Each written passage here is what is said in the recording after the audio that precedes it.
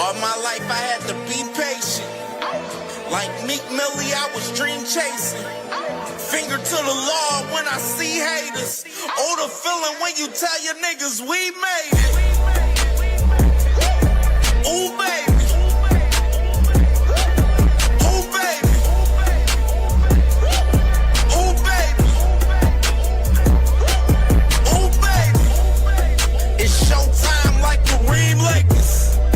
I make a masterpiece, scene basic. No Meek Millie, but I'm dream chasing.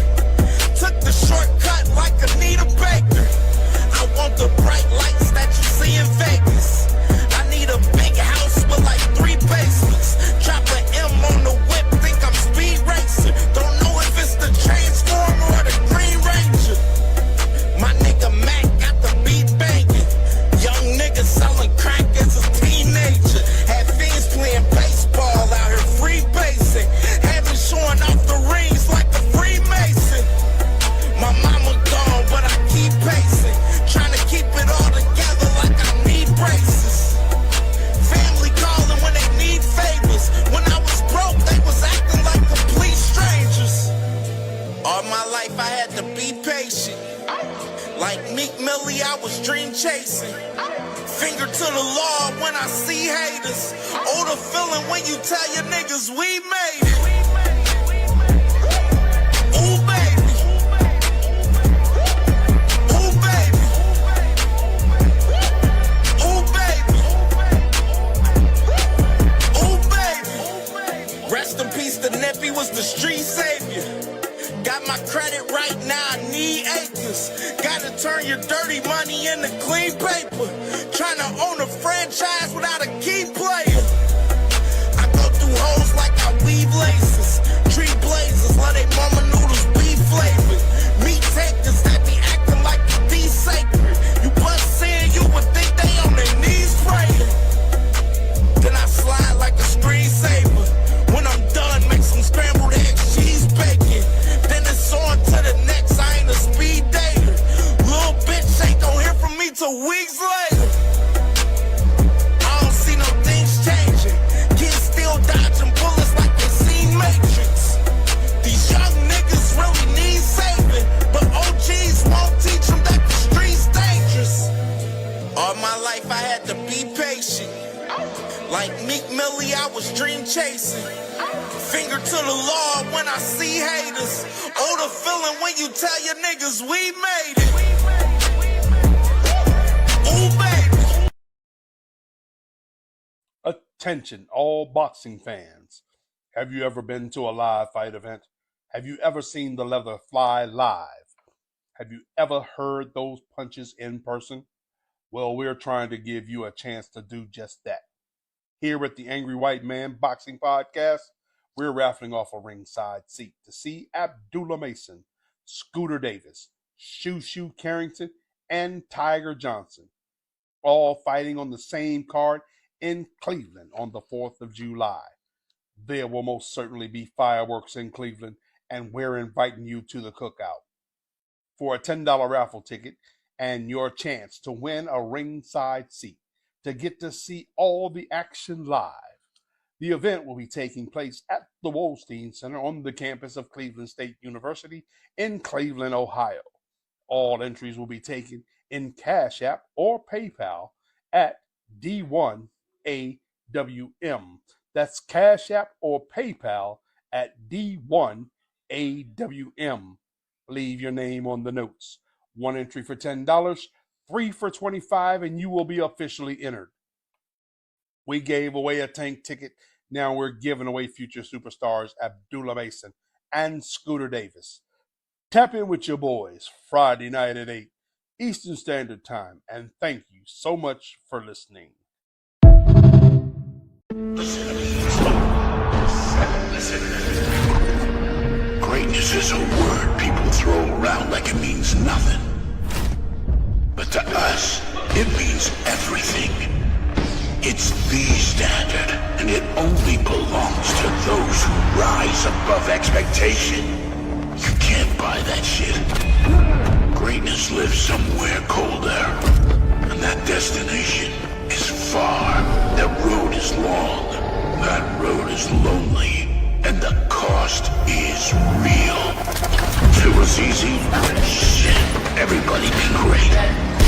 So I'm asking you, do you want it? Do you need it? Will you do what others won't so you become what others can't? Will you sacrifice everything to stand with the greats? Then remember this, greatness is never given. And the pursuit, well, the pursuit is all we have. Found my brother, literally, if he was ranked number 2 in the world or had a title. The brotherhood in boxing, to me, is kind of like a cop-out, because if you want to be the best, you have to fight the best. That's the bottom line. I would have fought my brother, literally, if he was ranked number 2 in the world or had a title. I would have fought him. It's what you do. This is the fight game. You sign up when you're 5, 6, 7 years old, training through the amateurs and preparing your mind mentally and physically. When you get to the best stage, to the biggest stage professionally, you have to fight the very best. That's the bottom line. There's no excuses. Oh well, I know him from the amateurs, or he's my brother. No, you fight the very best. That's it. Plain and simple. That's just my thing. Man, what's up with this meeting? Why are we here? Guys, I have brought you here today to propose my plan. I don't like to lose. This is my plan to prevent all of us from losing. Let's pretend we are brothers. We won't have to fight each other. I made a contract to make sure we all agree to not fight each other. Each other. Yo, that's a good idea. Let's do it. But Shakur, we are in the same division. What will we do if we're forced to fight? Listen, I will get all of the belts for us. You tell everyone you don't care about the belts. That way, no one can force us to fight, brother. But Shaka, what if I outgrow my division and I have to move up to yours? Listen, little Ray Ray, when I move up, you move up. And come train at my gym so that we will never fight. What about us, Shakur? We are both champions at 140. Gary, tell him you want to fight me last. When the time comes, I will move divisions, little bro. Shakur, what about when you move up? I don't want to fight you, bro. Richardson, sign to Zuffa so that we won't fight. Before you sign, call me out so that it is not suspicious. Now sign the contract to be boxing brothers. Why they want me here so bad? We are not friends. Man, I'm going after all of y'all. There's no friends in boxing, clowns. Abdullah, no, please. I won't let these frauds ruin boxing. I'll go after all. Stomp you into the pavement. If you get reckless, you're gonna go to sleep, bro. Don't get too reckless, then. May 30th in Houston.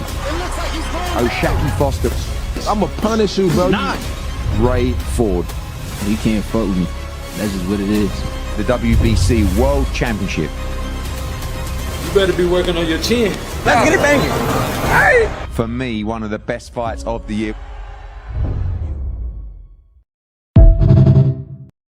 Will there be a shake of hands after this fight, or is it personal? Nah, ain't no shake hands. Is it? He trying to poke his chest out to be tough, knowing that we got the fight Saturday. So I feel nervousness from him and his team. I feel like he pushed me because he thought I was gonna do something to him, but he's scared. I think he scared him. Bitch. I'm gonna take everything away from him. He's gonna come in reckless, and I'm gonna make him pay for it. Look at every fight like it's the same. I could go in there and do what I gotta do. Go in there and get the job done. And the no. At 1:30, I'm running the show. Everybody know that. If he get too reckless, I'm definitely gonna put him to bed.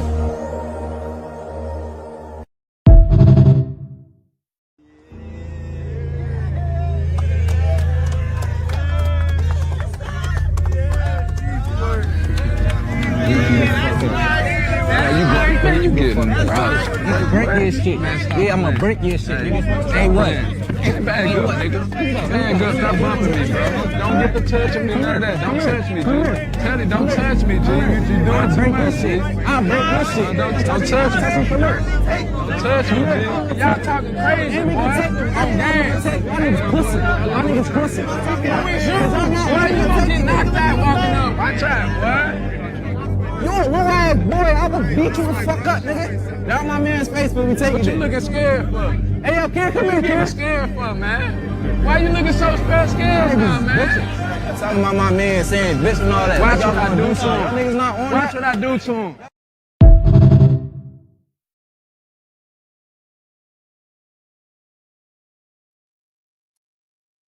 Good morning, family. What's popping, man? What's popping, man? We here with it. Thursday morning cook up. Y'all know the vibes, man. Make sure y'all hit that like button, man.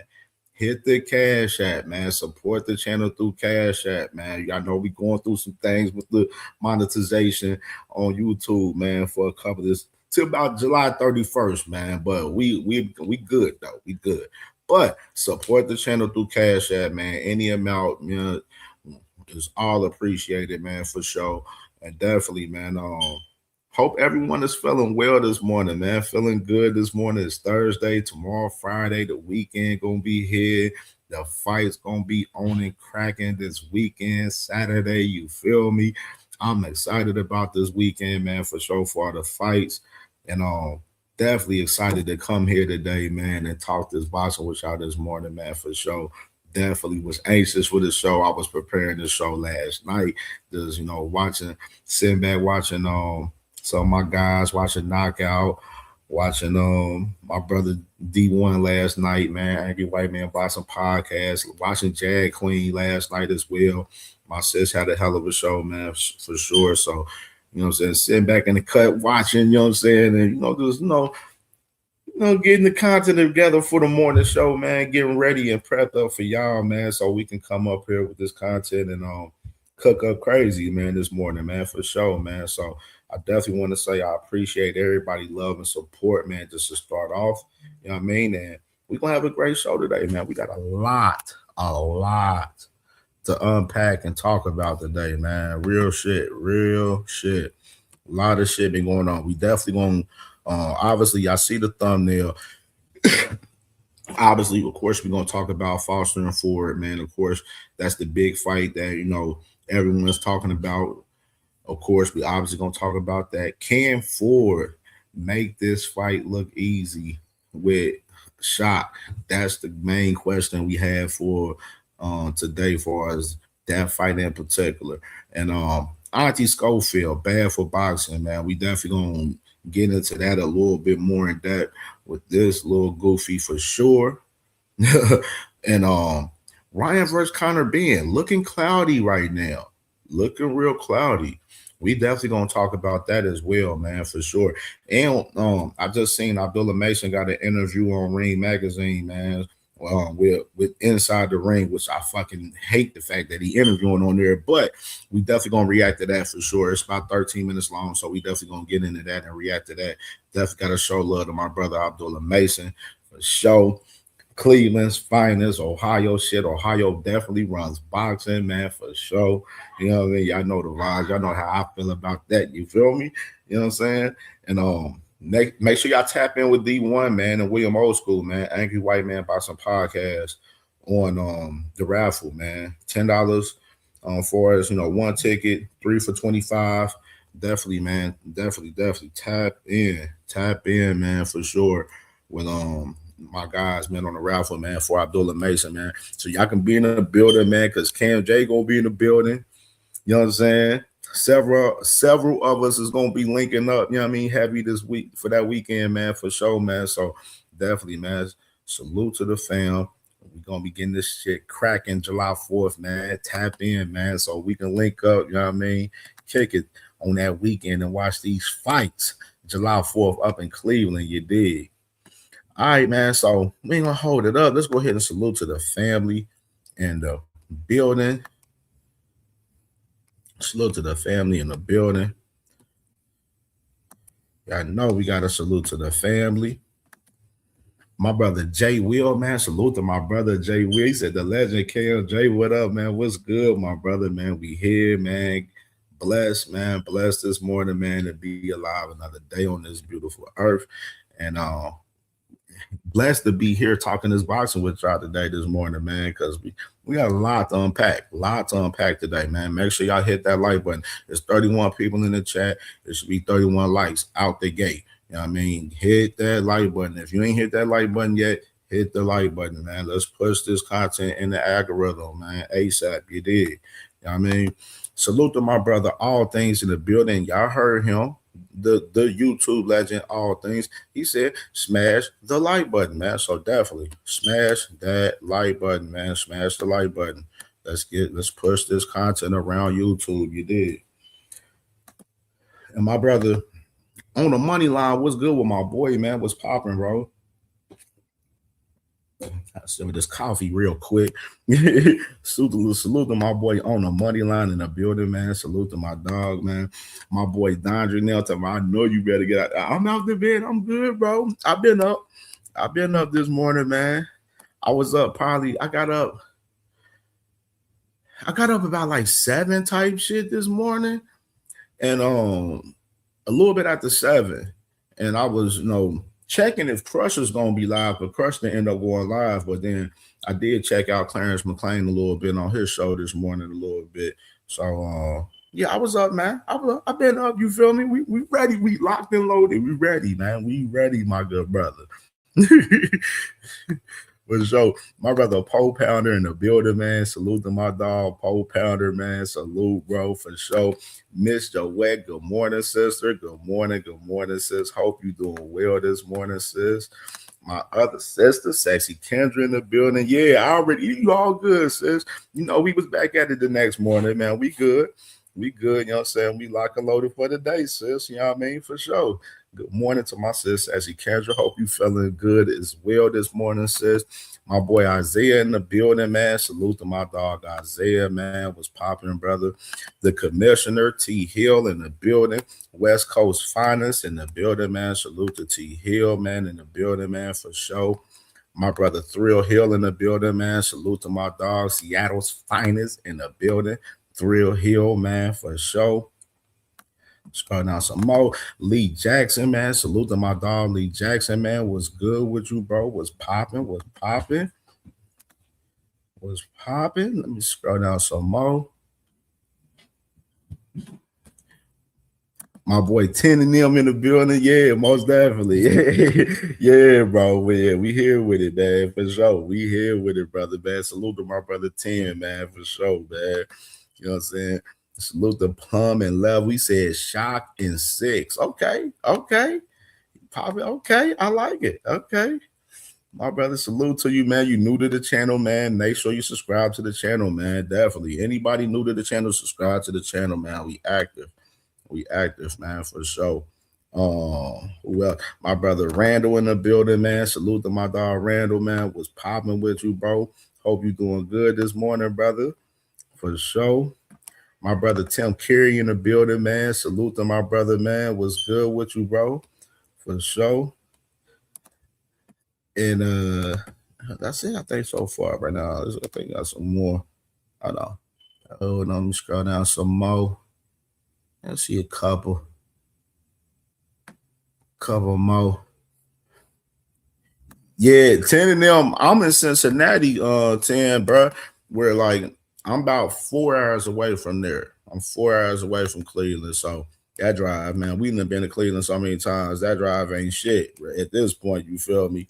Yeah, man. D Lynch, B Moore's Finest in the building. Salute to B Moore in the building, man, for sure. Mr. Fist in the building, man. Salute to my dog, Mr. Fist, man. Was goody, bro. Let's see who else. B King in the buildings. Yeah, for sure. July 4th is on the float, man. Fireworks in Cleveland, man. It's on the float. We gonna be chilling, man, for real. Man, E.J. Stevenson, what's going on with you, brother, man? Hope everything is well with you, man. I ain't seen you in a minute on the shows. What's good with you, bro? What's popping with you? Mr. Altruistic, my brother, man. What's popping with my dog? 513 in the building, Cincinnati shit. What's popping with my dog? What's popping? Patrick Bell in the building, man. Salute to my dog, Patrick Bell, man. Salute to my boy, man. What's popping with you, bro?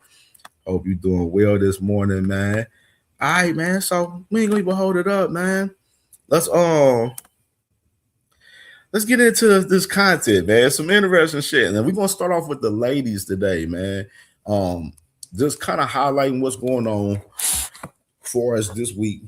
Obviously, we already know the big fight that we mainly been talking about this week with Foster and Ford. That's going down Saturday, of course. And then you got the ladies. Saturday night. Texas, two Texas showdowns in Texas Saturday, man. Got one in Houston, you got one in El Paso, man. This one right here is with the ladies out there in El Paso, Texas, right here, man.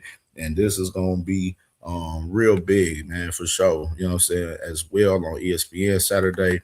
You got the earlier day fights right here with Bevel and Eifert and but Zim and Claggett Saturday as well. Charlie Edwards from the UK, he's fighting Friday. So you got fights from the UK tomorrow that's going to be on the zone. Tomorrow on Friday, it's like 3 fights Friday, 6 Saturday total. So, man, we got a lot of action as far as boxing in general, man. But starting off, I want to talk about the ladies, man, because Amanda Serrano, she did an interview yesterday with Andreas Hale from ESPN Ringside. And the interview didn't, I would have reacted to the interview, but they didn't air the interview. So I ended up getting one clip from it. And I definitely want to play this clip and then break down some of the stuff, just a couple of quotes from her that's going viral right now. And then you got some response from some of the other women in MVP on one specific quote that she made. So let me go and roll this clip right here with Amanda Serrano right here. I hate asking these questions, but I got to. Is 2026 really maybe the last year of Amanda Serrano's career? Have you thought that far ahead? Yeah, I think so. Listen, I'm part of a great team, MVP, now MVPW. They've given me so many great opportunities. This is a dream come true to fight on ESPN. I remember when my sister fought on ESPN, and it was such a big thing to have a woman fight on ESPN. And for me to get this opportunity, I fought on the biggest platforms. This is a dream come true, like I said. And I've been in here 17 years. 17 years as a professional, so many ups and downs in the sport. Now part of this great MVP movement, MVPW movement. I think it's time for me to hang them up and just continue to work hard for these other women in this amazing sport.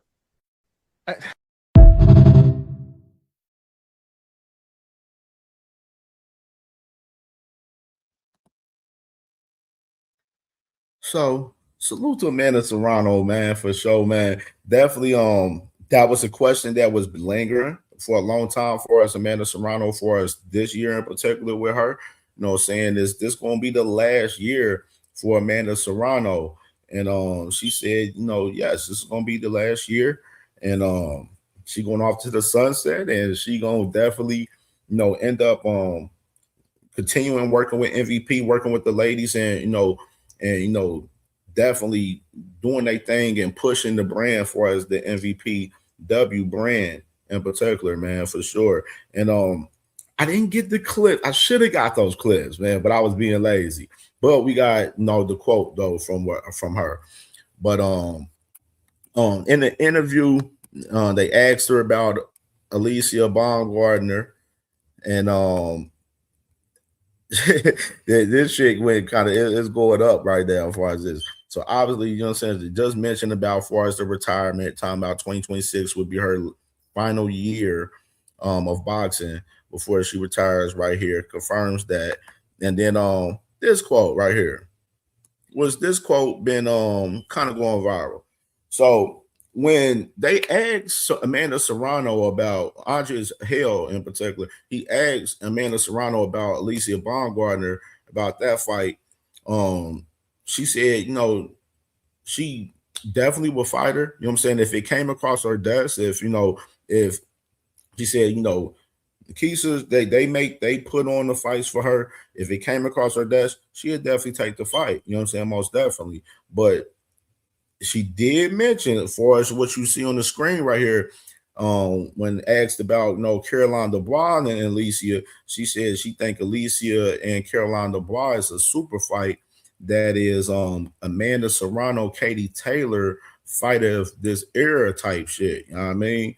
So she put the notion out there for us, she believes, Alicia and Caroline would be a big super fight like Serrano and Taylor. And crazy part right here. You got Michaela Mayer right here. She pops out. She said, facts. Baumgartner and I have done a trilogy. She said Baumgartner and I could have done a trilogy too by now. Imagine not wanting to cash out on fights like these. Weird. So you got Michaela Mayer, going at Alicia talking about they could have done a trilogy, but AB ain't been wanting it right there. And then of course, of course, and salute to Bruce Gas, man, and Quadir in the building, man. Salute to my guys in the building, man. Make sure y'all subscribe to Bruce Gas, man, for sure. You got this as well with Caroline Dubois, obviously. She chimes in, of course, saying, given the nod by great, thank you, Amanda Serrano. She tagged Alicia name, talking about stop ducking. You ain't getting what you want, girl. Basically saying, for us, Alicia possibly not getting a Amanda Serrano fight. You know what I mean? Which is, intriguing. Now, Amanda Serrano didn't rule out the fight with Alicia. That's one thing we got to add the context to. She didn't rule out a fight with Alicia, but she did mention that the fight with Caroline Dubois, she think that and Alicia would be a big fight, and she think that they definitely need to get it cracking. And I'm gonna say this, like I've been on record for us, Alicia. You ain't fighting no Amanda Serrano or no Katie Taylor. We need to see this action at 130, because it's like what's left up there. I mean, at 135, like what's left at 130? If it ain't no action at 130, then we need to see you with some action at 135, because that's where it's some smoke at. You know what I mean? We need to see you go clear out them women up there. You know what I mean? So we definitely gonna definitely stay tuned on this situation for sure. But you see, like I mentioned to y'all in recent time, some of them MVP women don't fuck with Alicia Baumgartner. They don't fuck with her. They don't fuck with her, man. You know what I'm saying? They don't fuck with Shorty. And it's gonna come down to where, hey, if motherfuckers ain't scrapping, if Caroline ain't unifying with Turhan, Stephanie Hahn is fighting this Saturday. And this is a big fight this Saturday, in particular for Caroline Dubois. For Stephanie Hahn and Holly Holm, Stephanie Hahn has that other strap at 135 right here. And a lot of people would love to see Caroline Dubois fight a Stephanie Hahn. You know what I mean? As well as the girl Alif Tan Turhan as well. That's another champion in Caroline Dubois' division that's been calling out Caroline Dubois as well, if we want to add context on that too. You know what I mean? Turhan been calling out Caroline Dubois too, and she's another champion in her division. You know what I'm saying? So people want to see that fight with Turhan and Dubois as well. But like I said with Alicia, how I feel, if it ain't smoke at 130, we need to see you at motherfucking 135. That's just where I'm at with it. Ain't no holding hands just because she from Ohio and she look good and I fuck with Alicia and everything. Ain't no holding hands. If it ain't smoking 130, we need to see 135 song.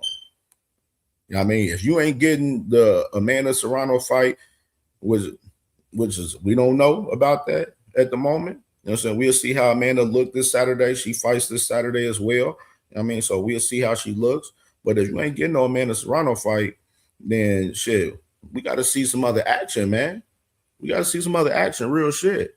You know what I mean? Big Coop, man. Salute to my dog, Big Coop in the building. No more sleepwalking in the building, man. Salute to my dog, man. What's goody, man? What's goody? D Free in the building. Salute to my dog, D Free. Make sure y'all subscribe to D Free, man. Adam Hurley in the building. I see you, Adam Hurley, brother. I see Radio Hacker in the building. All right. So that's it right there as far as the ladies, as far as the men of Serrano right there concerned. Now, continue to talk about some of the ladies though. This fight just got announced this last night, actually, with you got, Shanika Johnson, man, gonna be fighting, defending her undisputed titles at 118, August 8th on ESPN versus Dina Thursland right here, man, which is she's a top contender number 2 in particular, and a couple of sanctioned bodies for the women, man. This fight's going down August 8th. August 8th is gonna be a deep day for us fights. Got this fight card for the women on MVP August 8th.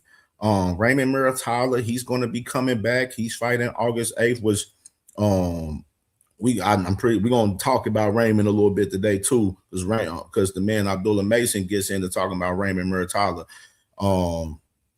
You got, what's his name? Moses Atuma. Moses Atuma is going to be back August 8th too, most likely against Philip Herkovic, man. So it's going to be a lot of action on August 8th in particular, and this is definitely one of those fights, man, for the ladies, man. So MVP keeping them ladies active out there for sure, man, most definitely. And another news right here, Ellie Scottney, of course, recently she vacated the WBC title, and now, of course, with Scott Nicholson being the interim champion, she comes in and gets elevated as full world champion now, and of course she has a fight coming up against this lady named Mio Yoshida next coming up, and they're going to be giving out the fight details and date for us, that fight coming up very soon. So we definitely stay tuned on Scott Nicholson's return to the ring as the new full world champion, man, up there for sure. So we got that for us, the ladies, man, that we wanted to highlight and definitely take note in for sure. And 2 cents, what's good with my sis 2 cents, man? Salute to my sis 2 cents. Make sure y'all subscribe to my sis 2 cents boxing, most definitely, man, for sure. And talk about this right here. So I ain't seen that many people talking about this, and I seen this yesterday, and I was gonna talk about it yesterday, but I left it alone. I'm like, oh, we're gonna bring it up because I ain't seen nobody talk about it. But this is real interesting right here. The WBO and the IBF, man, they're having a joint convention coming up in December, man, which is going to be the first time ever that both sanctioned bodies is joining together for a historic convention, and they're uniting tradition, excellence, and legacy under one roof. They say stay tuned, more major announcements and details coming soon. So you got both sanctioned bodies, the WBO and the IBF, they're doing a joint convention coming up in December. And hey, 2 cents, I say that. he said it sounds fancy. Yeah, so they're doing a joint convention, man, coming up in December, man, which is, I guess they want people to come to the convention and voice their opinions and stuff like that, and have dialogue with the sanctioning bodies and stuff. So it's definitely interesting, and I think it's real interesting to the fact that you got I told y'all, you got the war between Zuffa and the sanctioning bodies, man. The sanctioning bodies don't, like I mentioned, they don't want their fighters going over there to Zuffa with them straps. And they work like as much as the promotional companies as having their war against Zuffa, and what's going on over there is even more bigger with the sanctioning bodies. And you seeing the sanctioning bodies, linking up right here, you know what I'm saying, tapping in with each other, where they trying to protect what they got going on. You know what I mean? So it's definitely real interesting from that perspective, for real. So definitely, I wanted to definitely highlight that for sure. And we're gonna get into this IBF purse bids. We talked about a few of them yesterday, but we got the full list, so we're gonna get into that shortly, in a few seconds too, in this show today too as well. Another fight to announce right here. You got Oscar Collazo back in the ring June 20th versus Joey Candy. So Oscar Collazo, he's obviously in the ring, top 10 pound for pound. Guy that's, reigning supreme up there at 105 with the little guys up there, man, for sure. So he's back in action June 20th against Joey Candy. And we definitely Joey Conor, my bad. And we'll definitely stay tuned on more details as far as this fight with Oscar Collazo in particular. Now, let me do something. Let me pull this thing up. I got to open up another tab. All right. Pull this up. IBF.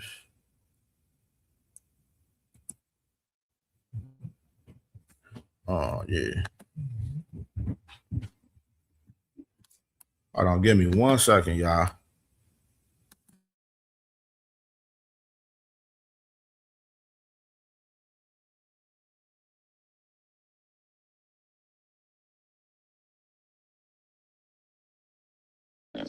Yeah, with the young King Dev, I just feel like I have a responsibility to defend him as my brother. You know what I mean? Because I just know the propaganda is heavy. Devin is all of us, man. He is all of us. Anything they can do, they doing to him, they can do to us. They do to.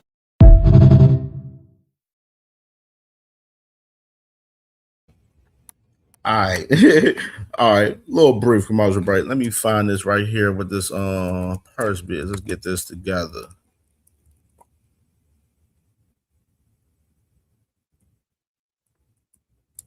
Let's get this together. I wanted to show y'all all this information from these purse bids from them. Here we go.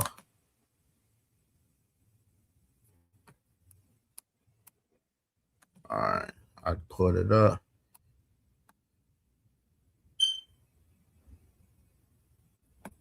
All right, I'm going to share the scrizzy. All right.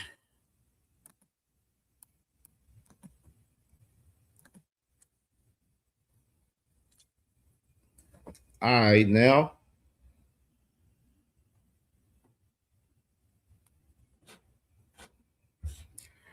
All right, so this is from the IBF right here from Boxing Bob Newman right here reporting all of this in particular as far as these guys. And you said the ratings meeting including a couple purse bids for the IBF. So they got new ratings for the IBF. So the IBF rankings has came out. You know what I mean? So we definitely might have to tap into them a little bit. Now you got the IBF rankings right here. You got the eliminator right here as far as the IBF junior middleweight by Josh Kelly. Obviously him and Brandon Adams, they had a purse bid that I mentioned. The purse bid was won by Main Events. And Main Events, I think that's Brandon Adams got company. So Main Events won the purse bid for $361,000. And so you got that far as the 154 division for as Brandon Adams and Bakram Giasov. They're going to be fighting very soon for as the mandatory for Josh Kelly. And of course, Matchroom Boxing, they won the purse bid for Andy Cruz and Albert Bell. Give me 1 second, y'all. Hold on.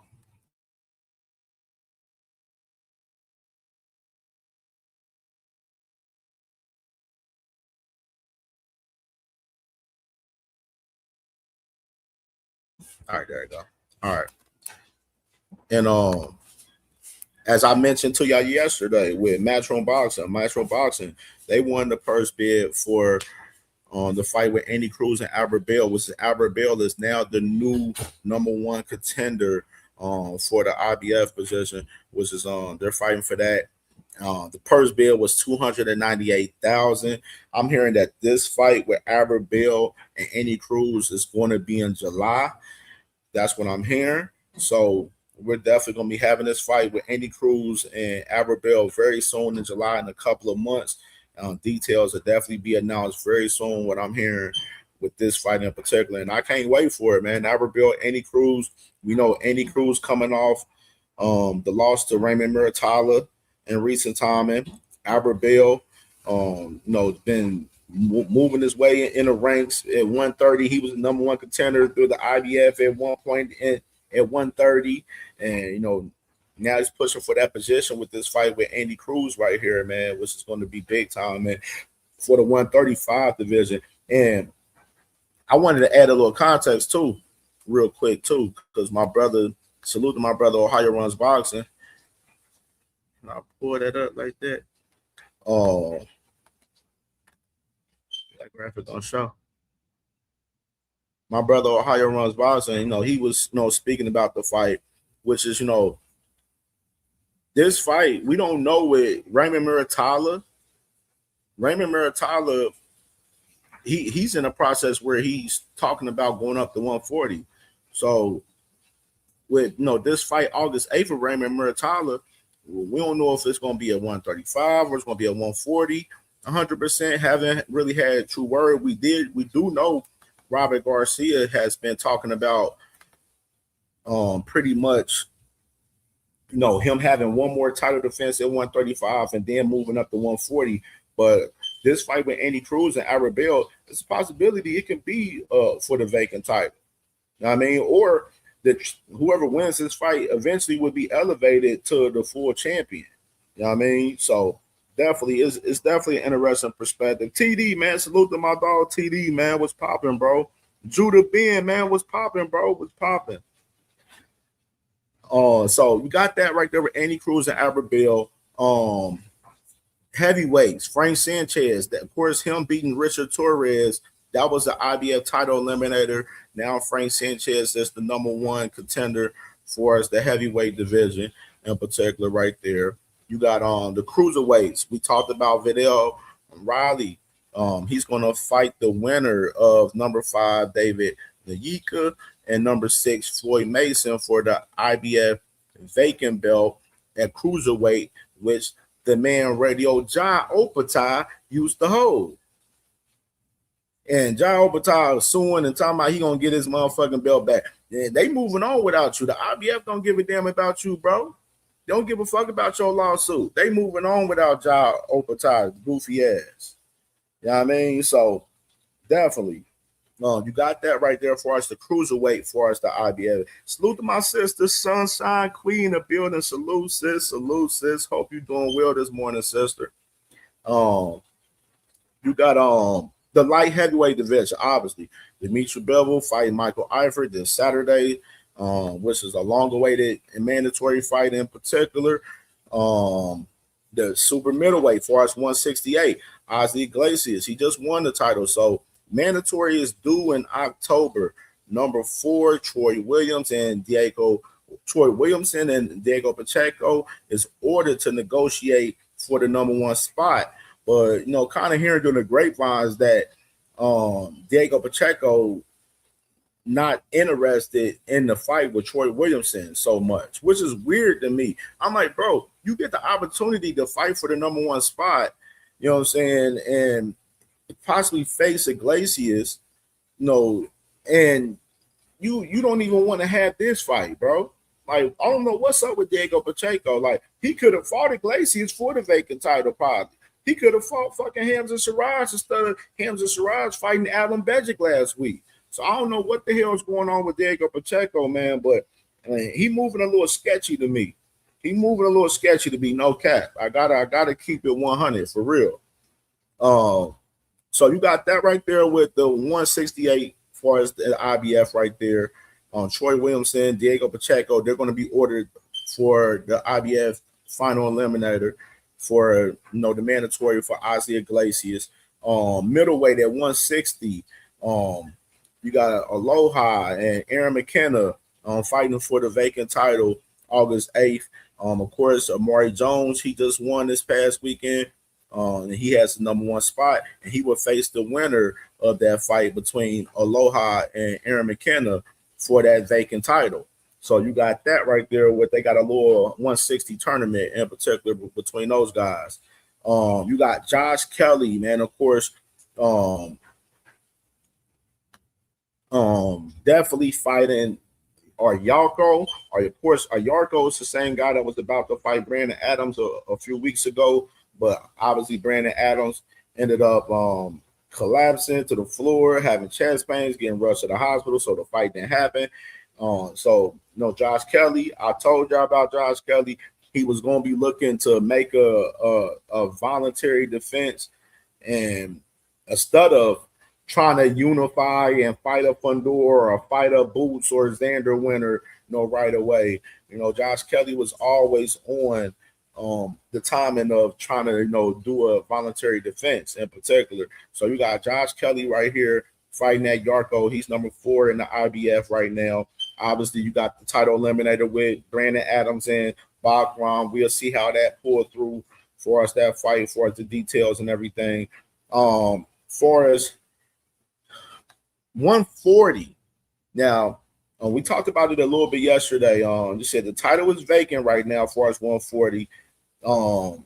Said, junior welterweight, where the title has remained vacant after the departure of champion Richardson Hitchens. Adolfo Delgado sits at number 1. Number 2 is vacant.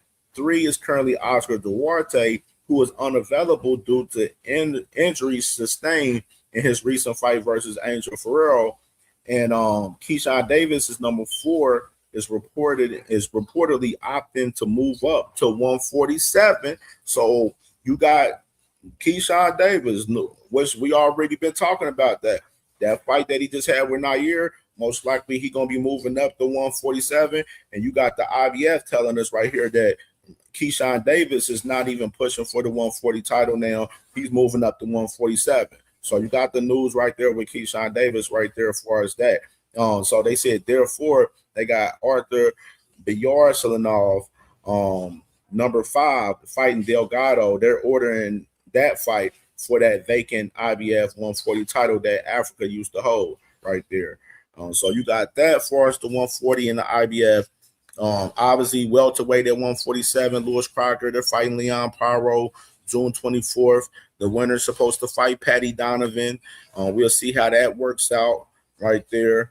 You got Raymond Muratalla right there. Raymond Muratalla, he said he has a mandatory due in October 24th.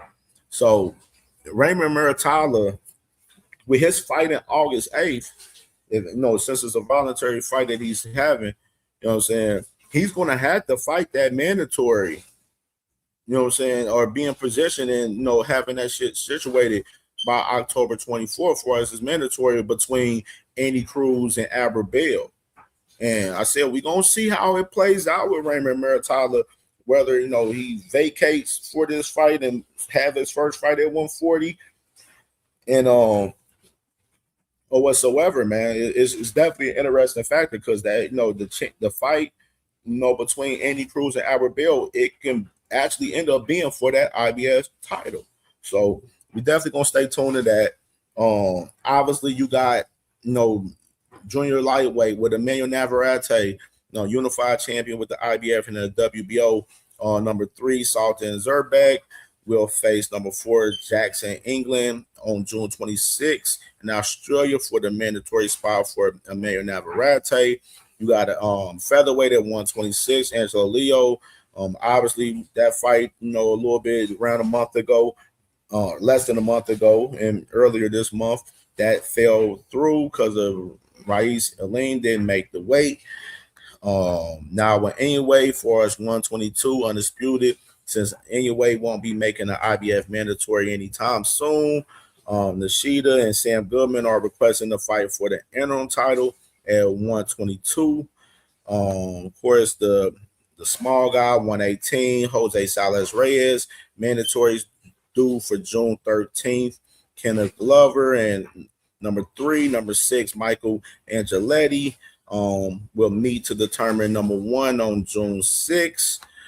Right there, 115 with the bantamweight, the junior bantamweight. You got Wilbardo Garcia Perez will face mandatory Andrew Maloney on June 6th.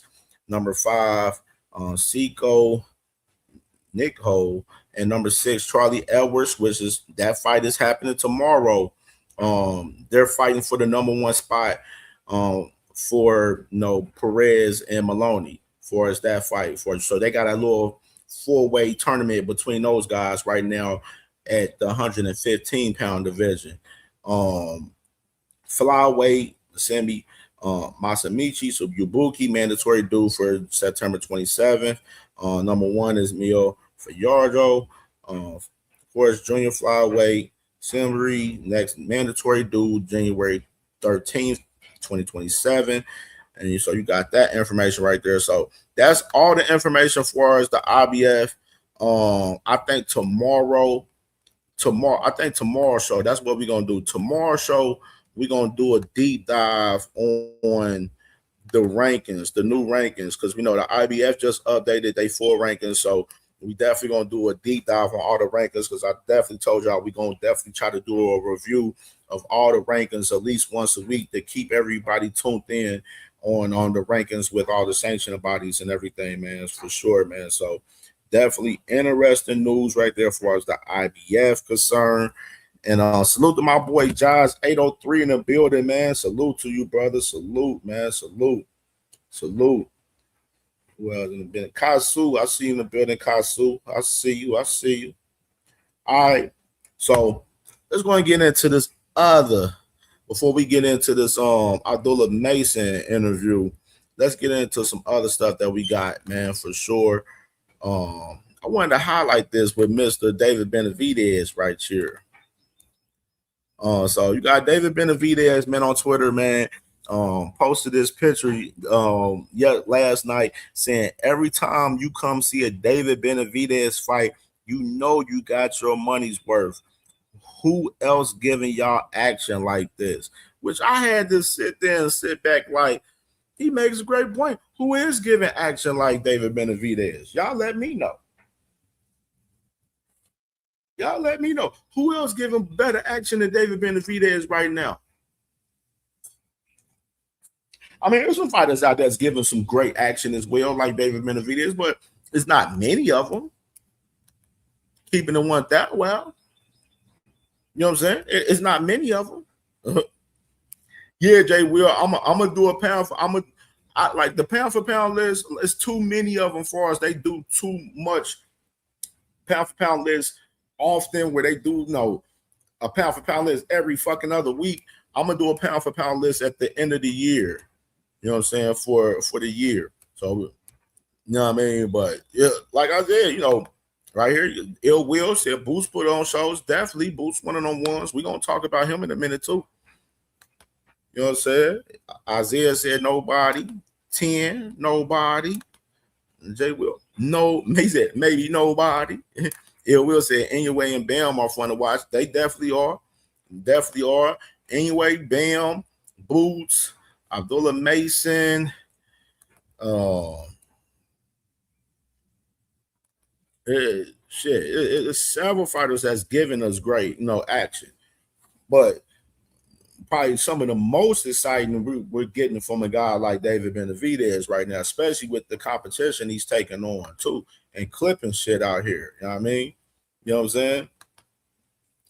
I'm saying? We know Radio Jao Batai. We know he ain't giving no better action than motherfucking David Benavidez right now. He over there playing around with Brandon Glenn and shit.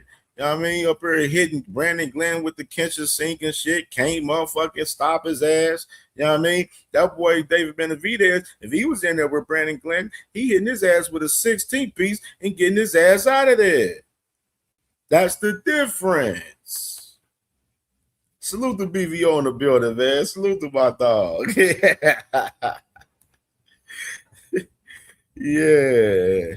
Yeah, man. So I definitely like that from my dog DBZ right there, man.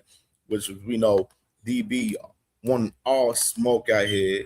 You know what I'm saying? We got Radio Ja Obata going to Zuffa over there, playing around over there with Noel McKillian, which we don't even know if he's going to really fight for that WBC strap with Noel for real, 100%, man, for real, because we don't know how the WBC feel about that man Noel fighting over there with Zuffa over there with Ja Obata. We don't know how they feel about that.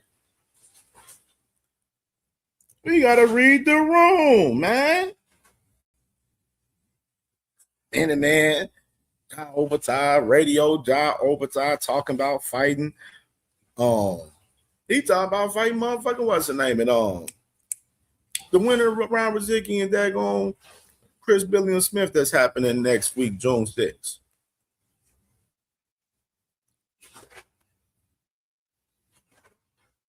Nasty work. So look at this right here. So we gotta talk about this right here. The boy Errol Spence Jr., man. Errol Spence Jr., man. And they're putting in that work, getting ready, man, for July 25th, man, with Tim Tszyu. See that man got that rat tail, man. I've been seeing people talking about he got that rat tail like Tim Tszyu father, Costa Tszyu, man, which was real intriguing in that perspective. You know what I'm saying? And definitely wanted to highlight this with Mr. Errol Spence right here from this video, because I definitely got a clip and I wanted to definitely show y'all this from Errol Spence. And this is something that I mentioned for us, Errol Spence, with this fight with Tim Tszyu, taking this fight out there in Australia right here. And just go and run this clip. Brooke in the 11th round. What goes through your head when you think back to that fight? The best moment for me was after I knocked him out and I looked up and everybody in the crowd was gone. Like, the only people was there was my family sitting there. Like, the whole 30,000 was gone. So that was the best moment for me, because I shut everybody up and everybody was throwing chocolate brownies at me, coming to the ring, yelling, screaming, saying little slurs. So that was definitely added motivation. One of my only regrets is I wish I'd have lived in the moment more. Cause like, as soon as I won that world title, man, I was thinking about who I was gonna fight next, what I was gonna do next. I was thinking more about the future, and I should have been more into the present and really just, sat in that moment. So that is one thing that, one regret and one thing that I remember more about it, that I should have sat in the moment. But like, it was definitely a great night. I was happy to disappoint the fans in Sheffield.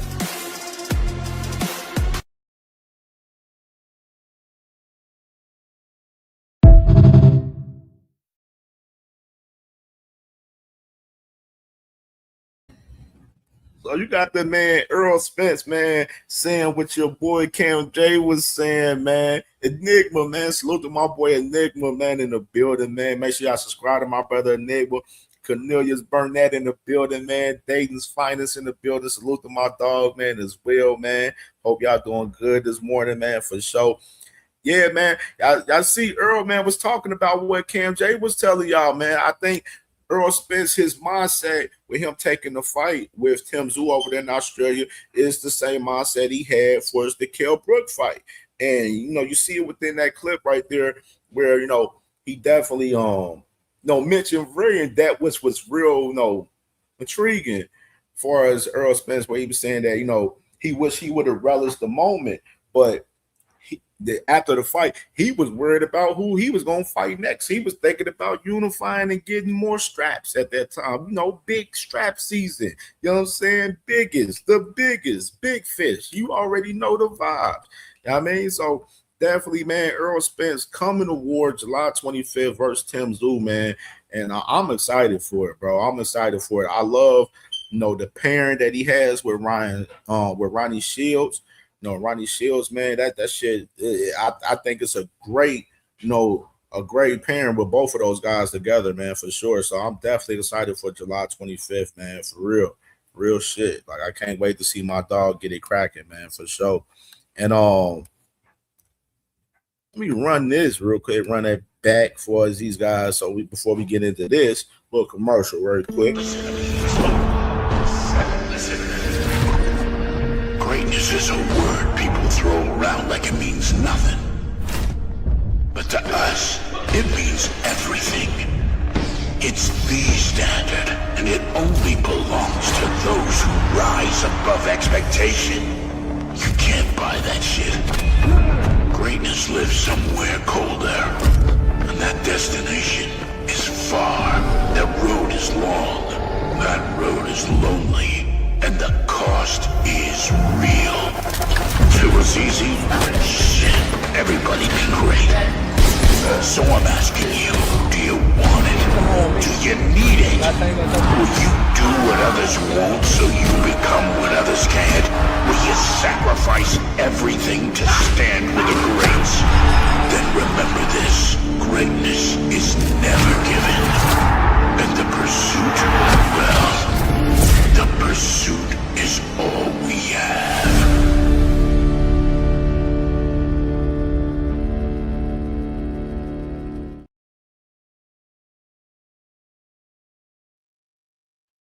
Yeah, man.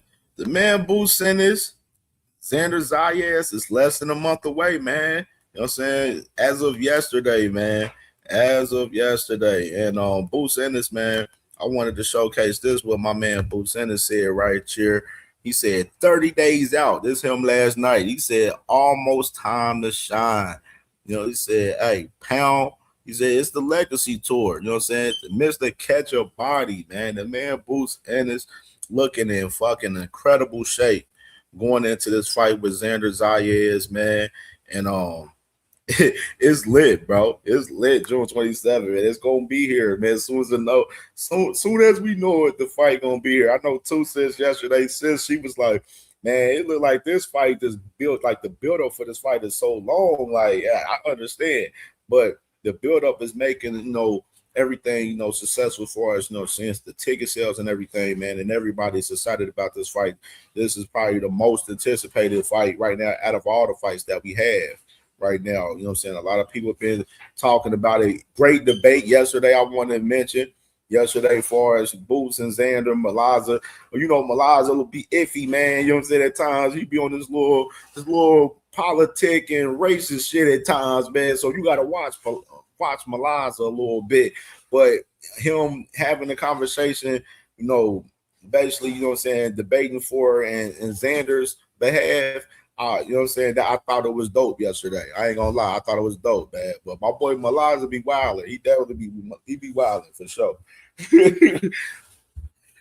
But I did enjoy the debate, the back and forth, though. You know what I'm saying? Because I think it shows to say that it is people that, you know what I'm saying, Xander is a hell of a fighter, bro. You know, hell of a fighter. And he got all the respect for me. You know what I'm saying? And I'm a fan. You know, I like what Xander has done leading up to this fight with Boots Ennis with some of the opponents that he has faced. Now, is some of those opponents that Xander's that he's fought, has they been solid and, you know, being elite opponents? No, they haven't.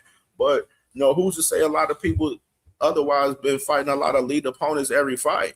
Like, a lot of these fighters isn't fighting elite fighters are fighting banger after banger each fight.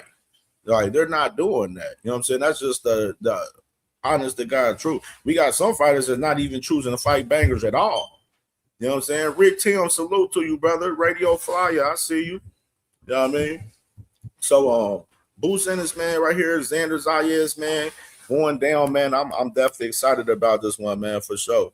You know what I mean? So I'm excited about it. And I think both of these guys got a lot to, you know, prove. You know, I seen Xander looking like he in great shape, man, as well, man. So I'm loving this fight, man, for June 27th, bro. I can't wait for it. And as well, let's go ahead and pull up Abdullah. Let's go and pull this interview up with Abdullah.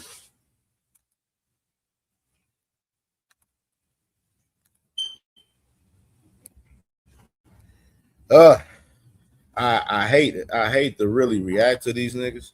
I ain't gonna lie. I ain't gonna hold you.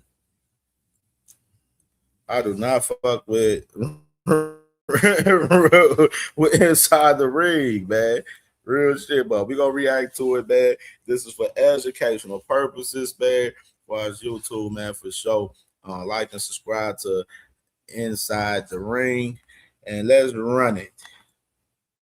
Gabe, Cop, Shady, and we're joined now by Abdullah Mason. You're fighting in Cleveland, that's your hometown, against Joe Cordina on the 4th of July. It's a pretty good I made it moment, right? Can you describe how you're feeling about it? I'm excited. You know, this is something that Cleveland has been asking for a long time.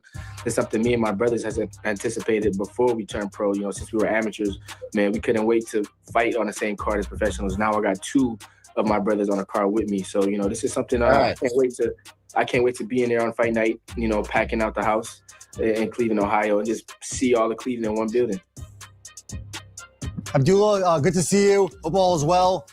My question for you is, you're saying that Cleveland's been there once, but how do you think it is as a fight town? Do you think that you could bring it back and bring Cleveland as a fight town? Oh, for sure. You know, it's been a number of years since Cleveland has had a championship fight. And not just that, but every time that I fought here since, like, my... Hey, let me stop the presses real quick. This man talking about... this man, Mike Cappinger, gonna ask him, you think you can bring Cleveland back for his boxing? Like, what type of question is that? Like, really? Like, what made him think to even ask that question? Like, this the shit I be thinking when I be looking at these interviews. This is reasons why I don't be fucking with these guys. Shit like that. Like, that's a stupid ass question to me right there, out the gate, for real. You know what I mean? Before my 10th fight, my 4th, 5th, 6th fight, they started asking me, like, you know, when you gonna fight in Cleveland? When you gonna have a main event here? You know, when you and your brothers gonna fight here? So now that we got something to look forward to, and, you know, every time I fight outside the city, you know, it's always buzzing in Cleveland. You know, people always talking about it. You know, it's always the talk of the town for a minute. So I can't wait to actually have be a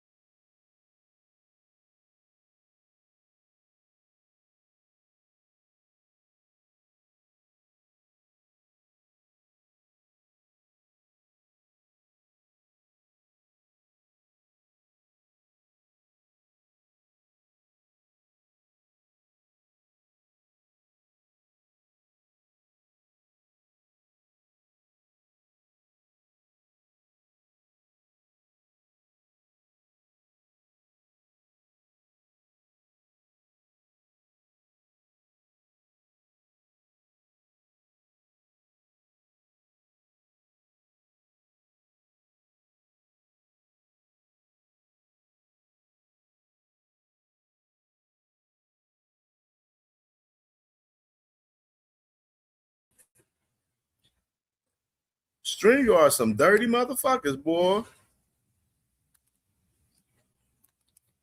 There's some dirty motherfuckers for that, bro.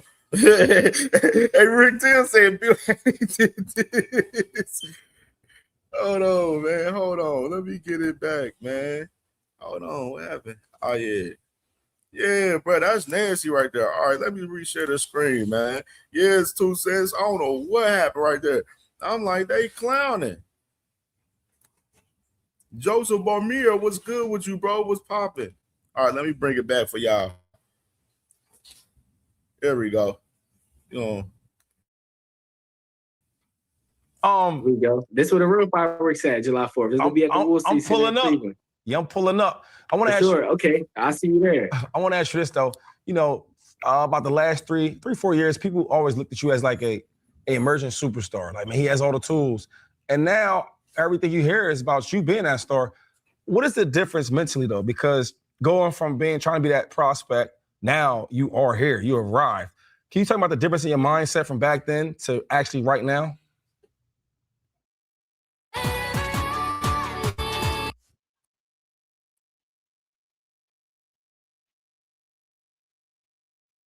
Daggone motherfucker. Shady McCoy, still trying to figure out why he talking boxing. My mindset now is keep doing the same thing until I retire. Because every time I step in the ring, anytime I have a fight,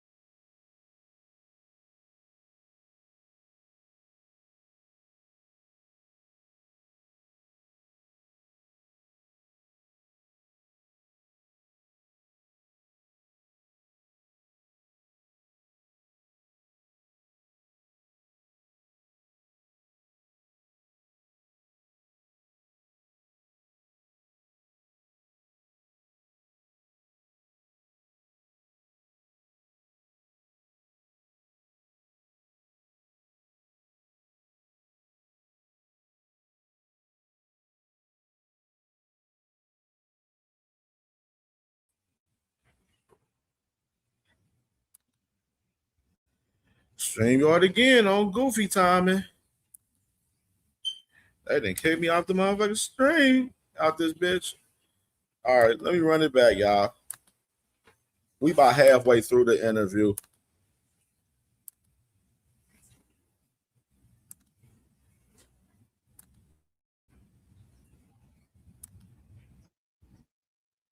events, and they've been calling me undercard main events since I turned pro.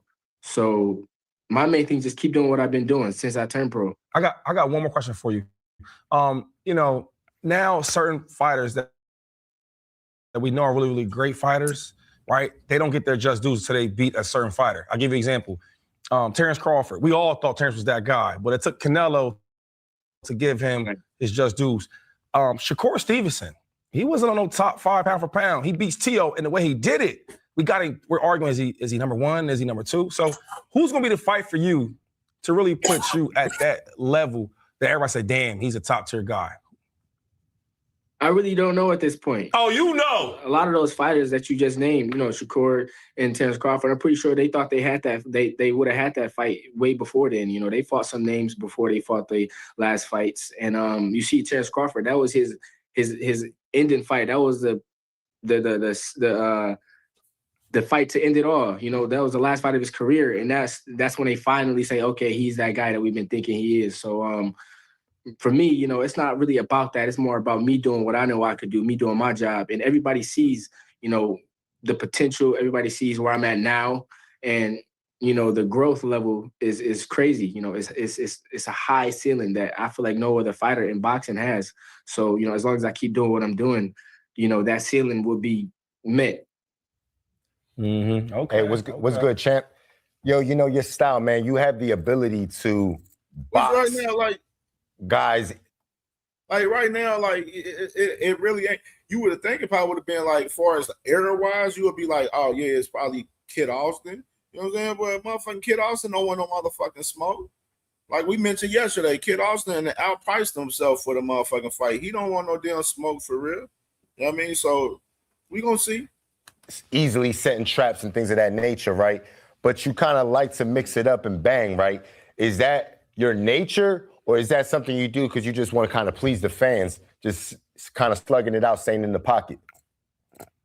No, you don't never want to please the fans, but I feel like it's a certain mentality. It's like one of those throwback fighters. They always want to get in there, and they got an appetite for smoke, just like I got an appetite for smoke. So, it's something that I step in there. I want to go in there and execute the way we train to execute. And it's not something that every fight not going to be a crazy head-to-head, toe-to-toe fight. I'm definitely going to box some in fights and move around, but every fight not going to have to be like that, and every fight I'm not going to have to box. So every fight is different, and it depends on who I step in there with. So, I feel like whatever way I choose to perform when I step in the ring, though, I think that's always going to be exciting. I feel like that's always just going to be a part of, how I fight. I want to go in there and I want to have the perfect performance. So, Abdullah, I want to talk about the Noakes fight, because on the one hand, usually a guy at your level, you don't know about him the way we now know about you. We know about your heart, your chin, your toughness, your will to win, all those things. And that's all great, because now we know that you have that championship stuff inside you. On the other hand, you're the longer, more talented fighter, and you were put in a life and death kind of fight with a guy you were heavily favored to beat.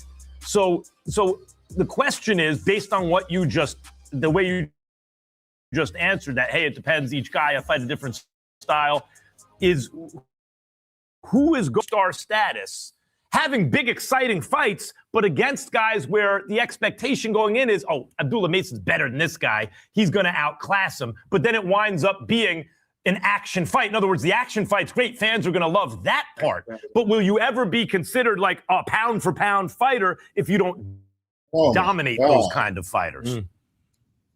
Oh, for sure. Because, the same way I fight them fighters, I step in there with another fighter that they think is that guy. I'm going to make him look the same way.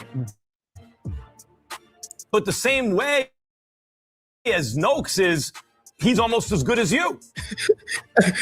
Hey, KO, man, exactly, bro. That's what I'm looking. I'm listening to this nigga like, man, why he doing all of this long, drawn out fucking question for Abdullah Mason? Like, this is why I don't like these guys, bro. Like, it's just stupid. Talking about life and death. Like, it wasn't no life and death. He was beating Sam Noakes' ass. It was a competitive fight. It was definitely high action on the fucking fight, but it wasn't no life and death fucking fight, bro. Stop fucking playing with me.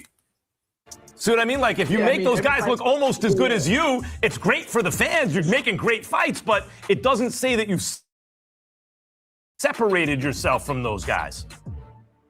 Right. At this point, that's arguable. But right now, like, that no other my division would have fought his way out him that night and won. With everybody knowing that his strong point, his attribute, his main thing, his only thing that he really had was him being strong, him being sturdy, him coming forward, and his offense just sitting there being strong. And nobody would have sat there with him and made their mind up that, okay, I'm gonna beat him like this, and I'm gonna step to him, and I'm gonna beat him in his own game and come out on top as a world champion. Especially me doing that at the age that I've done it.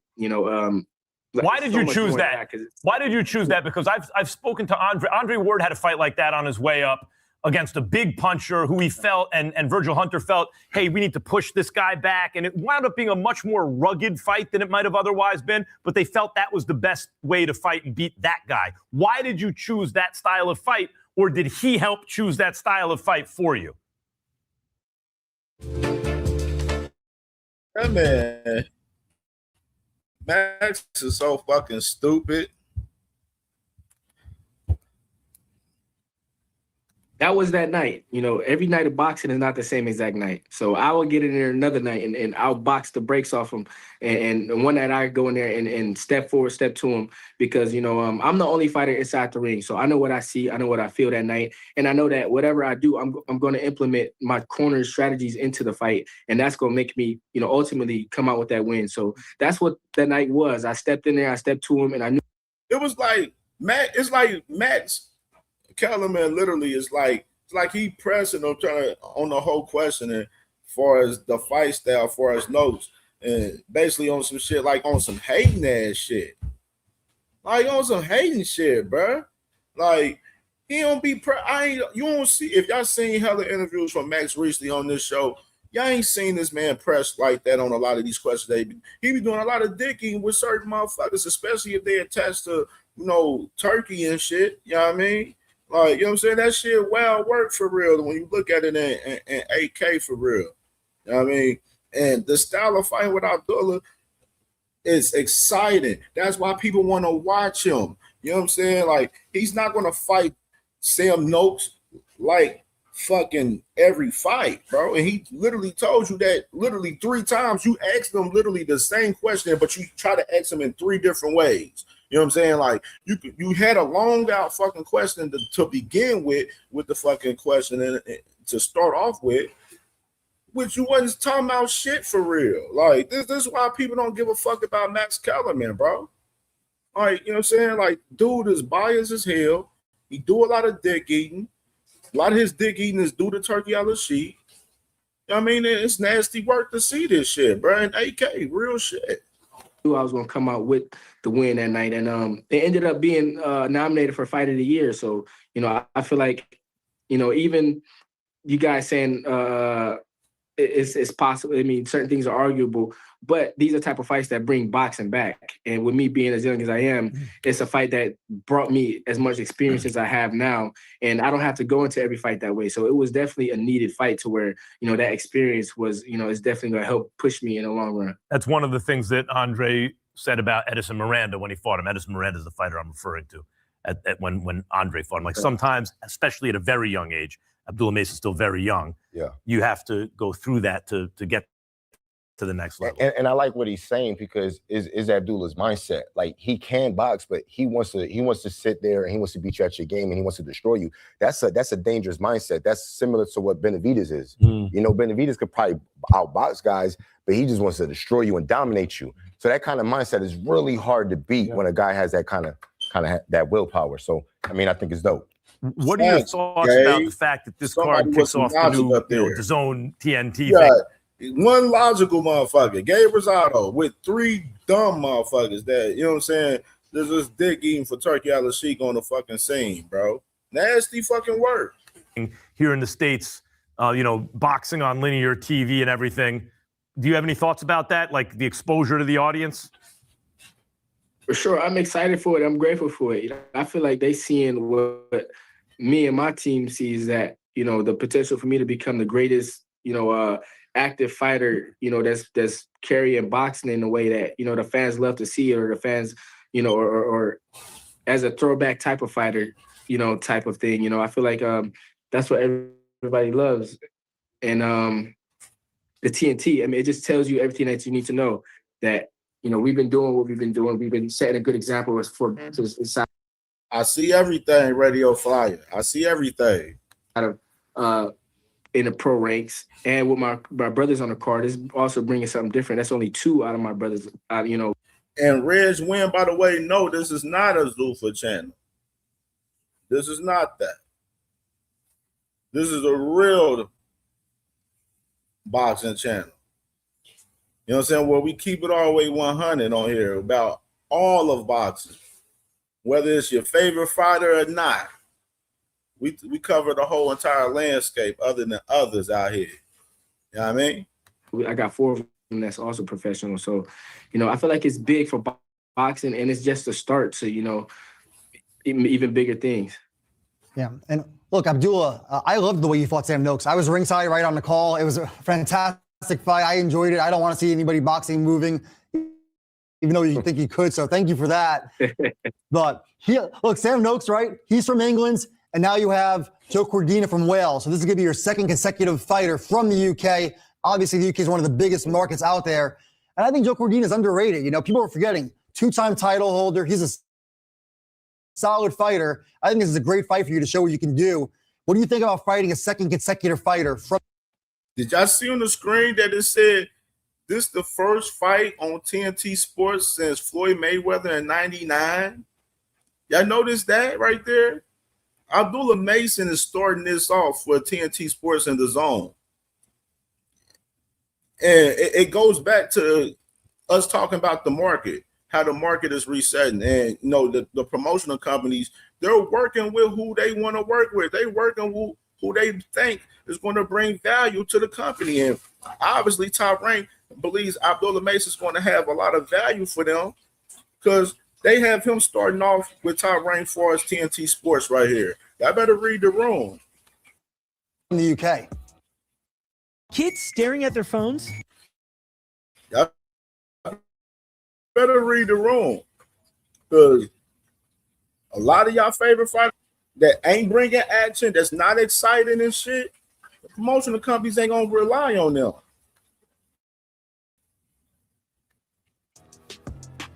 Oh, for sure. I mean, they keep coming. I'm gonna keep doing what I'm doing to him. So, you know, he's the 2nd one, and I feel like, you know, I'm gonna have a lot of fun in there with Sam Noakes. I mean, with Joe Cordina. You know, Joe Cordina, he's definitely a quick fighter, volume puncher. You know, he's good with his offense. You know, and he's gonna come to work. You know, he's gonna come to work.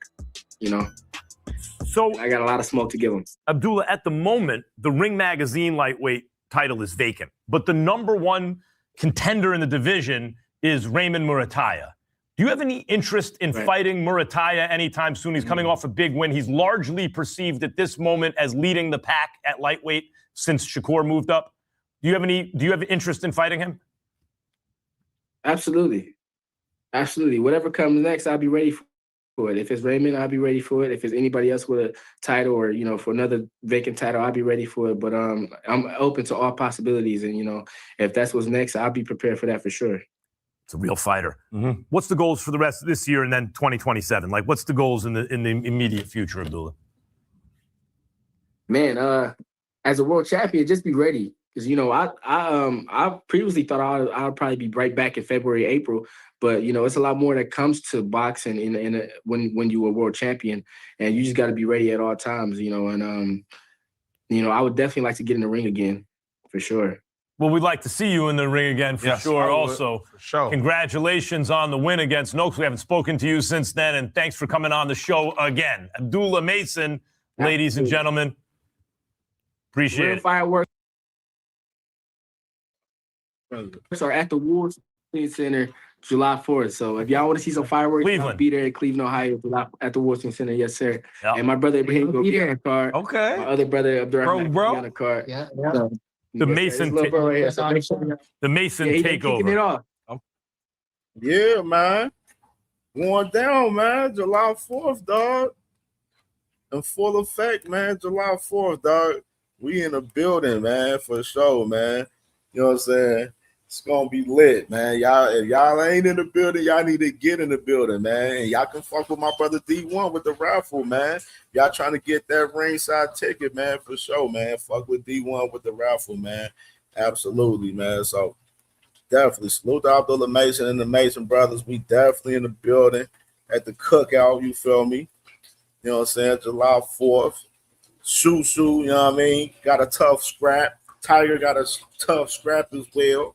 My dog Scooter Davis on the card, you know what I mean? It's going to be fire. It's going to be fire.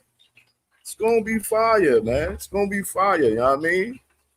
So, definitely. Let's get into this next shit, man. Actually, we're going to run the clip. I really wanted to ask you, and I've made a few videos talking about this. There's a couple of fights boxing fans, myself included, have been wanting to see. Drop a couple of names, one of them being like Gervonta Tank Davis, another one Devin Haney. Did see some talks, I believe, like a week ago, of there was like talks. That wasn't true. Not true, but it got people excited because that's one of the fights that we would love to see as boxing fans. So my question is, before, I know you're still early on in, like, you've still got a bit couple more years ahead in your career. Could we see these fights being made? I've been said like 1,000 times, I'm with fighting all of these guys. Like, I would love to fight any of them at any given time. But that's on these guys. These guys gotta come to the table and say they want to fight and make it make sense. I feel like even with the talks, right, with the Devin Haney situation, I feel like the talk started from Team Haney, but it never was a real like negotiation or reach out. Let's talk about this. It never was that kind of like thing. So, but for me personally, I just feel like I'm willing to fight any and everybody. Anybody you name, they want to rumble. I'm different under them lights. I'm not the same guy that they talk about under them lights. So. Would the weight be an issue? Well, the way, I mean, that's the problem. That's the biggest issue because it's like fans want me to just move up fight after fight. Like, I just moved up to 140 my last fight. That was my first time ever at 140. You know why they want me to move up fight after fight? Because I'm that good. So how about they give me my credit and say how good I am, and then maybe we'll be talking about it. But I just don't think like right now I'll be fighting at 147. Like, I feel like that's going to come in the years to come. I feel like 47 will be my last weight class. Then I look at like a guy like Devin, and they could act like, oh, well, when you get to 47, he might be going to 54. I don't see it. Like, I don't see it. Like, I think them guys at 54 is way bigger than them guys at 47. So I think he's going to be at 47 for a long time. That's the part that they're missing. I'm a 35 pounder. I plan on fighting at 35. I've been told them before my last fight, I'm going to fight at 35. But I'm willing to fight anybody at 142. I'm down with that too. And you also wrote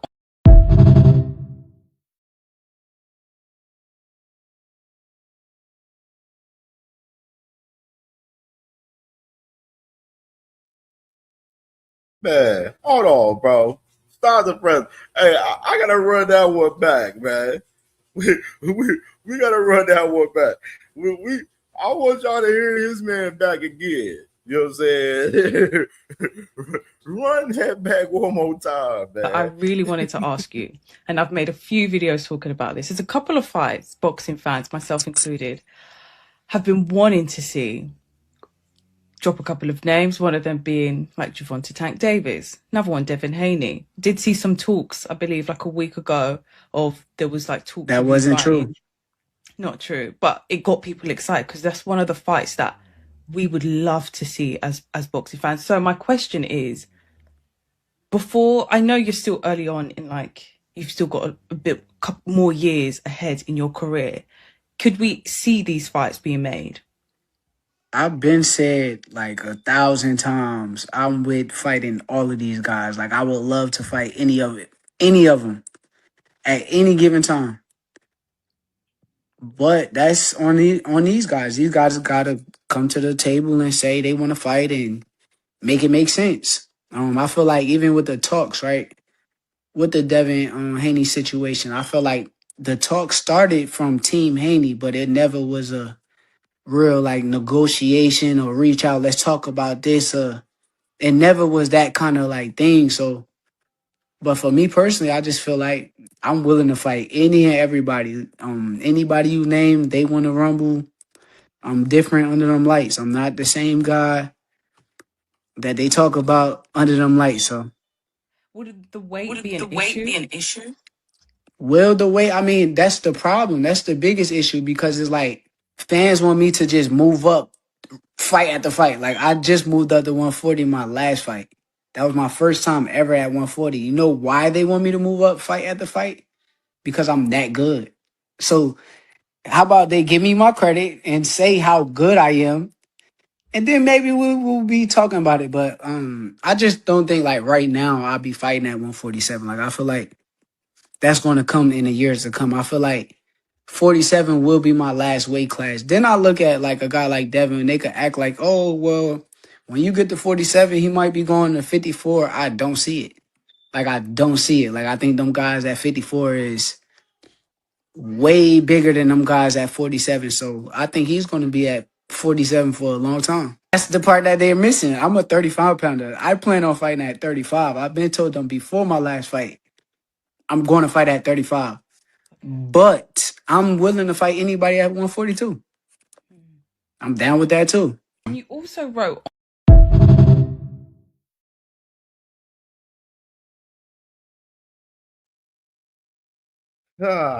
Oh man. Shakur Stevenson, man. Shakur Stevenson. This interview right there, like literally, how that clip right there was 2 minutes and 44 seconds from Shakur Stevenson right there. And it was so much wild shit in that span of 2 minutes and 44 seconds, dog. Like, oh my God. So much wild shit, bro. Like, this man's talking about, he like, everybody's pushing me to fight at 147. Nobody's pushing you to fight at 147. You the one that's calling the guys out at 147. We continue to talk about this with Shakur Stevenson, dog. Like, what's the issue? Well, like, I don't understand why he don't understand that. Like, we got to call what? Fucking Shakur, Radio Shakur Stevenson now? He acting fucking remedial on this shit. No one's asking you to fight at 147. You're calling the guys at 147, so the guys is going to be talking about you fighting those guys at 147. You want to fight them at catchweights after you years ago, 2-3 years ago, you call catchweights and rehydration clauses bullshit. And we still going through the fuckery with Shakur Stevenson right here. You know what I mean? And then, of course, he says he's a natural 135 pounder. He said, I'm fighting. I already said I was going back down to fight at 135. So my point again was, what was the point of you not paying the sanctions fee for the WBC to keep your strap at 135, Shakur? Another question we still asking Shakur to this day right here. You got aspirations of going back down to fight at 135. What was the point of you even fucking getting stripped of the title in the fucking first place?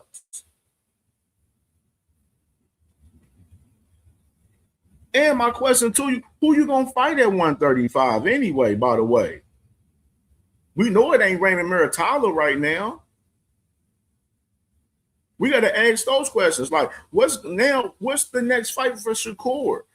We already got the clip of him saying that he don't even really want to fight at 140. He said in this clip that he'll fight all the guys at 140, but he ain't even been calling out all the guys at 140. He talking about guys at 147 and 135. He ain't talking about nobody at 140. Nobody. And y'all understand the whole logic of that right there? That Shakur Stevenson currently is trying to fight guys at 135 and 147. He's not even trying to fight the guys at the weight class that he holds a fucking title in.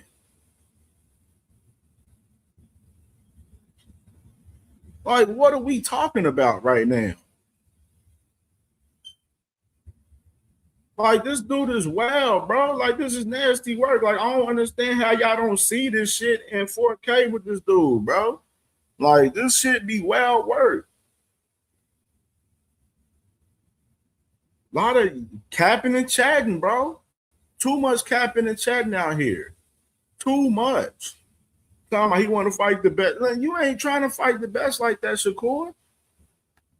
Shakur doing too much capping and chatting out here, and y'all be defending that bullshit. I don't understand how y'all defend it. Like, right now, he a champion that really. We're asking who he gonna fight next. Where's the motion with Shakur? Even after this fight with Teofimo Lopez, they putting all of this emphasis on Shakur T.O. big fight of the year 2026. Woo woo, Shakur. He's one of the new faces of the sport. But we're not seeing the motion for us the next move. Like, I'm not understanding it, bro. Like, it's just nasty work, bro. Just real shit. All right, man. Let's go into this next clip right here, man. Run the clip. I finally got it right this time, I guess. You made a big announcement last night too. Oh, yeah. Yeah. I mean, the truth is, I have a potential fight with Conor Ben. Yeah. Nothing too official right now. Me and my manager are working on figuring out the details, but it looks good, but until it's finalized, it's hard to say it's gonna for sure happen. I know that everyone's saying September 12th in Las Vegas at T-Mobile Arena. Well, no, I could say that I'm gonna fight September 12th in Vegas. But the opponent is question mark, or? Let's just say there's a slight asterisk on it. Yeah? If that's good enough, right? Yeah. But we can always take off the asterisk. Yeah? Yeah. So with Conor Ben, is there any talks with Zuffa or anything with Dana, or have you talked to? I don't know the official details of it. I do know I have a contract with the Ring, and for my next fight. So no matter what, they will be involved, and I'm sure that everything's gonna work out. Yeah, I'm pretty sure, 100%. I say 99%. Big payday off of that one. It's looking like for sure. Right. Yeah, for sure. No, but I knew in sparring, I knew trying to train and everything. I already knew, and I already had my doubts. It's one of those things where you made a commitment. You signed the paper. Yeah. You got to do it. There's no, you can't just cancel things. So it was one of those moments. But no, no knock on Rollies. I'm happy that he got a win. Now let's see what he could do with it. You know what I mean? It's like one thing to win. It's another thing how far can you go with your own success. And I feel like I've already made another step forward. I fought Mario Barrios. And I got the Vic. He hasn't fought yet. What's your hold up? You're a world champion. Well, let's get it going. But yeah, those were the two occasions I would say.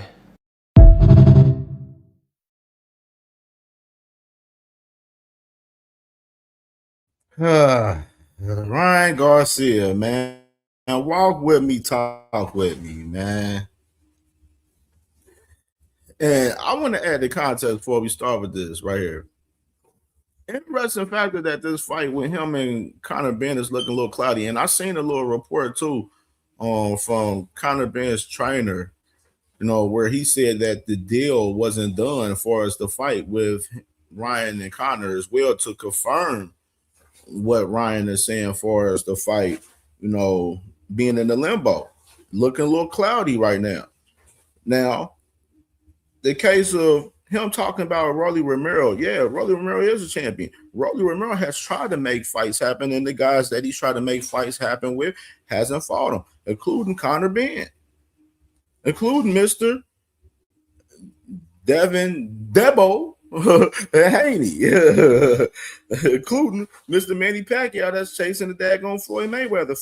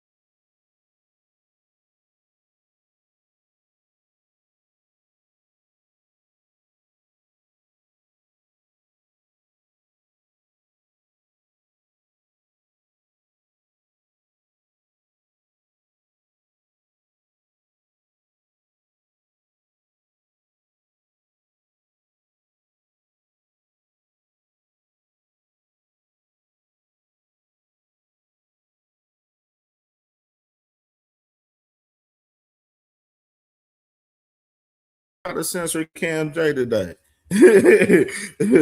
But let's get back to the real context of Rolly Romero and Ryan Garcia.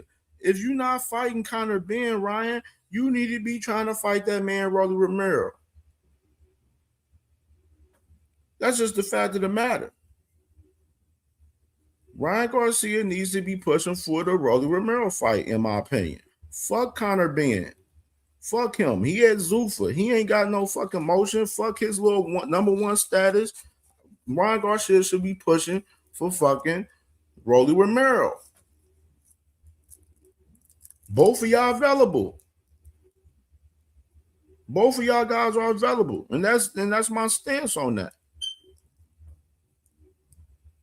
Like, that's my total stance on that. Ryan Garcia doing all this talking about Rolly Romero, he ain't did shit since he won the title. Well, shit. Go back and get your fucking lick back. Get your lick back with Rolly. Since Devin don't want to fight Rolly or Ryan, both of these guys should be trying to fight each other. We still don't know who true is the number one guy at the 147-pound division. All these guys holding straps and ain't fighting each other. We already know Lewis Crocker got business to handle with Leon Pyro June 24th. Let's see some other guys in this division mix it up. Let's see Rolly and Ryan mix it up, since Devin don't want to fight both of them guys.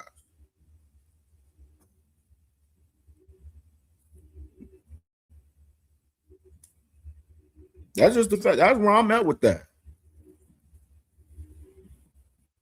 I see you, Radio Flyer. I see you, Radio Flyer. You and your feelings over there. You know what I'm saying? The boy Devin is petrified to fight both of those guys, Ryan and fucking Rolly. He proved it to us in 8K. So don't even play with me on that, brother. You know you can't get that bullshit off over here. You do that shit over there. You can't do that bullshit over here. You know that. You know better than that.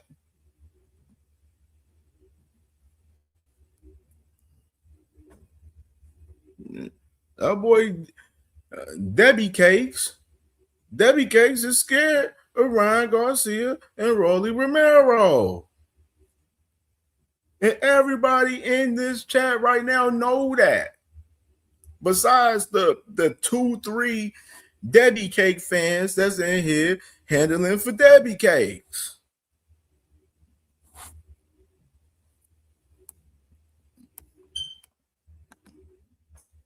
We're not about to do that now. You know what I mean? So we got Ryan Garcia right there on that side right there. Now, all right. Well, this last time right here, getting into this. I want to say this out the gate for this last topic before we open up the panel, because we're going, you know what I'm saying, this is a lengthy show today. You know what I mean? We cooking today. You know what I mean? Lengthy show. Auntie Schofield is bad for boxing, bro. Auntie Schofield is bad for boxing. I don't understand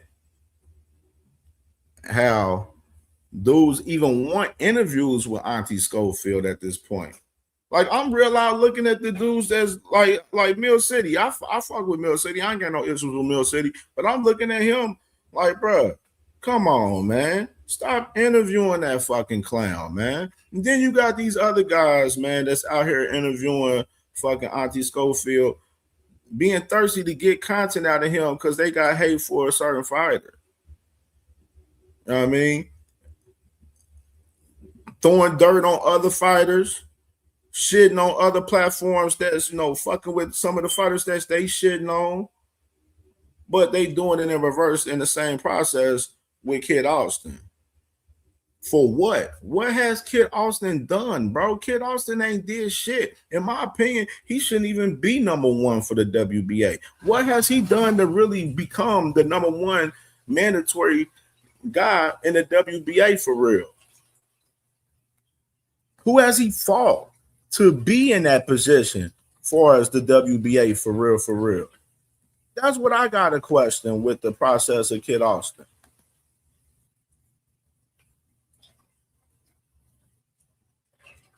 What has he done? What has he done?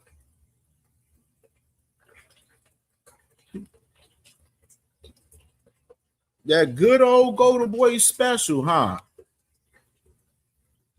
Good old Golden Boy special. And y'all know we was gonna do. Y'all should have known we was gonna do that. What has he done to even become #1 for the WBA? You look right there. He fought 4 times in 2023.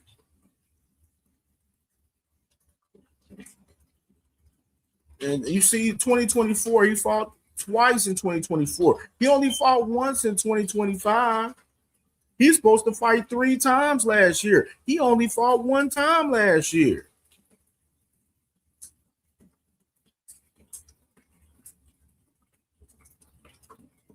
And what? So all because he beat Tevin Farmer, he got the #1 spot?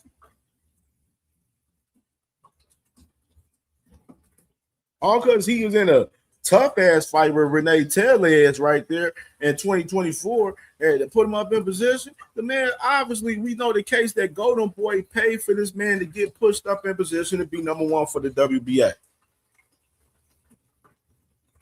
Because he hasn't done anything to even have that spot for real, for real. He has not done anything to have the #1 spot, in my opinion.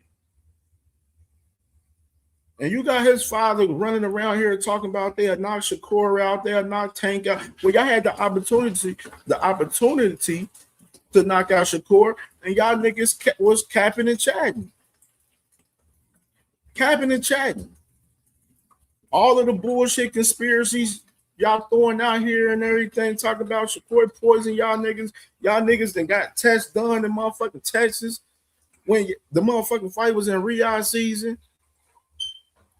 Like, all of the bullshit that Auntie Schofield has surrounded around Kid Austin, bro, literally is fucking up the brand of Kid Austin and having nobody really truly believe in that young man. Even with him pushing, talking about they want to fight Tank and all of that extra shit. They don't even believe they can beat Tank. We seen it in the clip that we played yesterday with him and Coach Kenny on Mill City, man. Run the clip. The ring. They saying that Roach is better than Kid. Like even if Kid didn't win, if Kid make it 12 rounds, his value go up. Even if he don't win, if he could make it 12 rounds with Tank, his value skyrocket. Everybody, So Tank knocked out dudes and their value went up. You know what I'm saying? They for became real. tough. And they So become going 12, it's definitely going to go up. That's Tank is the measuring stick. So for me, my goal is make sure my son make it out of there alive. That's the whole thing. My son haven't been hit by somebody explosive like Tank. Right. But that's the fun part of boxing. I think Tank should fight at 140. If that was me, though. His biggest fights is at 140. Like with the Shakur and all of them. But it's on Tank. Tank is a businessman. He gonna make the right decision and everybody gonna move when he decide to move.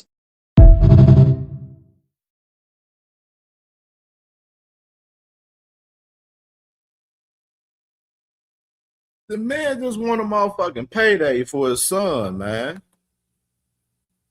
Like, they wishing upon a star. They don't even believe the shit that they've been pushing out there as far as knocking out Tank and beating this guy and beating that guy, talking about Abdullah Mason ducked them and all of that shit. And we already proved the case that was cat. You know what I mean? These dudes just want a fucking payday. And why aren't you trying to cash your son out so early in this fucking game right now, bro? They need to be pushing to fight a motherfucking Abdullah Mason. That's who the fuck they need to be pushing for. Should have but fought Lucas Body for real, for real. That's what they should have been doing.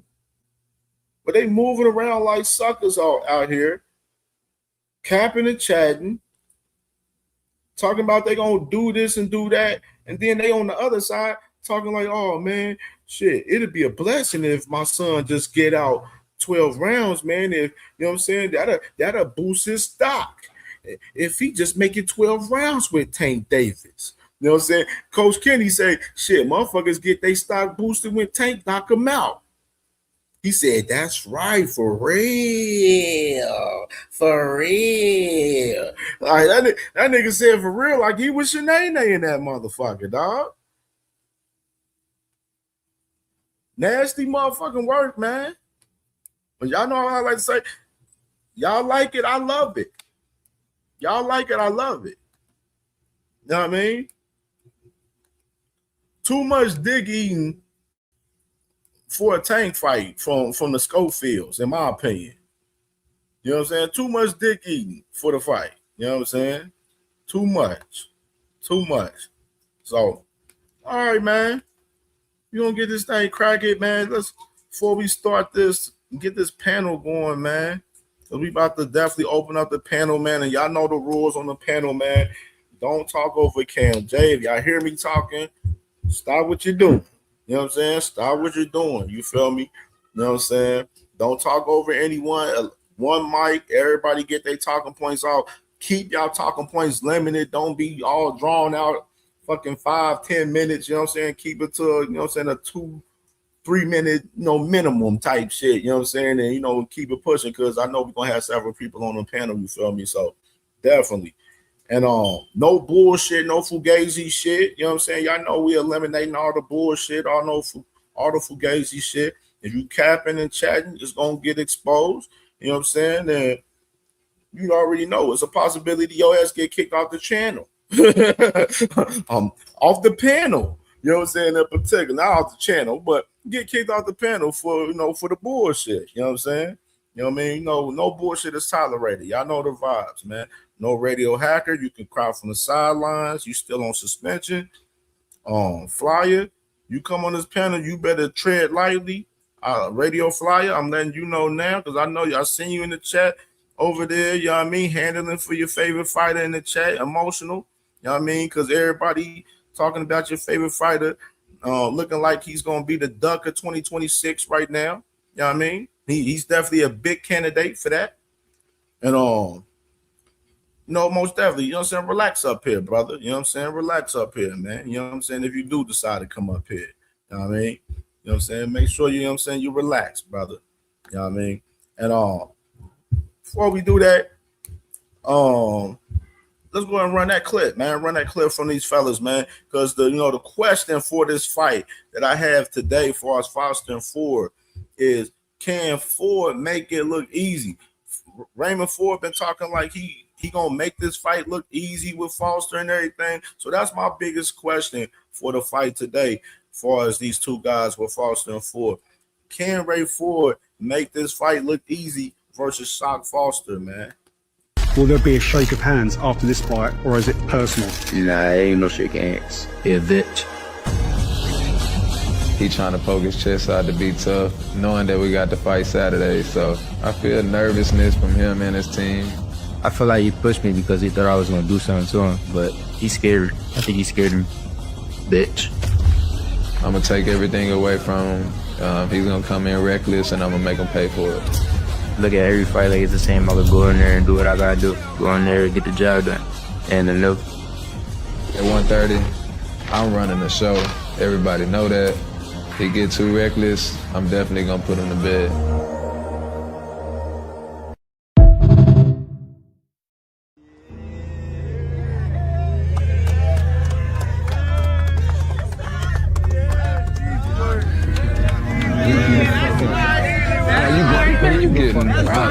Break your shit. Yeah, I'm gonna break your shit, nigga. Hey, what? Bag up, nigga. Bag up, stop bumping me, bro. Don't get to touching me, none of that. Don't touch me, G. Tell it, don't touch me, G. You doing too much shit. I'll break your shit. Don't touch me. Don't touch me, G. Y'all talking crazy, boy. I'm gas. Y'all niggas pussy. Y'all niggas pussy. Why you gonna get knocked out walking up? Watch out, boy. You a real ass boy, I will beat you the fuck up, nigga. That my man's face when we take it. What you looking scared for? Hey, yo, kid, come here, kid. What you scared for, man? Why you looking so scared now, man? I'm talking about my man saying bitch and all that. Watch what I do to him. Y'all niggas not on Watch what I do to him.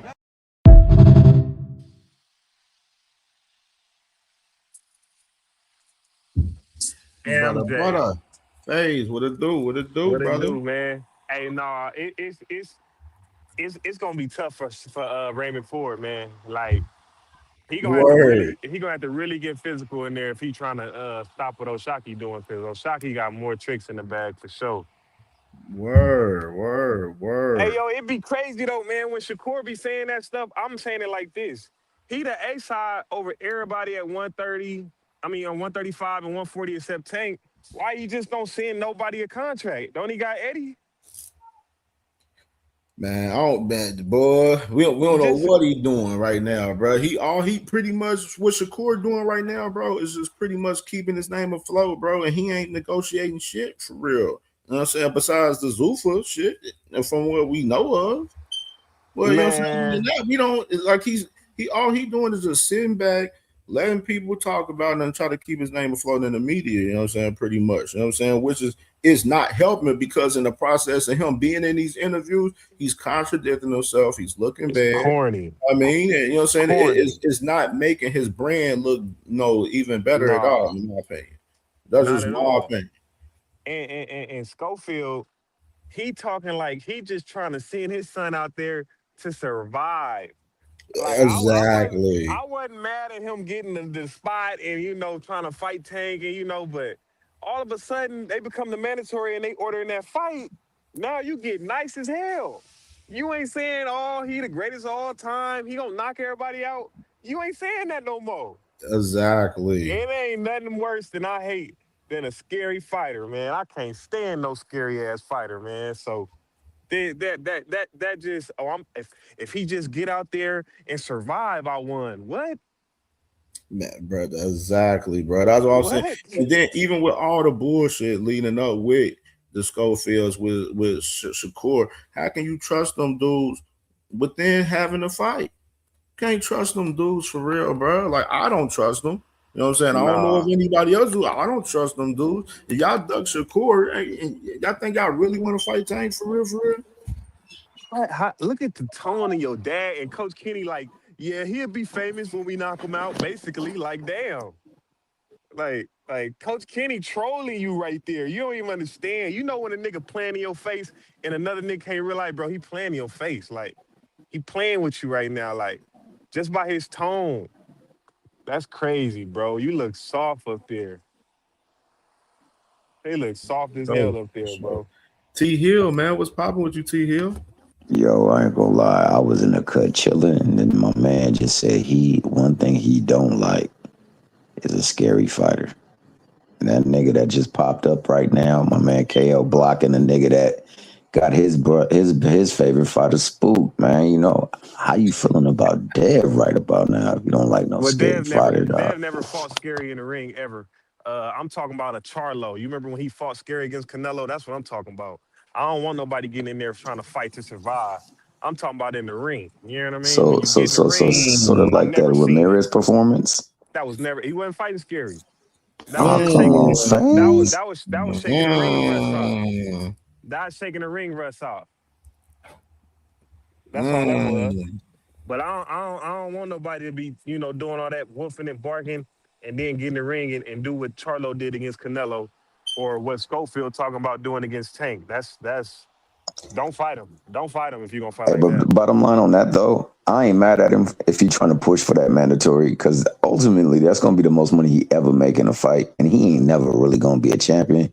He ain't just got it, man. You just do too many fundamental like too many things that are flawed fundamentally for him to actually be the champion, unless he gets one of those easier type fights for a belt or elevated tight joints. But that being the case, man, I think more so than anything they really know what's going on. And that's why the Mickey Frickies got up sick that night that they were supposed to fight Shakur, man.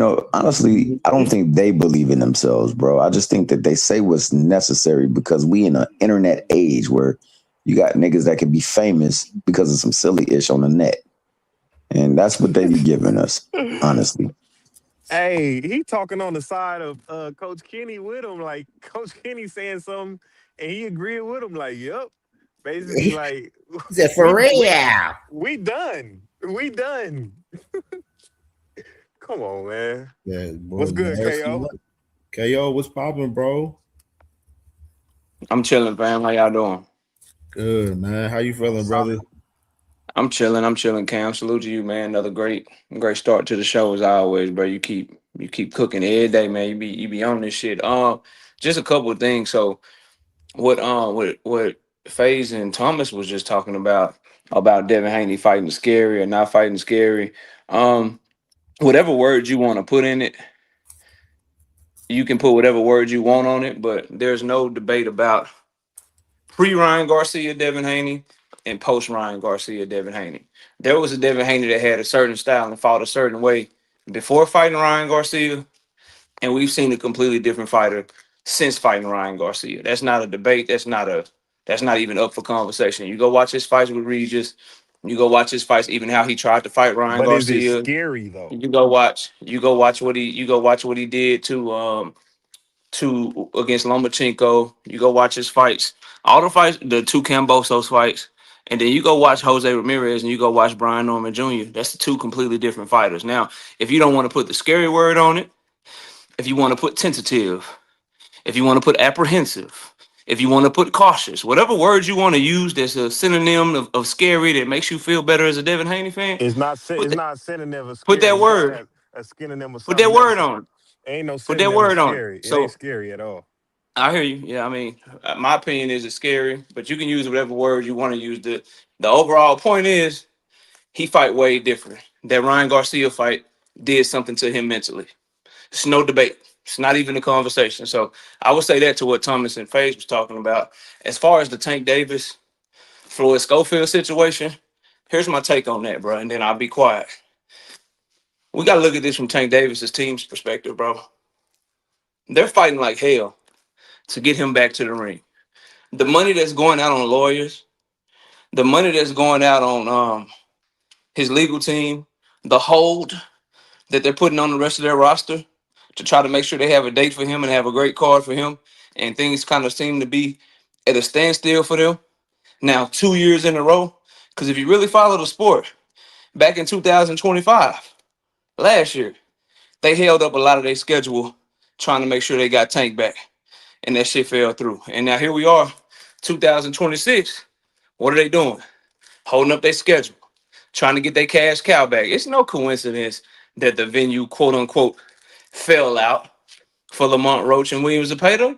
I've been telling y'all, PBC wants Lamont Roach and Tank Davis on the same card to build their rematch. They know how to book a fucking venue. They're stalling. They want that Williams Zepeda Lamont Roach fight to be on his undercard when he comes back. They don't have nothing outside of Earl on July 25th. They want Tank back September, October. So I say all that to say, from their perspective, why would you want to risk a Floyd Schofield fight? Somebody you can't trust, somebody that pulls out of fights, 2 of his last 3 fights, when you already got to deal with hoping you don't get a phone call that Tank Davis got arrested again, or he got accused of something, or he got into it with his BM. You already got to worry about him leading up to a fight for different reasons. He don't pull out a fight for scary ass reasons, but he's had to have some fights canceled or called off or postponed. But with him, you guaranteed to break live gate records, and you can't guaranteed to generate millions of dollars in pay-per-view revenue. You got even more risk with Floyd Schofield because him and his daddy could just get scared and pull out the fight. But they not even worth it because they not bringing no fan base. They not bringing no numbers to the table to make it worth it from a business perspective. So why would they risk it with him? So that's what people need to look at it like, because the ball will be in Tank Davis's court. If they want this fight, they'll make the fight. If they don't, he'll drop the belt, or they'll pay Floyd Schofield some step aside money so he can do what he really want to do. If he dropped the So I belt, think he we dropped I think we need to understand that Floyd Schofield and his daddy, they the ones chasing right now. They the ones that's begging for the fight and all of that shit. But the ball is in Tank Davis and his team court, because they can do any number of things. They can fight Floyd Schofield, drop the belt, do something else, or they can just pay him step aside and fight the fight they really want to fight, bro. And it'll be far less risky. No, that's a fact, KO. I agree with you. I'm saying from their standpoint, I would try to push for the fight because that's going to be the biggest fight he'll ever make. Now, for me as a Tank Davis, if I'm him, I'm trying to make the most money possible. So that Loma fight looking really, really intriguing. You put Loma on the card with the rest of them cats, yeah, I think that would do well. So you're not wrong. You're not wrong, but check this though. You can get the most money you ever made fighting Tank, but you can also get the most money you ever made for stepping aside. That's a fact. That's a fact. That's what people got. Like, we talking about a dude that make $150,000, $250,000 a fight or some shit. Man, take this 1.5 million, sit your ass down so we can go make this fight we really want to make.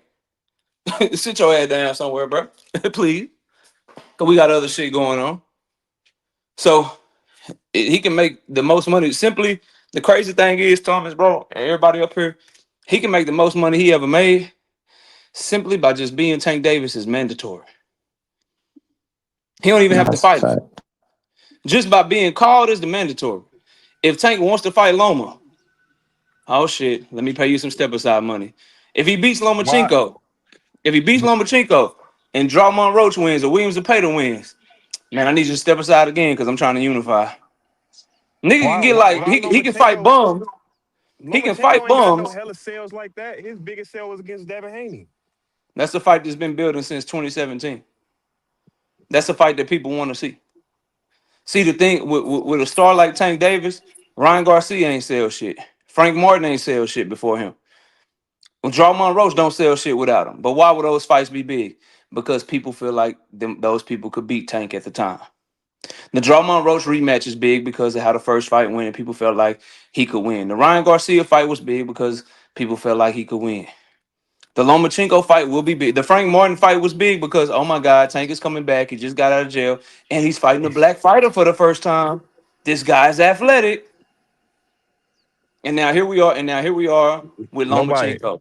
don't think Loma could win though. I don't think That's that. cap. That's cap.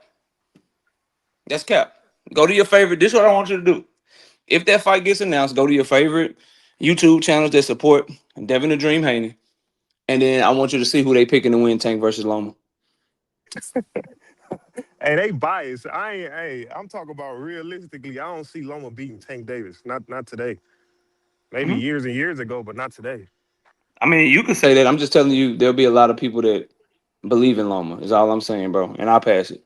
I hear you.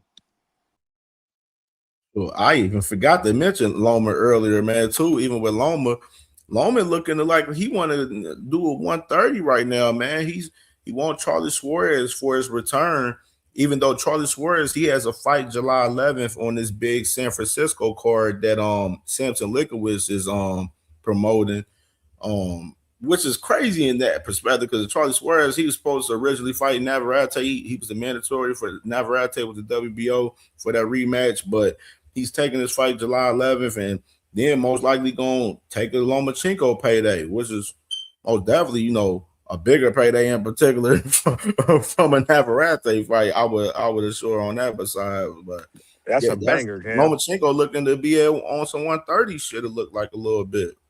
That's a banger. Navarrete and Lomachenko. That's a straight banger to me. I don't know. Navarrete looked good in his last fight.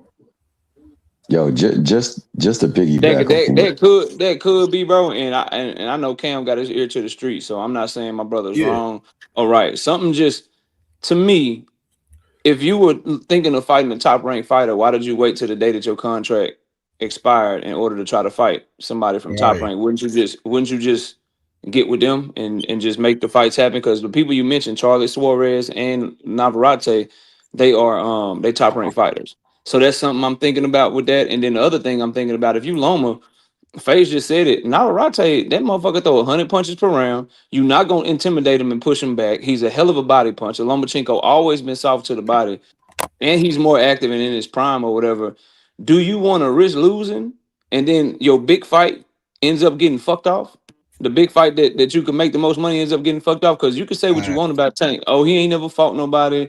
You can say what you want about him all you want to. He ain't never fought nobody. His resume is this, his resume is that. I know one thing Tank Davis don't do. Somebody go find me the last time he was fighting motherfuckers coming off of losses. Well, so why would you if you know he Lomachenko, definitely don't do that.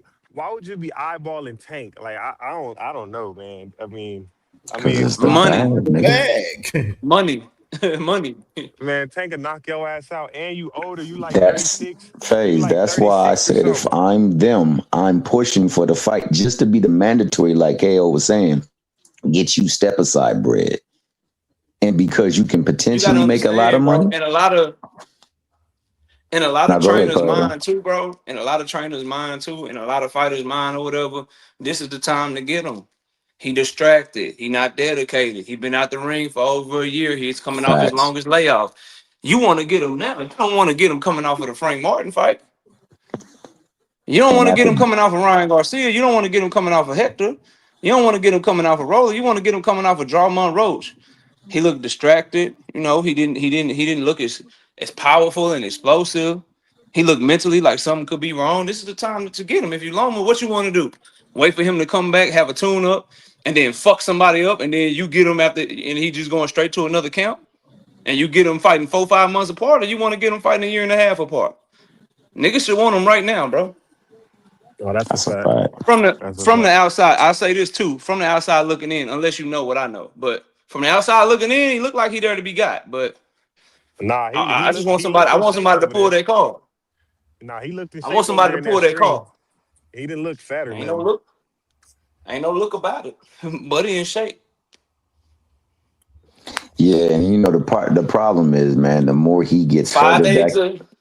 I just tell you how it is. 5 days a week, running on Saturdays, off on Sundays. I'm just gonna leave it at that.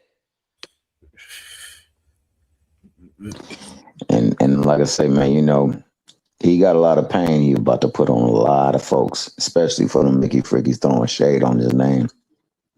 So you want to catch him while he ain't got no rhythm. Right now, he's got interrupted rhythm.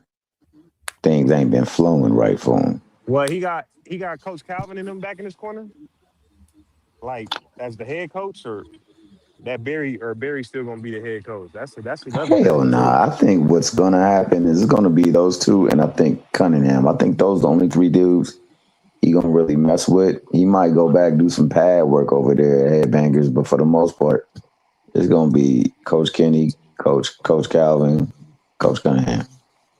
Oh, okay. He can't be working out there in Miami with Coach Cunningham right now. Oh, okay. Yeah, that was a difference. That was a different look in the corner for sure. Because Barry was just yelling. He wasn't really. I don't know. I can't comment on it, but it didn't look right. Man. Yeah, I'm gonna ask you this, FaZe, man. Going back, and I'm not making no excuses, but going back to the promotion of that, did you see the way he was responding and acting then? Like, didn't nothing look right during that whole camp at all? It was that, but I think he respected Lamont more than the other fighters he fought for sure. He had respect for Lamont. Whatever he knew about Lamont, he respected it. That would be a hell of a conversation, man. Like whenever that documentary come out, that's gonna sell like hotcakes. Nah, he all in the press conference. He usually be like, he'll grab somebody, he'll do something, he'll do certain stuff. Lamont, I don't even think I've really seen him try him like in the face-offs or any of that type of stuff. He just, I don't know. It was different.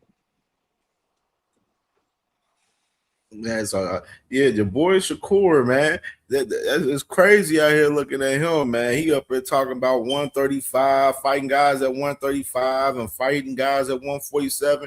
He ain't even talking about fighting the guys at 140 that's dead. Like, I think that shit's real wild to me about Shakur Stevens. And then he up here talking about 147, talking about people is pushing him to fight at 147 when he's the guy that's calling out the guys at 147. Like, that's why I was when I looked at that interview with him and with Shorty from the UK, I was like, man, should I react to the whole interview? Then I started watching and I'm like, hell nah, I'm not reacting to the whole Shakur, not this interview, nah. But within that 2 minutes and 44 seconds of that clip, it was just so much wild shit within that clip, man. The man Shakur, man, he ain't really got the motion as he thought he did, that he was going to have, man, for real, man. What you think about that, T. Hill? Well, man, I'm going to be honest with you. Somebody, I think it's Blaze. Blaze says Shakur say the darndest things, man, and he actually does, man. I mean, as it was mentioned before, you ran that video, he got traction going on with some connections to some nefarious activities that took place out there. So, he got a lot of things that he might be having to worry about pretty soon too. But I think that at 40, you got champions there. You said you was about to be undisputing everything in every division you was going. That was the course that you were planning on going. You got a chance to fight champions. You ain't fighting champions. You got a chance to fight a mandatory. You said you was going to drop the belt when you got the belt. You haven't done that. You say you're going to fight at 130. Like, he ain't got no traction because people really ain't looking for him like that, and they don't really truly believe in him. You only got the diehard fans that actually do, and, I'm good with that. I want to see him in the ring with folks. I want to see him in the ring with folks that's really going to be a challenge to this point in his career. I don't believe he, much like the rest of them, have been in fights where, you really got to think about who going to come out on top in the fight. So, I would love for Shakur just to get in the ring with somebody in 140 that either is a serious contender or a champion, and go on and handle his business there. Like put that pain on folks that he say he be putting on them on a regular basis, so we can get a good fight. That's what I feel. But as far as him trying to make traction for himself, everybody's trying to scramble because when Tank comes back, that day is coming. But when he comes back, everything shifts to him. Everything. And I mean, go ahead. My bad. No, you good. You good. I was just ad-libbing. Yeah, order will be restored. But keep cooking, bro. And that is the day that they all fighting against right now. So they all trying to jockey for some position so that they can have a little bit of piece of the pie. Because when he comes back, he's getting the pie. Like he got the damn gun line, and nigga, you can't go across there, otherwise you getting shot. And that's what's gonna happen with the rest of these fools. So they over there jockeying for position. They trying to get eyes on them, and they trying to get people to invest in their brand. Because everybody is throwing so much energy on trying to keep down this sleeping giant. But when he come back, I mean that's cute, Thomas. I mean that sound cute, don't it? That, but nigga, if you gonna come back, then make the fight with Shakur. Knock Shakur out. Beat Shakur up. Don't just come back and fight guys. And Shakur don't want to fight. Shakur, we don't know what Shakur want to do right now. Shakur, well, I know he was trying to fight Raymond Maritale. He ain't even fighting him there. Tank Davis can make any fight, like any fight. Bro, y'all gotta stop saying that shit, you can't bro. put a gun to these niggas' heads and make the fight though. You know what I'm saying? You can't put a gun to these niggas' head and make these niggas come to the table, bro. So Cam, could Canelo make any fight? Yeah, right. Is he willing to make every fight though, Faze? Okay, so why can't Tank make every fight? Is he willing to make every fight? You know what I'm saying? Some of these other guys don't be willing to come to the table. Canelo ain't willing to go to the table with other guys. I understand. That's exactly what I'm talking about. I know Tank. You know what I mean? All the hoes coming. That's not the case. But is he gonna fight? Tank's been willing to go to the table with these guys, and some of these guys ain't been willing to come to the table. We've been saying this and been talking about that. Yeah, you know what I mean? That's nothing to even really discuss, to be honest. We talk about a lot of that stuff under the table, behind closed doors stuff we don't really know. But I mean, you could make it known that you want to fight this guy or that guy and call this guy out or send this guy a contract and really hold feet to the fire. I know dudes is popular and they got all the females and rappers coming to the shows, but knock out the main guy. Knock off the main guy. It's time. It's time. For sure. It's time.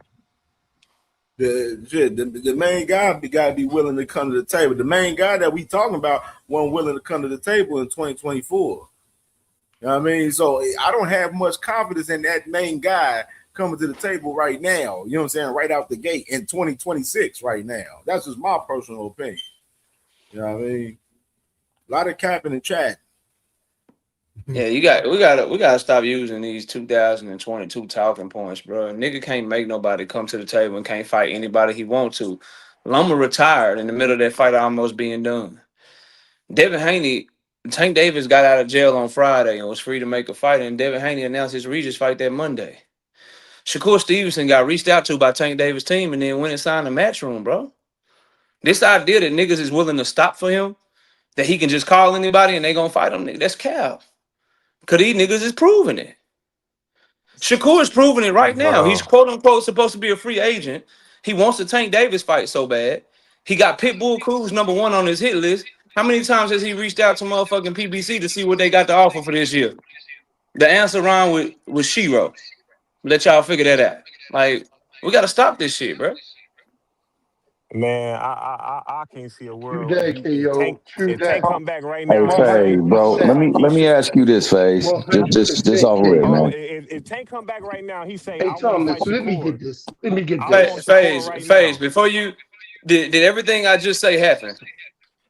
Listen, bro, a lot of that stuff be behind closed doors. It's narratives about everybody. That ain't a narrative, bro. These are facts, fam. No, I don't do KO, narratives. Listen, the same niggas These that is be on facts, this, bro. the same niggas that be on this panel, they'll say that Terrence Crawford ducked Fundora. But when I talk to you, you say Fundora ducked him. So it's narratives about No, everybody, Crawford. bro. No. People got different levels of information, bro. I'm just So saying it's a lot of narratives going around. I'm talking no, about Tank I coming don't know out, his about team come I don't know out. about no narratives. I I'm let you talking take about over with that with everything. I'm talking about facts, bro. I'm talking Like about you talking to me. Tank and I'm not Leonard. with the. No, I'm saying Tank and Leonard or whoever, Steven Espinosa, whatever. They say, look, Tank say, and they say we sent Shakur a contract. We want to fight Shakur right now. That's what's They going didn't say on. they sent Shakur Stevenson a contract, They bro. did sure didn't. But Like this is what I'm I know what talking Tank about with you. said. I know what Tank said. Tank said he didn't They want to said fight they him. I had know that. I they heard said they that. had they said they I had heard that. I heard they something said like they that. said they had No, he preliminary did say that. Tank conversations said he with him didn't and want to fight Shakur him. wanted a multi-fight deal. He said fight him for what? I remember that. Did y'all really relax? Relax. What has he done? Jackass Willie. No, I heard you Let say him talk. what has he done? But go ahead, Go Kale. ahead, KO. Go ahead, Kale. This is what I know. Shakur Stevenson said that Javante Davis' team reached out to him. Javante Davis' team said, yeah, we reached out to him. We wanted a one-fight deal. He wanted a multi-fight deal. Shakur Stevenson says they just asked if they want to fight and then basically hung the phone up and never called him back. You choose what you want to believe with that. That's all. That's really all there is. If you believe, That's my point, though, bro. It's just what I mean. That's not concrete evidence, and people run with I stuff that's mean, not but concrete are evidence. we stupid? Are we stupid or are we We smart? not Do we have stupid, but logic and I got an Are echo, we bro. supposed to believe I Tank? got an echo, bro. There's certain things I that got an echo, happen. bro. That's not me. I'm I think you indoors. sound good. It sounds good to me. You sound good. Yeah, I don't hear Okay, nothing. maybe it's me. Yeah, you sound That's good. you. That's you. Okay, I'm gonna go out and come back in, fellas. All right, In cool. 2 cents. I'll be right back. Nah. That's The the last bottom thing I line like is doing. this. Y'all, the bottom line is this, yo. Like KO was explaining. They reached out to him. Shakur went on and wanted a multi-fight deal, like KO said. They said they just wanted to give him the one fight deal, and that's the fight with Tank. Instead of going here and betting on it and said, all right, we taking it, he went and signed a 5-fight deal with Eddie Hearn at Matchroom.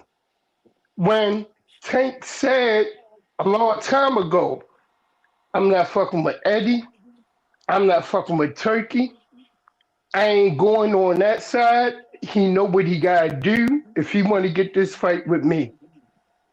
Here he is. Shakur's supposed to be a free agent, right? Supposed to be a free agent.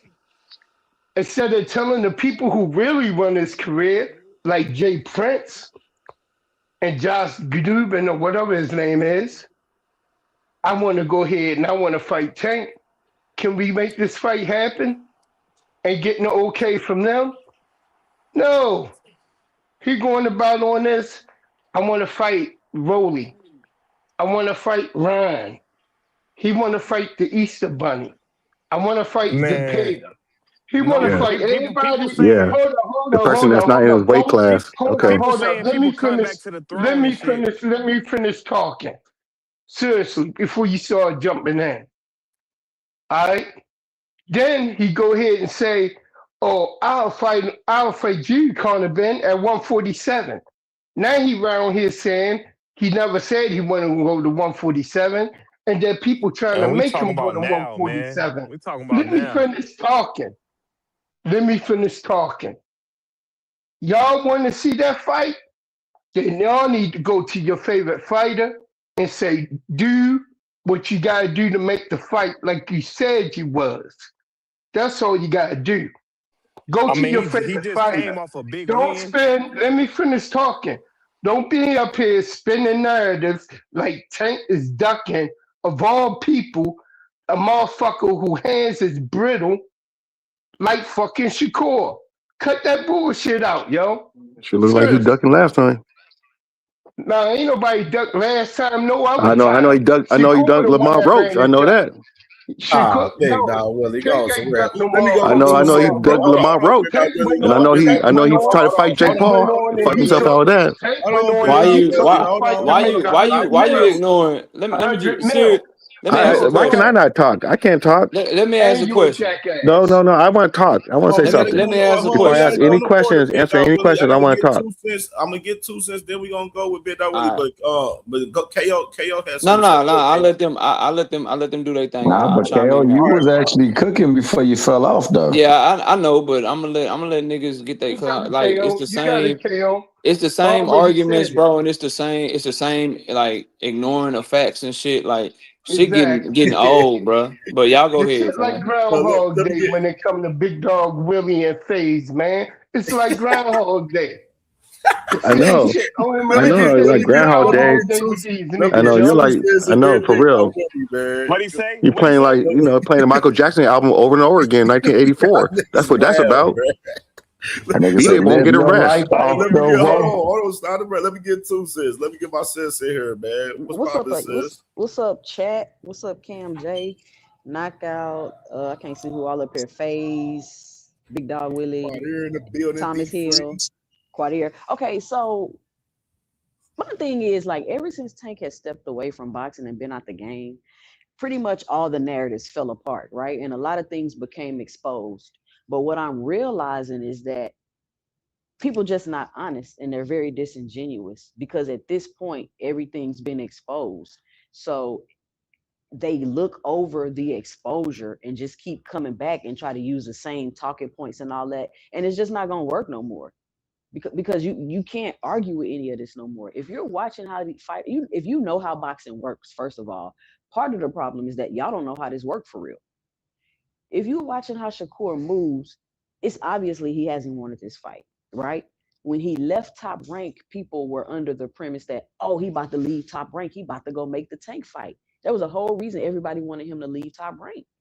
But he went the opposite direction and gave instruction to where he went to not make the fight. Like, I don't understand why y'all acting like Eddie Hearn didn't say that. He's fighting over it. And then he was like, okay, well, he just going to the zone and he gonna get some fights over there because he's what? He's trying to raise his stock. He's trying to raise his value so that he could make the Tank fight be bigger. That's what he was supposed to be doing. Did he do that? No. Matter of fact, what he did was take 2 middle fingers up and stick them to the fans and say, I don't need y'all because Turkey gonna pay me what I want. So I don't got to worry about putting no butts in no seats. Shakur Hey, FaZe, Stevenson let her said, talk. F Let the her talk, fans. FaZe. He said F the fans, him and Turkey. So he didn't go do that too. That was another thing he was supposed to do that he didn't go do. Then he said they reached out to him to talk, whatever they was going to do. I think that he was unavailable to try to make the fight because he was already signed to Matchroom, which is probably why they didn't call him back because he told them that he was not available. Now, whether this is true or not, I don't know, but it makes a lot of logical sense when you think about it and get out of your feelings and just look at the facts. And this thought that all Tank got to do is say he want to fight and people gonna take the fight. Like, why does Tank have this ultra super accountability where he's just responsible for everything in the universe? It doesn't make any sense. You can't just say I want to fight somebody and because you who you are, they gonna fight you. No, it doesn't. Like, why do y'all think that works like that? Why do It's y'all a think that works sweepstakes like with that? Tank. We Everybody steady want to fight talking Tank about. and No, they get a don't. payday. No, they don't. Do you know how many people turned down the Even Take? Lil Kid Let me Austin want a finish, FaZe. payday. Let me finish, FaZe. Do you know how many people turned down the Take fight before he got to Lamont Roach? Huh? Man, it's a lot of people said they didn't get a call back. A lot of people said that they didn't A lot get a of people call did back. say that. Hey, FaZe, I got this. FaZe, I got Listen, it. Hold on, no, hey, Big Dog Willie, listen, hold on, because real. y'all Before can, you start, Big Dog y'all. Willie, I want to say this. Salute to my brother Ten and Nail, man, with the $5 cash app, man, in the bank, the $5 bang in the cash app. He said, for Big Dog Willie, he said, why he gets so tender about Shakur? That's I don't know who that is. Like for we Big we Dog we Willie, we man. Is were that like you guys? What you guys? I hear that. I hear all that. so But y'all are you running done 2 around. cents? Are you done 2 No, I'm cents? not. No, I'm Okay, not. go ahead. So y'all keep running around talking about Tank. Meanwhile, y'all talking about Tank need to fight Shakur. We don't even know what weight division Shakur fight in. We don't even know if he an accessory to murder or not. Like, we don't know what's going on with That's really the Shakur murder. Stevenson. I know And that. so y'all keep trying to talk about tank, but he Sound running like some around. Schofield people, huh? Let me finish. No. I don't I sound haven't like seen a report like that. that. Don't mean it ain't true because you ain't seen it, Big Dog Willie. Oh, so it's not true Anyway, because I didn't hear a like I was report. saying, Big Dog That's Willie, Schofield please talk. don't piss me off, Big Dog Willie. You keep cutting I'm me not off when pissing you I off. talk, bro. You are Go because you ahead. keep cutting me off and you talking about I'm Auntie Skull, nigga. Don't insult me like that. Well, So you sound anyway, like Skull. so like I was saying, he's running around here saying he's a 135 pounder while he's the champion at 140 and calling out people at 147 to try to bring them down to a catch weight of 144 to fight them.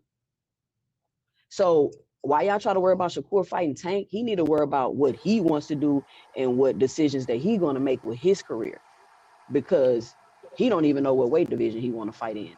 You need to be a DA. That was nasty right there. You gonna make a nigga look real bad in front of the court with that type shit.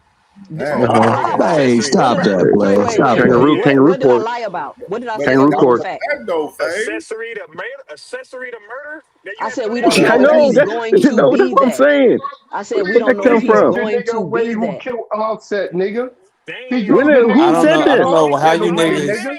I don't Who know. said Hold on. this? I don't know how y'all. I don't know how y'all. I don't know how y'all are Shakur Stevenson fans. Y'all haven't seen that report. But if you want to catch up, go to my live stream yesterday. I think you No. may I be want to see late, the Big Dog report. I Willie, want to but see the it's out report, there. like It's the in paper. paper. But I I'm want gonna Face look. to I'm tell gonna me what I go to just the said Yeah, that it's internet on and wasn't a look there. for that. fact.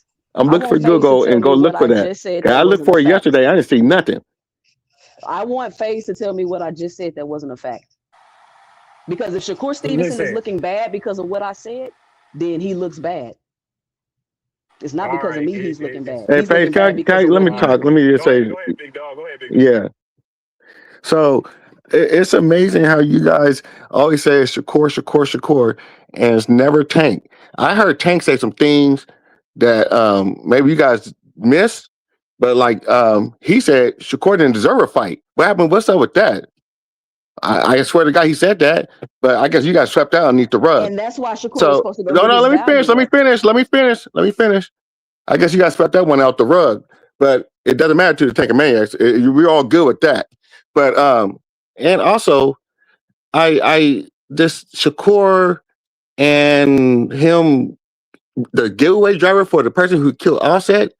I haven't heard that one either. But that hold on. But that's a Schofield We talk don't right care. there. AK, CamJ. I mean Cam. Hey, let You me know where finish. that website at? No, you They guys can got tell me that after I get done report up. talking. We got to enlighten Because Willie. that might be some, I don't even know what website. That would have been a lot of places. I haven't seen that ever. I haven't seen it at all. I looked for it yesterday when KO said it yesterday. I was like, oh, this is some Schofield Go to stuff. the shade But room. Go to it's the okay. shade room. Hold on, let me Go finish to my the shade talking. room. Let me finish talking. Are you gonna let me finish talking? Thank you. So that's what I'm I'm just saying. telling you where you Dog, can are you get gonna the let me finish information at. talking? Are you gonna let me finish talking? And giving you Dog, a are you gonna taste let of me your finish own talking? This medicine. is we didn't come on, man. Come on. Thank you. You can go. Go ahead. I'm trying to, but yeah. By the way, it's You in don't the like you shade don't room. like that shit when niggas do it to you, huh, Big Dog Willie? You don't like that shit, do you? See, you're doing it too. Just cutting me off. No, we just trying to enlighten No, you I'm where just you cutting. can I find mean, the you cut me off. information. Go ahead. Just keep on going. Oh Yeah, no, go you ahead. You don't can like No, that talk. just shit. keep on going. You You don't can like talk. that Go ahead. shit. No, You don't like you don't KO. like No, you no, don't no, like no, when a no, KO. motherfucker you No, don't no, like when a KO. motherfucker Oh, cut you see, off you're and then cutting me tell off you to right keep now. going. You don't You're like that cutting shit, me off do right you? now. All right, go ahead, Big Dog Willie. You don't Thank like you. that shit, do you? Thank you. Let me Yeah. go. Thank you. Anyway, take a So maniacs. what you That's saying all. is Oh, Shakur here Stevenson we didn't do. go. Here we Okay, my go. bad. Go ahead. Go ahead, Big Dog Willie. My bad. Go ahead, Big Dog Willie. Are you gonna keep talking? They finna cash you out Nah, go ahead. now, It's on you. Nah, go ahead. It's on you. Yeah, Thank you. that shit annoying as fuck, You ain't still it? talking? You still Yeah, I talking? know. No, it's I on you. know. Go ahead. You still Go talking? ahead. So Go you ahead. gonna No, I'm be? So letting you you just talk. Go gonna keep on ahead. talking? Wow. I'm not talking. I'm telling you to go We ahead. I'm not grown talking. I'm Yes, telling you men, to you go are. man. ahead. Yes, Yeah, you're you don't We like talking. that shit, grown do you? men, man. We grown men. Let grown men talk, man. Come on, man. No, he want to be a kid Grown right men. now. Oh, you know that I'm a grown man talk when they talk, Man, right? okay. Anyway, Come on, man. We ain't kids, so do it. phase they just don't know. But that's all I gotta say. Since I forgot. I got a $5 All that to cash say, app I was again. about to I say, got all another that to $5 say, all cash you app got for to my say. brother 10 and them. He said, Big Dog Willie, he said, now, didn't know you got to know me to answer the question far as why you get so tender about Shakur Stevenson. No, I'm just saying, man, he coming back and he returning to the throne and he the king of boxing and everything like that. Well, you could just knock this dude off and keep on going about your business. The king of what? The king of boxing. They saying Tank coming back, he gonna be taking the throne back. So I'm just saying, it's a guy over there that just came off a big win, you know, trying to campaign in both divisions, and they saying he the best fighter in the world. Beat him up. That's all. Let me get my boy D Free, man, the quad ear.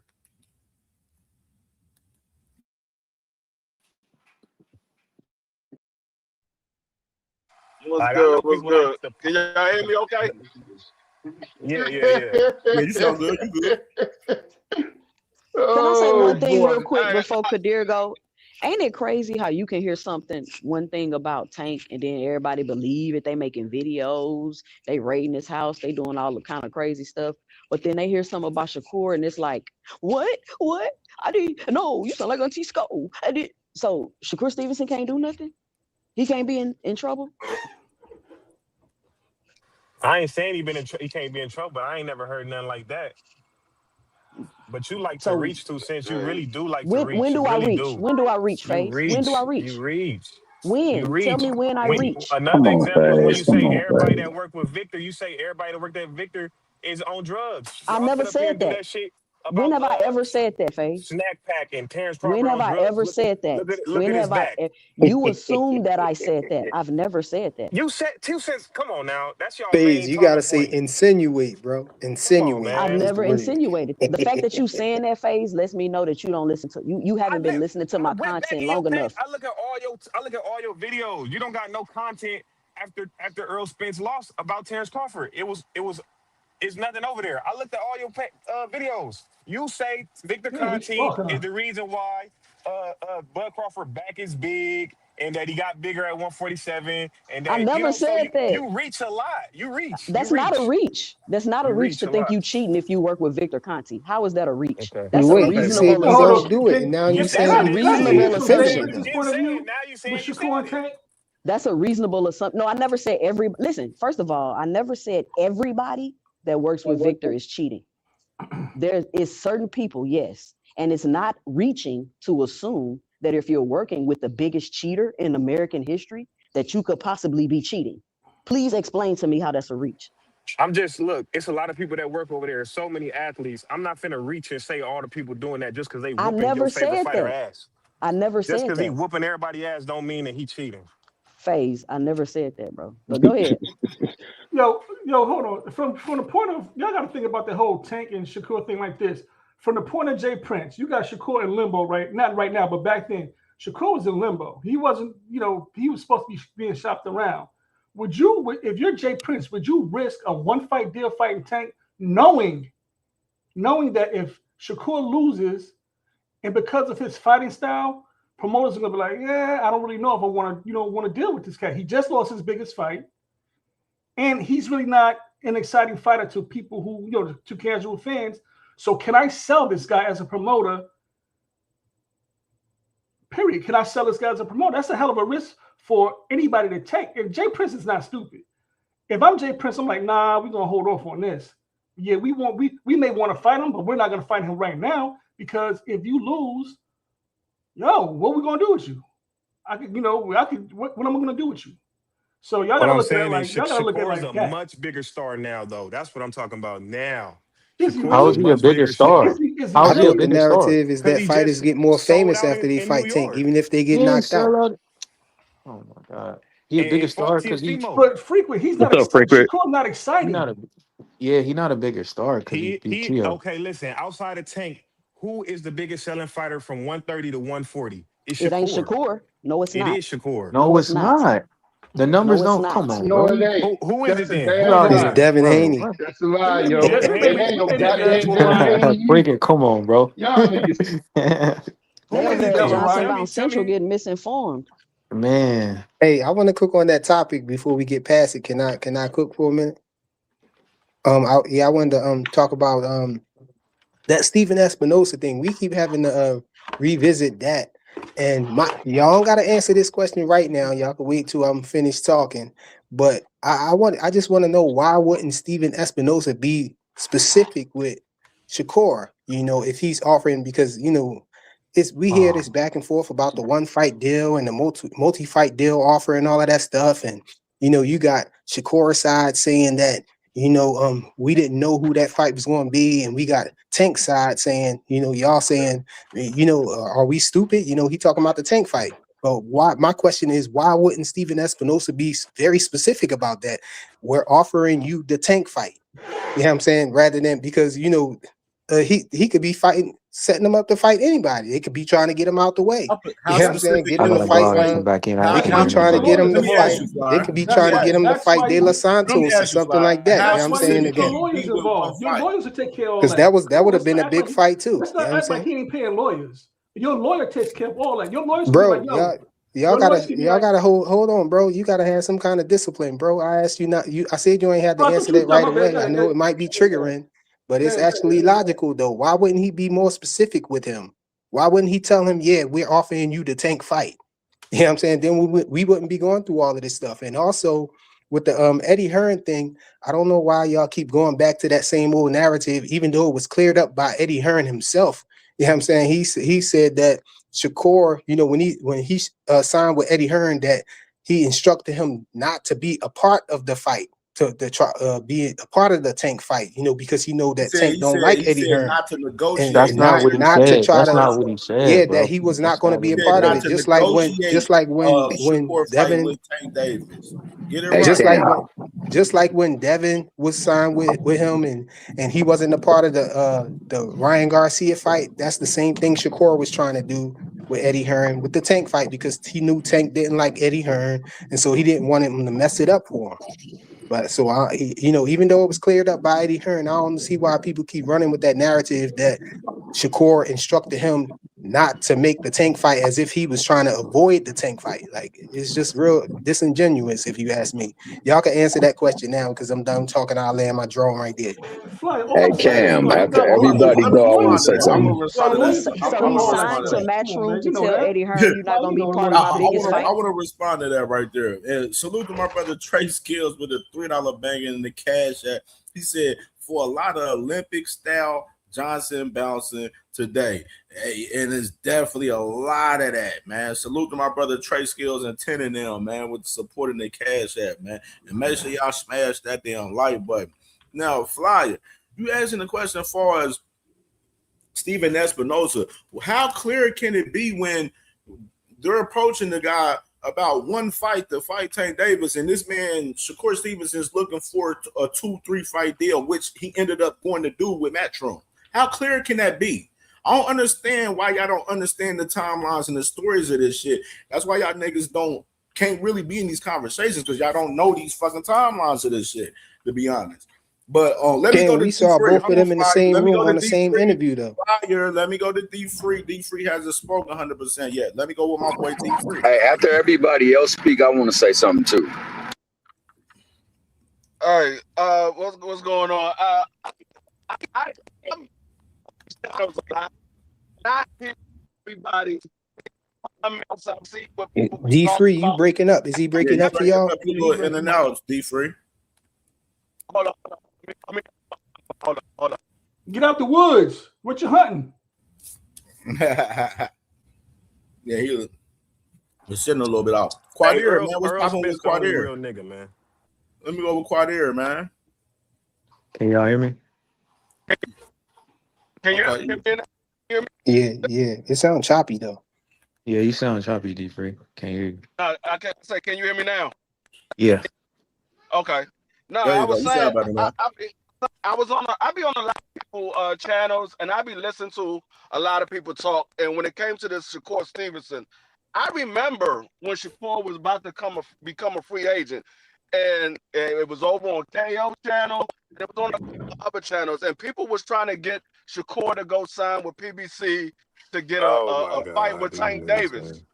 They was trying to get Shakur to go to PBC to fight with Tank Davis. And everybody was like, oh, well, Shakur don't want to be locked down. He don't want to be tied down to a promoter. He want to get a one-fight deal, and he want to be able to move around.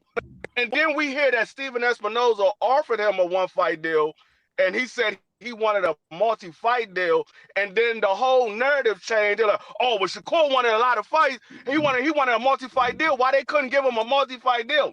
That wasn't y'all argument before. Y'all argument was Shakur don't want to be tied down. But then when y'all heard that they offered him a one-fight deal to fight Tank Davis, everybody said, oh, we don't know it was for Tank Davis. Tank Davis was the only one that was in negotiation at the time with Loma. Loma pulled out. They was trying to find another fight for Tank Davis because they had this venue and this fight date set for Tank Davis, and it was supposed to be Loma. They was trying to fight for Tank. But everybody's like, oh, we don't know if it was going to be for Tank. It could have been for anybody, even though the only person they was trying to find a fight for was Tank Davis. And they landed on Lamar Roach. Right. And everybody keeps saying, oh, well, he wanted a multi-fight deal. Why they couldn't give him a multi-fight deal? What difference does it make? If this is the fight that you said is the biggest fight, according to you, you said it was the biggest fight in sports, in boxing. It was Michael Jordan versus LeBron James. If they offered you a one-fight deal, why didn't you take the fight? If Tank Davis would have lost, 9 times out of 10, he would have asked for a rematch. He would have had a rematch clause. So you would have got a 2-fight deal.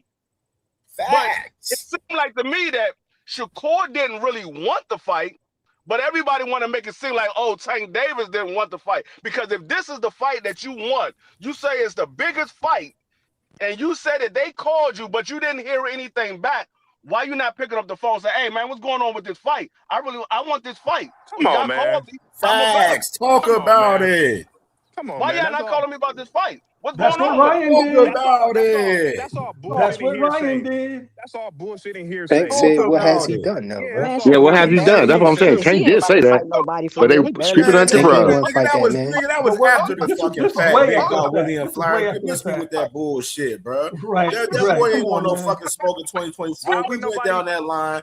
We already know that fucking story. Y'all niggas 2024, acting man. naive to this shit right now, man. I just be sitting back listening. I hear y'all switch the narrative when it doesn't fit what y'all saying, because like I said, y'all was all saying, oh, he don't want to be tied down. Then y'all heard that there was a one-fight deal offered. Oh, well, he wanted a multi-fight deal. Why they couldn't get a multi-fight deal? The whole narrative switched when he found out that they did offer him a one-fight deal. That's a fucking Yo, I'm saying as he's coming. but Steven Espinosa, his mouth said he didn't, though, bro. Shakur Stevenson got the grip strength of a Hey, cow. He hey, ain't about to fight hey, nobody for real. frequent. We heard what Tank said, so they don't want to listen to that. The actual storyline. Hey, let me comment real quick. Hey, you're right. We heard what Tank said. We heard what Shakur said. We heard what your boy Steven Espinosa said. So let's go with, since the one who needs to be believed out of all three of them is not the actual person that's part of an actual public trading company. It's not actually a fighter who ain't really ever capped, other than saying, you know what, he don't think people done enough. And then it's Shakur is the standard. Shakur also said that he would do anything. He went on an interview and said, I will do anything to get the fight with Shakur, get the fight with Tank. And the dude said, what if he had to sign the PBC? Is that what y'all want me to do? Hey, if that's what y'all want me to do, if that's what I got to do to get the fight, I will do that. He also said, the same Shakur said he did not want to fight Tank until his hand was hurt. To which his granddad, after the De Los Santos fight, came out and said his hand been hurt, not only this fight, but the previous 7 fights. So, and his hand ain't been hurt, healed since then. So we got concrete evidence saying that this man don't really want to fight. And what D Free just said, if you take the one fight deal and you beat him, you get another fight anyway, because Tank gonna want the rematch. So you get another chance to make a bunch more money than you did the first time. And on top of that, You calling Tank a liar? You said what? You calling Tank a liar then? No, When all Tank these boxers said go crazy. That's what you don't when he understand. said that he don't think that Shakur's done nothing, I think that he was being disingenuous, as the term has been thrown around, because prior to that, he said he was in his top pound for pound list. So he knows that he's done some things. He knows that he is a good fighter. But at the same time, what he really saying, he ain't on my level. And if he want to get the fight, he going to have to do what he got to do to get the fight. So now, do he really want the fight? Because he ain't did what he said he would do to get the fight. Wait, going back to what you said about Tank Davis saying he don't want the fight, whatever you said, Tank Davis said. That was after Shakur turned down the one fight deal. He said what he don't deserve the fight. He turned down the one fight deal. He don't deserve it. He don't deserve a multi-fight deal.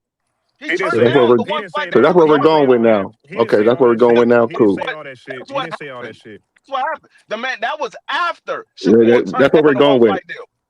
He didn't say all That's what that. You happened. reaching. You putting more words in. Shakur said that he would do whatever it took to get the fight. They said you got to sign to the PBC. Is that what y'all want me to do? If that's what y'all want me to do, I will do that. I'll do So he's telling the anything truth. for the pay the fight. So Tank is. I just want to say it was Tank Hold on, lying. Was Tank lying?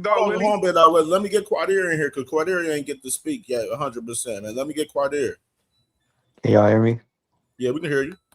So my question is, wasn't Shakur on the interview saying he knew he was gonna fight T.O. before Zepeda? Like, why we acting like Shakur, if he really wanted to fight Tank, he would have made that happen. Like, I don't understand why we ignoring that. And then Shakur be the B side, right? So Yeah. Shakur, so he when has Shakur ever, he's not gonna want to be the B side to Tank. It's gonna have to be on some of his terms, and Tank not really going for that. He Like knows when he the A side. Everybody know he Tank the I A know side. FaZe, but I'm saying And Shakur know Shakur. that. I know FaZe, but I'm saying Shakur, like, he gonna want some shit on his terms. Like, he a difficult fighter to make fights with. If it's not his advantage, he not gonna make that fight. So I don't see. That's not true. I mean, I don't see why we are surprised. I don't think we ever gonna get that fight. I don't think we ever gonna get it. I don't think so. Man. Hey, if Tank Davis tell his people like Earl Spence told his people, hey, I want this guy, that fight to happen. Hey, I hope you're right, FaZe.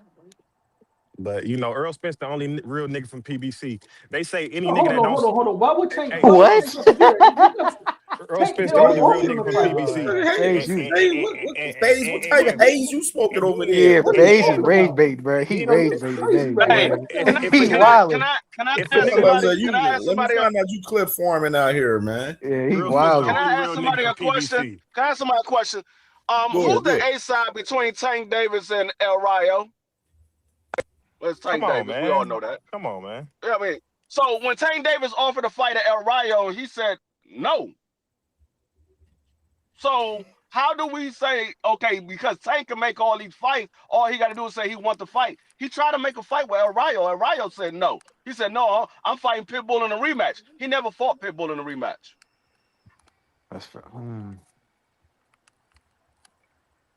Okay, his people I'm probably just say he saying. wasn't ready, but when you When Shakur want to fight, hey, Let me ask Shakur Tank a said he had question. that T.O. fight planned before Zepeda. I keep Nobody saying said that. Tank, all Tank got to do is say he wants to fight, and these guys are going to fall in line, and it's not true.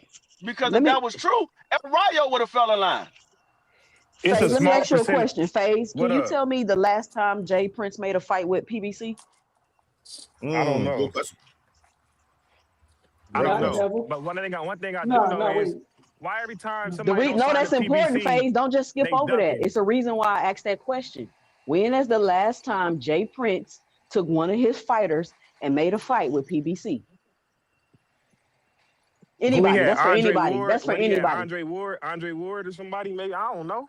I don't You care. don't know. I'm talking Okay. about the No, fact that wait. We can't skip over that because what I'm trying to tell you is if Shakur Stevenson wants that fight, he's gonna have to leave Jay Prince. Oh, come on, Unless man. he leaves Nah, Jay that's a Prince, fact. he's That's not a going fact. to get that fight. So niggas gotta go sign the PBC, leave their managers. They gotta do backflips to fight this guy when he could just send Lamar It's Roach not a about Hey, contract. Ryan that. Garcia didn't have to do that. I know that. FaZe, Ryan Garcia did a whole lot to get that fight. Stop you that can't nonsense. tell me a Ryan time. Garcia not with Jay Prince. But wait a minute. Ryan You can't Garcia did a tell me lot a to make that time fight. that Jay Prince ever made a fight with PBC. You can't tell me when that's ever happened. So if it's never happened, wouldn't it be reasonable to assume that if he wants that fight, he's gonna have to leave Jay Prince? Jay No, Prince it don't want does that not. fight for I'm Shakur not. I'm because not. Jay I'm Prince not couldn't reaching. shop Shakur if he lost. That's as simple as it's as simple as that. It's about money. Jay Prince couldn't shop Shakur if Shakur lost to Tank in between not being basically in between signing with whoever he's going to sign with. You can't afford to for one of your better fighters Come to on, afford man. to your biggest to the biggest name fighter he's supposed to fight right before he signed to another promoter. Who would do that? Man, it's a lot of excuses, man.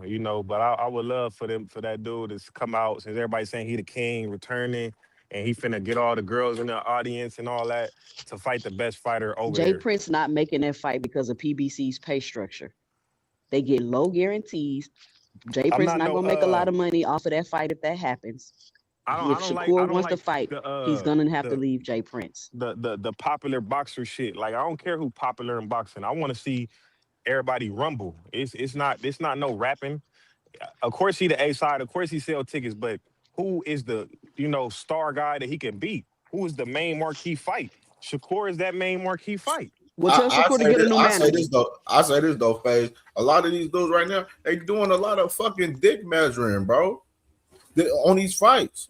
You got Shakur out here talking about, oh man, I don't need Tank, man. He think I need him, man. So If you don't need him, then why mention him, Cam? Why would you make him He's your saying that. number He's one? saying that because he you know gets what I'm more saying? money Dudes now. doing a lot of dick measuring, bro, on these going into these fights, bro, to even start to get these niggas to the table, bro.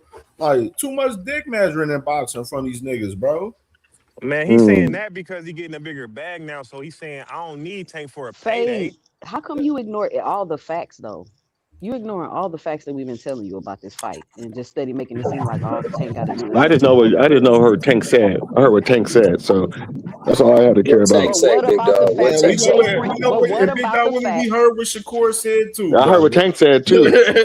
I heard Tank said too. But did y'all hear what I said We about heard what Jay Shakur Prince? said, and we And seen I what seen what Tank Shakur did. I know did. he's trying to fight Jake I know Paul. what you said about That Jay Prince. roast rematch. I know I seen that. Hold on. Hold on, Big Dog Willie. We know what Shakur said, and we seen what Shakur did. And I see what He ain't Tank want no did. fucking smoke with Tank Davis for recent I see what times. Tank did too. He duck roped and That's tried just to the fight fact Jake of the Paul. matter, I seen bro. that. You know what I mean? Shakur hasn't want no smoke. He over there going to fight motherfucking Zapatas and shit like that. You know what I'm saying? Like that boy ain't no fucking smoke. And Tank is fighting Roaches and Jake Paul. You know what I mean? Yeah, shit. And Shakur want to Roaches and fight Jake both of Paul. them. Shakur I want to mean, fight that's both of them. Big Dog Willie. he's fighting a fake boxer. Did Tank Shakur not get calling locked the up fight before pit bull and the Lamont fight? Roach right now. Oh, let me What ask you, talking how about? long Jay Prince been in boxing, y'all? Do y'all know? Forever. For a long time. Here come the For a conspiracy. long time. And we can't name one fighter that he did a deal with PBC that he's had. We can't name one. He Floyd. I mean Andre Ward. Nope. I mean Floyd. No, Floyd had to beat them. Floyd damn near had to die to get out of his contract. Remember? So what about That's why Andre Shakur ain't Ward? going nowhere. Andre Ward ain't never fought no PBC fighter. Yeah, I don't know. I ain't gonna lie, Because but I can tell you. Phase, because this is important. Like, you want to keep skipping over this, like what I'm saying is not important. Think about what I'm saying. If he's been in boxing for forever and he's never had a fighter fight a PBC fighter, you have to ask yourself, why is that? And if so, based off of his history, a history is a good prediction of the future. Why would you think that he's going to make a fight with PBC with Shakur Stevenson if he's never done it? Hey, expose him then. I firmly believe that if somebody if make it clear, make it clear. Every time we hear Tank talk about Shakur, is what has he done? All he do is jump back. All he do is this. All he do is that. It never say, oh, he said he wanted to fight him one time or he was on a list or something, but it never came to where he was ready to say, okay, yeah, I'm looking for this fight now. But they actually reached out to Shakur's team to see what was up. That's what really counts. I don't care what boxers say. This fight 10 times bigger now. 10 Okay. times bigger now. Okay, and I'm glad you said that. May get locked up now. In your point. He's locked up? I said may get locked up. In your point. It don't mean nothing right now until he gets over this court issue. I mean, Okay, that's so I'm true. glad. You can't do nothing about that now. Okay, I'm So glad let you said that, bygones be Faze. bygones. My bad, big dog. Go ahead. No, I was going to put this together because I was, arguing over this situation, and it sounded like to me is they both fucking around in this fight, and I can say that about Shakur, and I hope you guys can say about this about Tank. They're both fucking around with this fight, and I think the fight will honestly, they're not doing anything to make the fight. Neither one of them. So, I mean, I think the fight gonna happen. In fact, I'm pretty sure that fight gonna happen. But I'm gonna say this to you, Faze. What you just said, the fight is bigger now than even back then, right? And the more this time goes and the more this stuff settles, it's going to be more demand for this fight. So you asked, why wouldn't, or Frequent asked, I wish his podcast was up here right now. He asked why a person who negotiates fights for Tank wouldn't be honest and direct with somebody that's a fighter, a possible opponent, and say something that possibly would damage that relationship of making a fight. It's because they possibly gonna make this fight down the line and they don't want to mess it up. So they want that stuff to be on good terms. So why make this dude look bad? But he did say, what part of are you in your career with making fights? Because some fighters, they just do what the people say. Some fighters, they say, okay, well, this is who we would like to fight. Can we see if we can get them? And then there's some people who say, no, give me this fight. What stage of you are you in your career with the people that you meet? That meant we contacted your people. Now, you might not have known it. They may never told you this. But where you at? Because are you at this point where you can say, nah, this is who I'm going to fight. Y'all give me him. Otherwise, it's up. That's what I think we're getting to. And I think that this fight is just generating buzz and generating demand. And when it's at its highest, that bad boy gets made. And then on top of that, this cat has been in a lot of trouble. He's got to get out of a lot of trouble before he can actually get in the ring with anyone. So I believe this fight happens. I believe we get this fight, and I believe it generates a whole lot of money.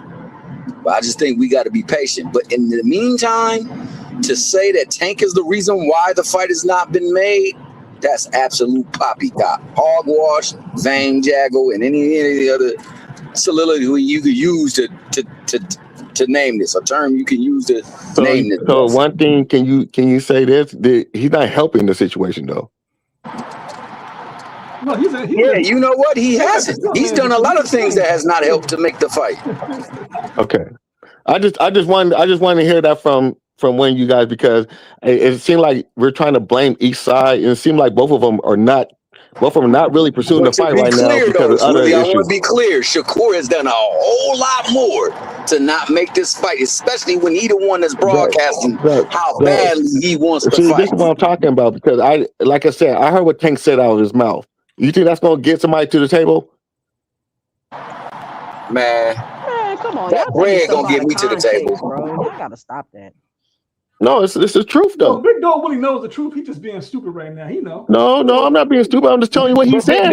Did he not say that he would do whatever it takes to make the fight, and that is the best fight to be made in boxing?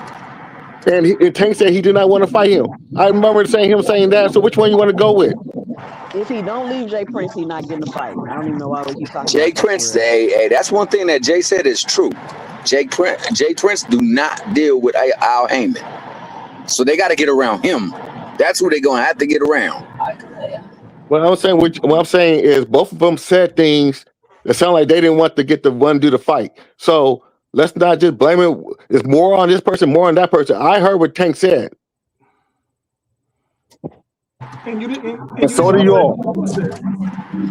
Well, Tank also called him all kinds of names, dog. I come from a place where you got to show me. So if you felt that way, then I'm going to make sure you show me.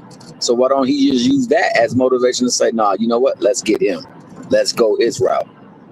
F a T.O., F a Cordina, F a anything else that he done had since that moment. Let's get him. Let's do everything in our power to get him. Let's corner him in so we can get the fight.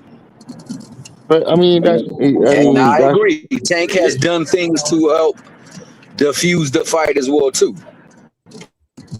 But one All thing right, I man. will say is that You want to switch it to a little lighter joint, man. Let's get to this Ford, man, and this Foster shit, man. Because it's definitely fight week, man. Let me go ahead and play a little clip from them boys, man, popping that shit. You know what I mean? And we can get into this conversation with these boys.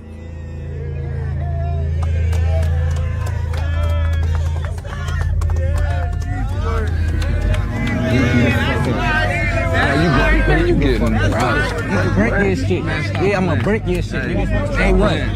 Man, good, nigga. Man, good. Stop bumping me, bro. Don't get the touching me, none of that. Don't touch me, G. Tell you, don't touch me, G. You doing too much shit. I'll break your shit. Don't touch me. Don't touch me, G. Y'all talking crazy, boy. I'm dance. Y'all niggas pussy. Y'all niggas pussy. Why you gonna get knocked out walking up? Watch out, boy. You a little ass boy, I will beat you the fuck up, nigga. That my man's face when we take it. What you looking scared for? Hey, yo, kid, come here, kid. What you scared for, man? Why you looking so scared for, man? Talking about my man saying bitch and all that. Watch what I do to him. Niggas not on Watch what I do to him.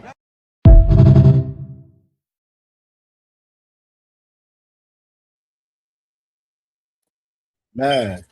Yeah, man, it's going down Saturday, man. Of course, you see that boy Ray Ford been popping that shit, talking about he gonna make this fight look easy, man. So, what's y'all thoughts about Ray Ford saying that he gonna make this fight look easy with Shock Foster? It looks fun. It looks like a fun fight. It's gonna be fun to watch.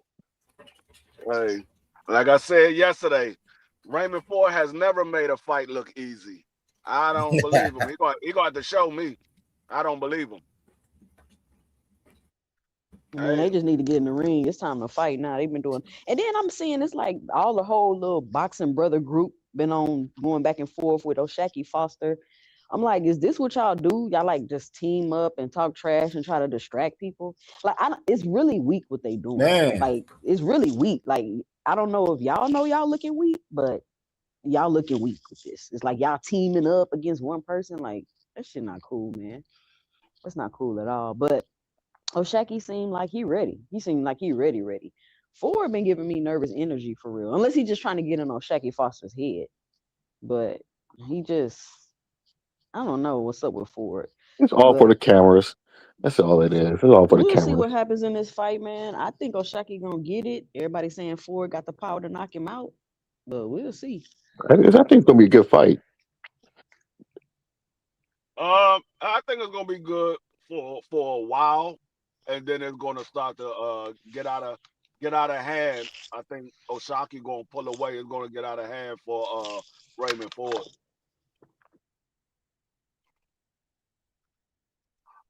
Well, I think they can beat each other. So, but I want Shaq to win because, but yeah. I want to see the weigh-in too because I don't know. Raymond Ford look a little big to be 130. I forget when they fight at 130. I'm still thinking 135, but just find at 130, I forgot all about that. He came in at 141.8 on a 14-day weigh-in last week. Who, Ford? Yeah. Yep. That's a big boy. Shockey came in at 136.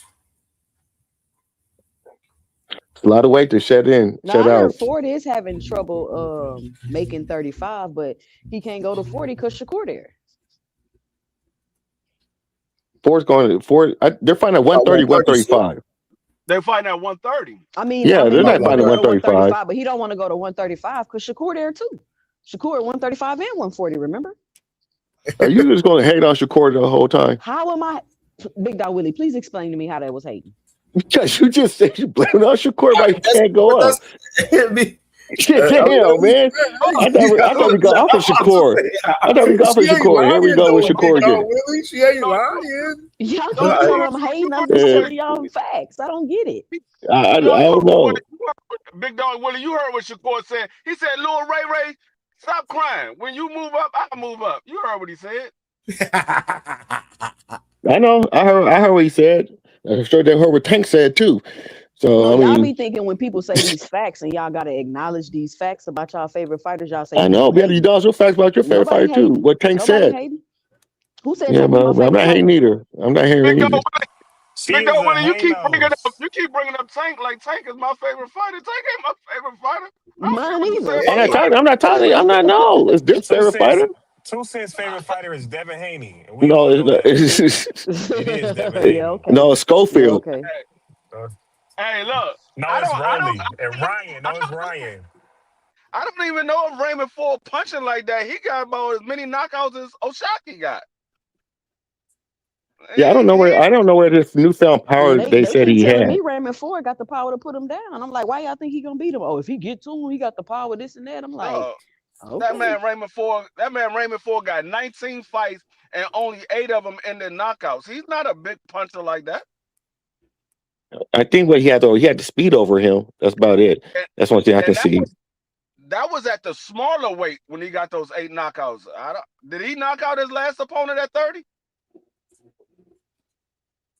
Nope. Ford ain't knocked out nobody at 130 since he been there in his last 3 fights. Yeah, so that's what I'm saying. So all his knockouts came back when he was at 26. So I don't know why they think he got power like that. He got a decent punch, but he's not no one-punch knockout artist where somebody got to be worried about his power. He got about as much power as O'Shaquie got, maybe less. But I say that's what I'm saying. I'm not seeing Ford dominant. He to me, in my opinion, for what I'm seeing at 130 from Ford, I've been seeing it throughout the whole entire build. I'm not seeing him dominate his opposition at 130. You know what I'm saying? So that's just me looking at Ford in these last 3 fights since he's been at 130. You know what I mean? Just my personal opinion. You can go from his last fight at 126 and his last 3 fights at 30. He ain't dominating nobody.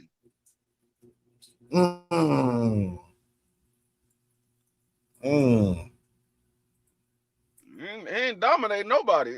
That's why I'm like, I think this might be just a little more than he can chew. I don't know if O'Shaquie is the guy that he really wanted to get in the ring with. I mean, I'm not babysitting nobody. They made the fight, get in there and fight. But I don't think it's gonna go the way he think it's gonna go. We'll find out. We'll see. I don't know, man. They both got intangibles. I know Ford's faster, so they both got intangibles that they both can use. The only thing that I could say about Raymond Ford is that I can give him any credit. I can't even say it's credit over O'Shaquie. It's about just as much credit as O'Shaquie is. He's going to come to fight. He's going to come to fight. He's not going to run and duck and hide. He's going to come to fight. I just don't know if his skill level is up there to be able to fight with O'Shaquie. Because Raymond Ford doesn't jump off the screen. He doesn't jump off the screen or anywhere. Like Raymond Ford, you can't say he got better footwork than O'Shaquie. You can't say he has a better jab than O'Shaquie. You can't say he's a better inside fighter than O'Shaquie. It's nothing that you could say that Raymond Ford tops O'Shaquie in. I think if anything, His hand speed. His hand speed. He's a lot faster than O'Shaquie. You judging that off of what? What I seen, he's faster than him. No, how can you judge somebody faster than somebody when they never face each other or they never face the same opponents? I mean, you can tell, but I don't think Raymond don't stand out to me like he's just.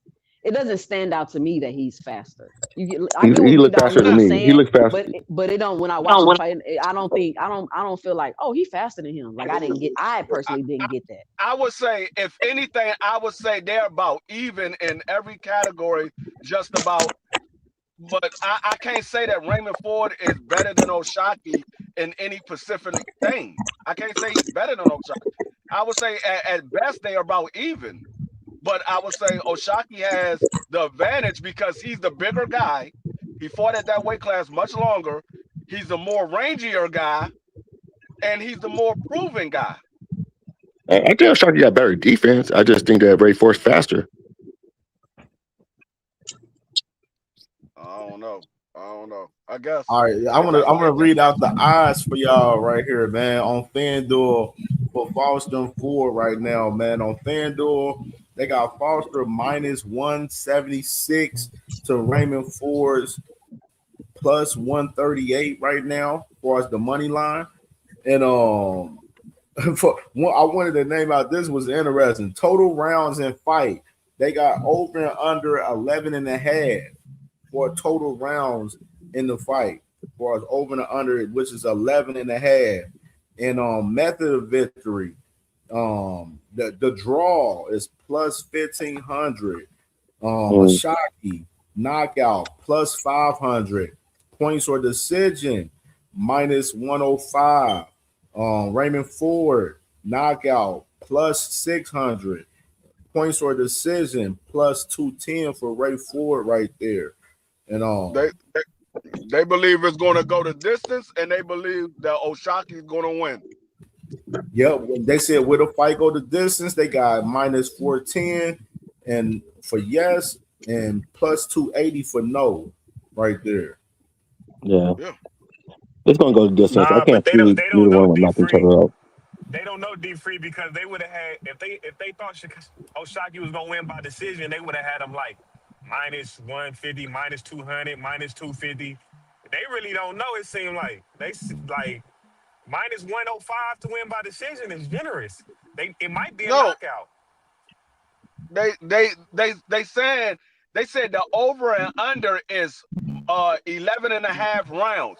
If they think it's going to end in a knockout, they would have had the over and under with somewhere around like 7-8 rounds. They wouldn't have had it 11 and a half rounds. That's a fact. But I'm just wondering why they got it like even money. Nobody knows. It's like 50-50. Nobody knows. It's breaking up, Sheldon. You're breaking up bad. Hey, Nash, show more in the Matrix. Nah, can you hear me now? We hear you a little bit better now. Hey, Nash, show more. Get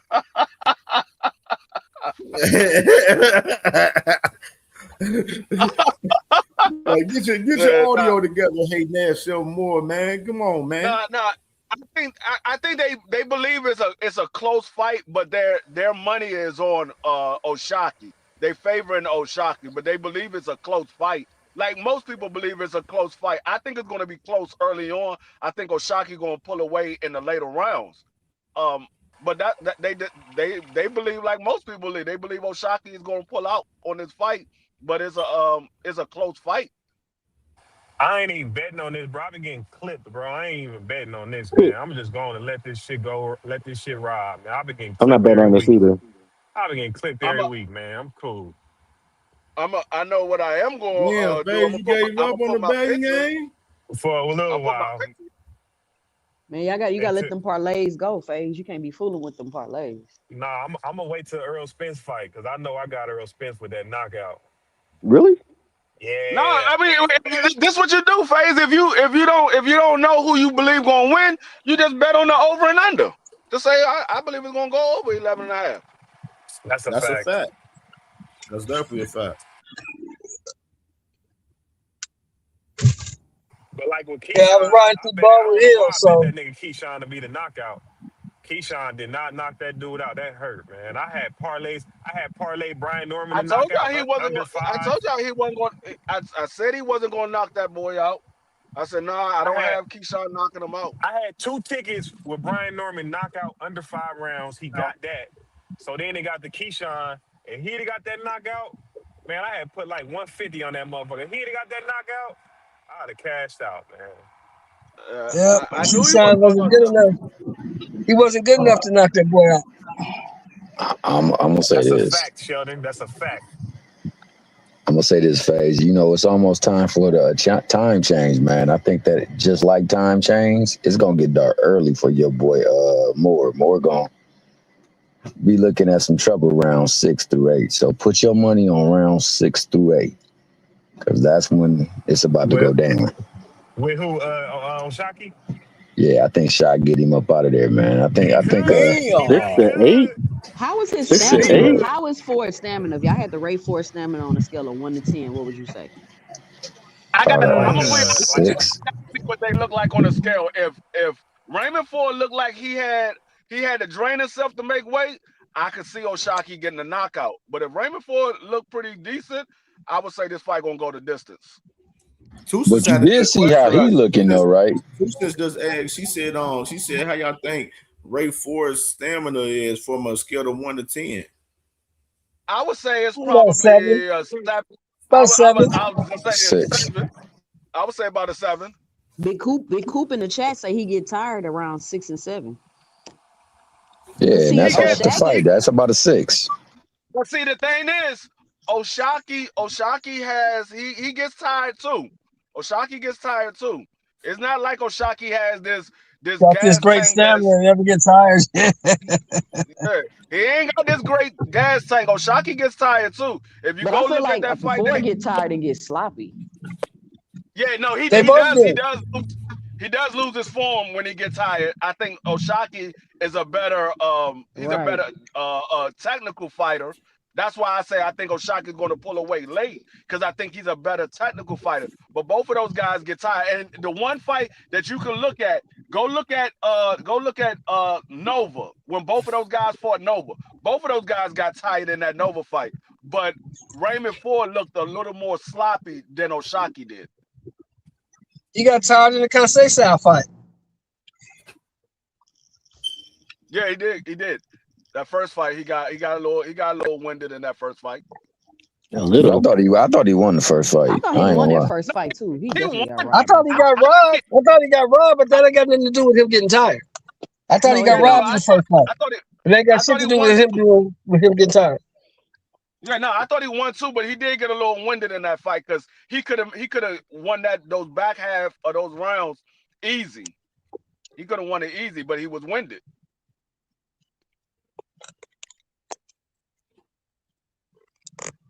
We gonna have to see. Yeah, we're gonna see. It should be a good fight though, especially for as long as it I hope lasts. so. Hey, did y'all talk about Bivol yet?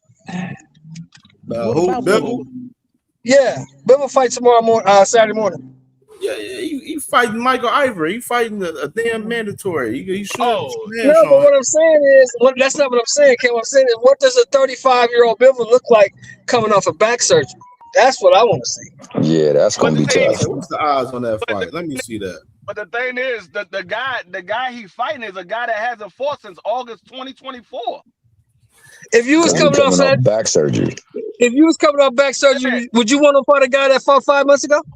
Would you? That's what I'm saying. He coming off back surgery. You got to make sure it's gonna be right. Hey, Cam, who's he fighting? He fighting Michael Ivory. Ivory didn't fight no 5 months ago. No, listen to what I asked you, D Free. Listen to what I asked you, D Free. I said, if you was coming off back surgery, would you want to fight a guy who fought 5 months ago, or would you rather fight this guy to see where you at? Of course, I'm gonna fight this guy. So that's what I'm saying. Okay, so what's the problem with him fighting this guy? That's what I'm saying. What's the problem with him fighting this guy to see where he's at? I just want to see where he's at. Everybody said it was a I problem. think D Free saying this is not a true barometer though. This is not a guy That's not a true barometer. You coming off back surgery. You don't know what you can do. I mean, okay. They ain't even got his fight on FanDuel, dog. For us, this Vegas. Yeah, they don't. But this is the thing. What was wrong with his back? I think he had some vertebrae fuse, right? Yeah, they said he had fused his vertebrae. Yeah, it's a fused vertebrae. This is all I'm gonna say, Sheldon Moore. All I know, before he had that little surgery or whatever, that man was training a week before, man. Back good, moving around good and everything. I don't know, man. Hey, you just hating, nigga. You just hating because you a Benavidez fan. Stop hating, nigga. Stop being a hater. Man. Nah, bro. No, we not doing that. You know I've been covering that man Dimitri Bivol for a long damn time on this channel. Okay, all right. I'm gonna give you some grace on this one, nigga. I'm gonna give you some grace. Dimitri Bivol been moving a little funny, man. man. Everything gonna show. Everything gonna show us. We gonna know He what said he been Dimitri moving Bivol funny all before the about. back surgery.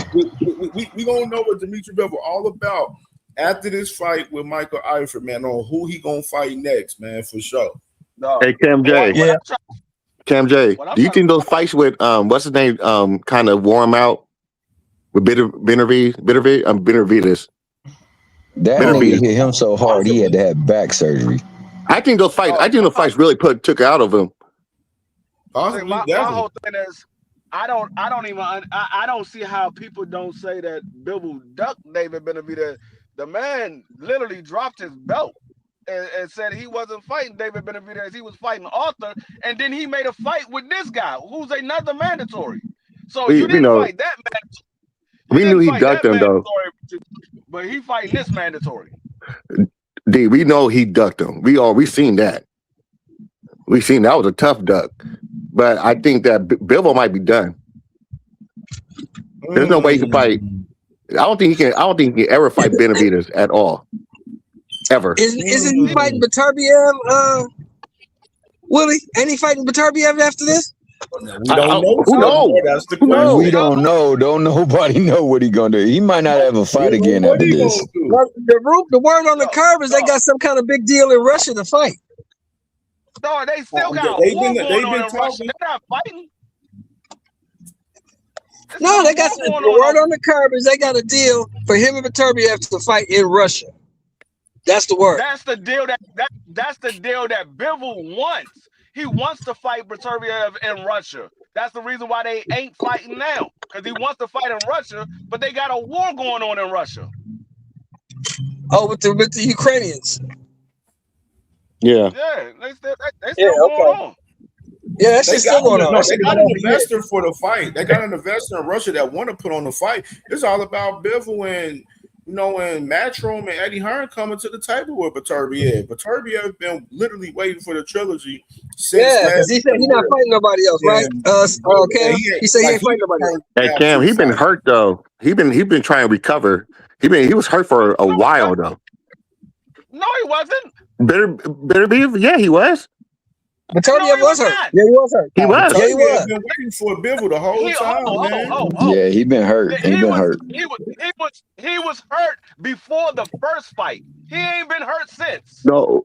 In the second, no, he was hurt. He was hurt after the second fight though He was too. supposed to have a fight. Remember, he was supposed to have a fight, and he pulled out because he was injured.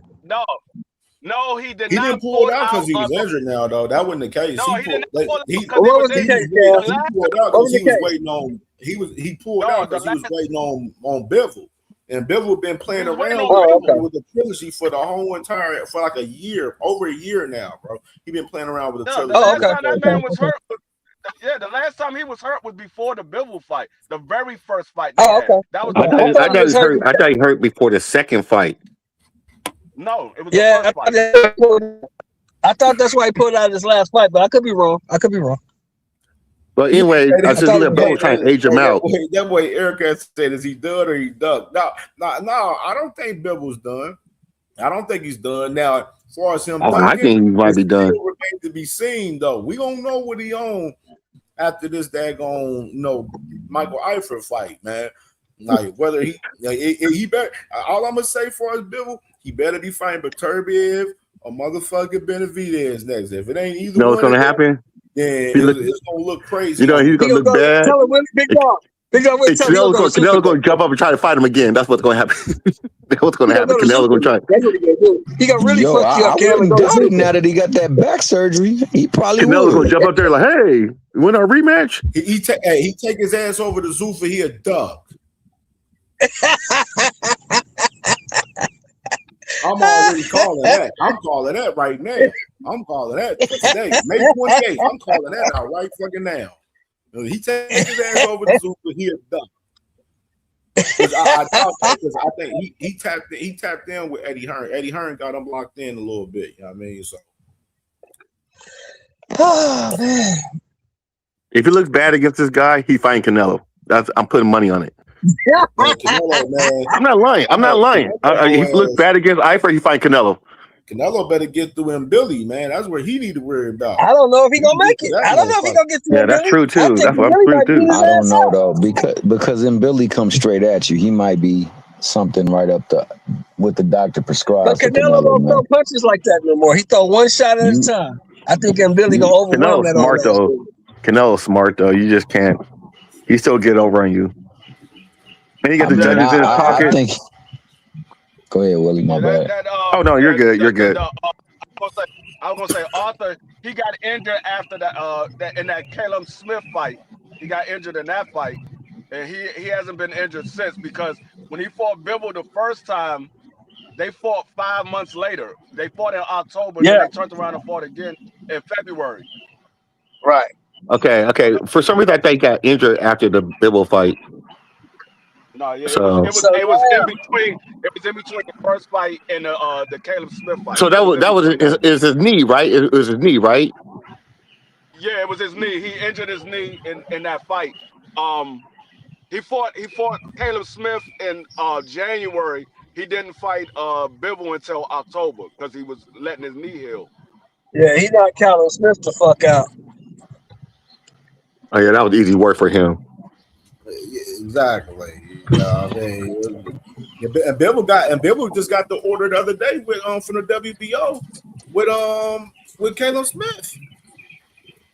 That's a good How many fight. chances man, this thing get a lot of chances. He just got that order the other day. That's another route for Bibble. Don't be surprised. And you know, Caleb Smith is just coming off. Caleb Smith coming off that injury. He got injured. Ahead of that, and I forgot about that because I talked about that on the show a couple days Yeah, ago. he got injured fighting Morrell. Yeah, over Beterbiev or Benavidez. Nigga, he definitely a dog. You call him a duck if he takes the Caleb Smith fight? Man, you call him a duck? WBO strap, man. Fuck that strap, man. We want to see the motherfucking fight, man. I don't know why everybody keep acting like Caleb Smith is a great fighter. That dude is mediocre at best. I know. That's why be free.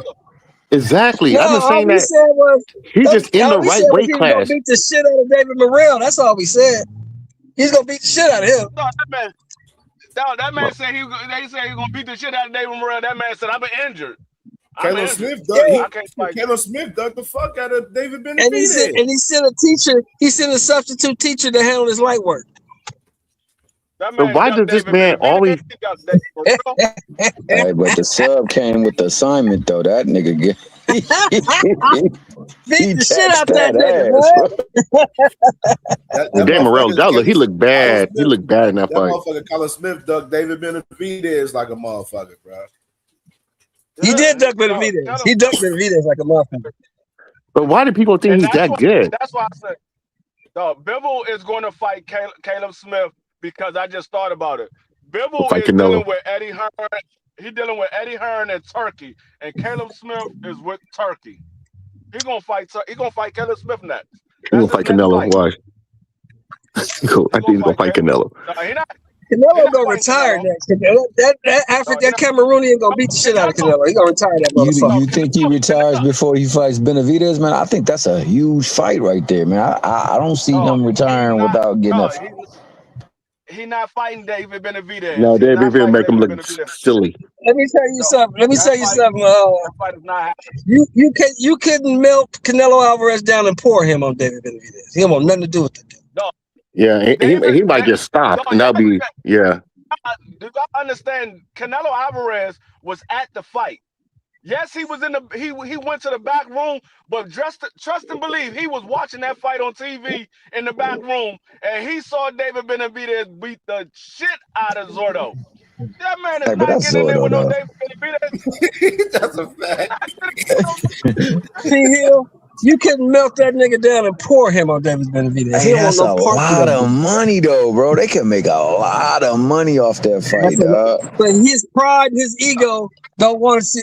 He will not allow himself to get stretched the fuck out in front of nobody. And David Benavidez will stretch him the fuck out. Thomas keep talking about they can make a lot of money. The problem is, yes, you can make a lot of money, but the problem is you ain't gonna be the one spending it. It's gonna be your family spending it, because you ain't gonna be walking or talking no more. You got too much pride, man. Canelo is too prideful. He got too much ego to allow David Benavidez to beat the dog shit out of him in front of the world. He's not going to go for that. I think the Mexican greats push for that. No, did you see what David Benavidez did to a friend of his? Him and Zurdo is cool. They friends. For that reason right there, D.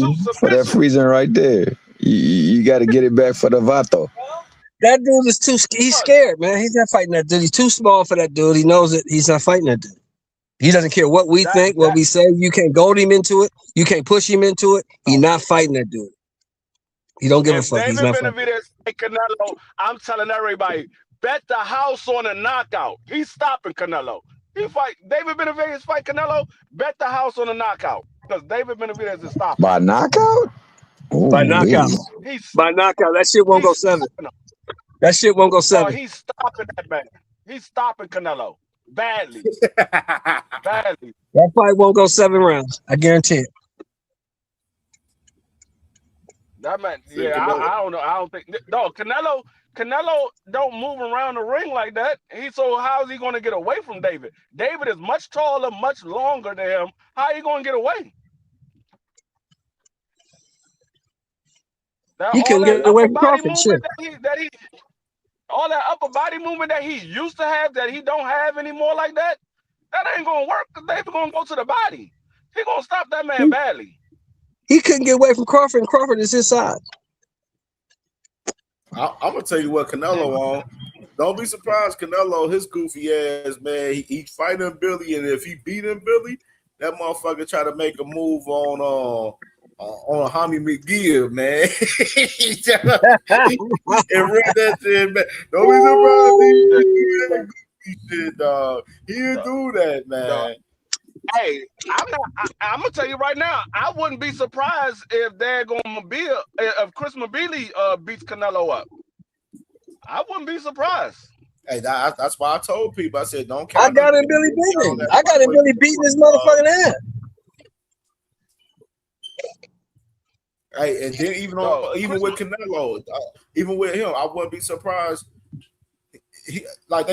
Turkey wants him to fight him to rise. You know what I mean? I don't. He's know never gonna fight that dude. He's never gonna fight that dude. Either, for real.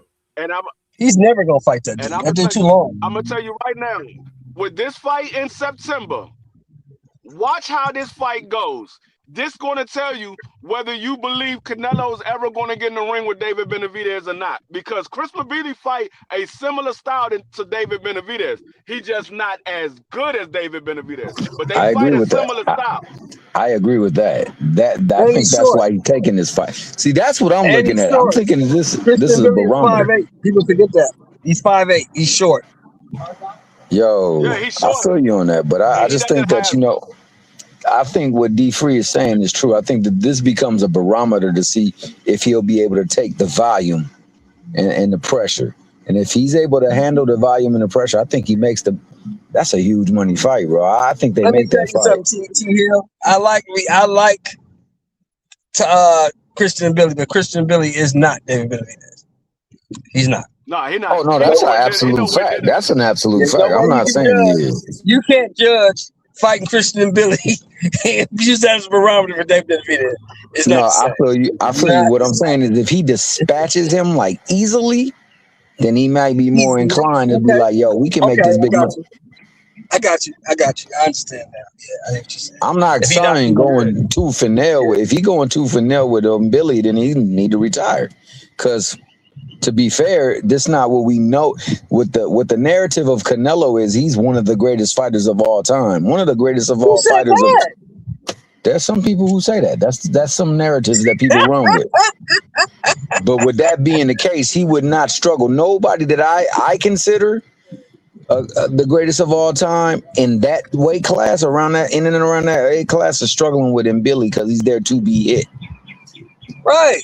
But that's what I'm saying. Who's these people running around saying Canelo's one of the greatest of this era, of his era? Oh, that's definitely. Those are the Spice Girls, because but greatest of all time.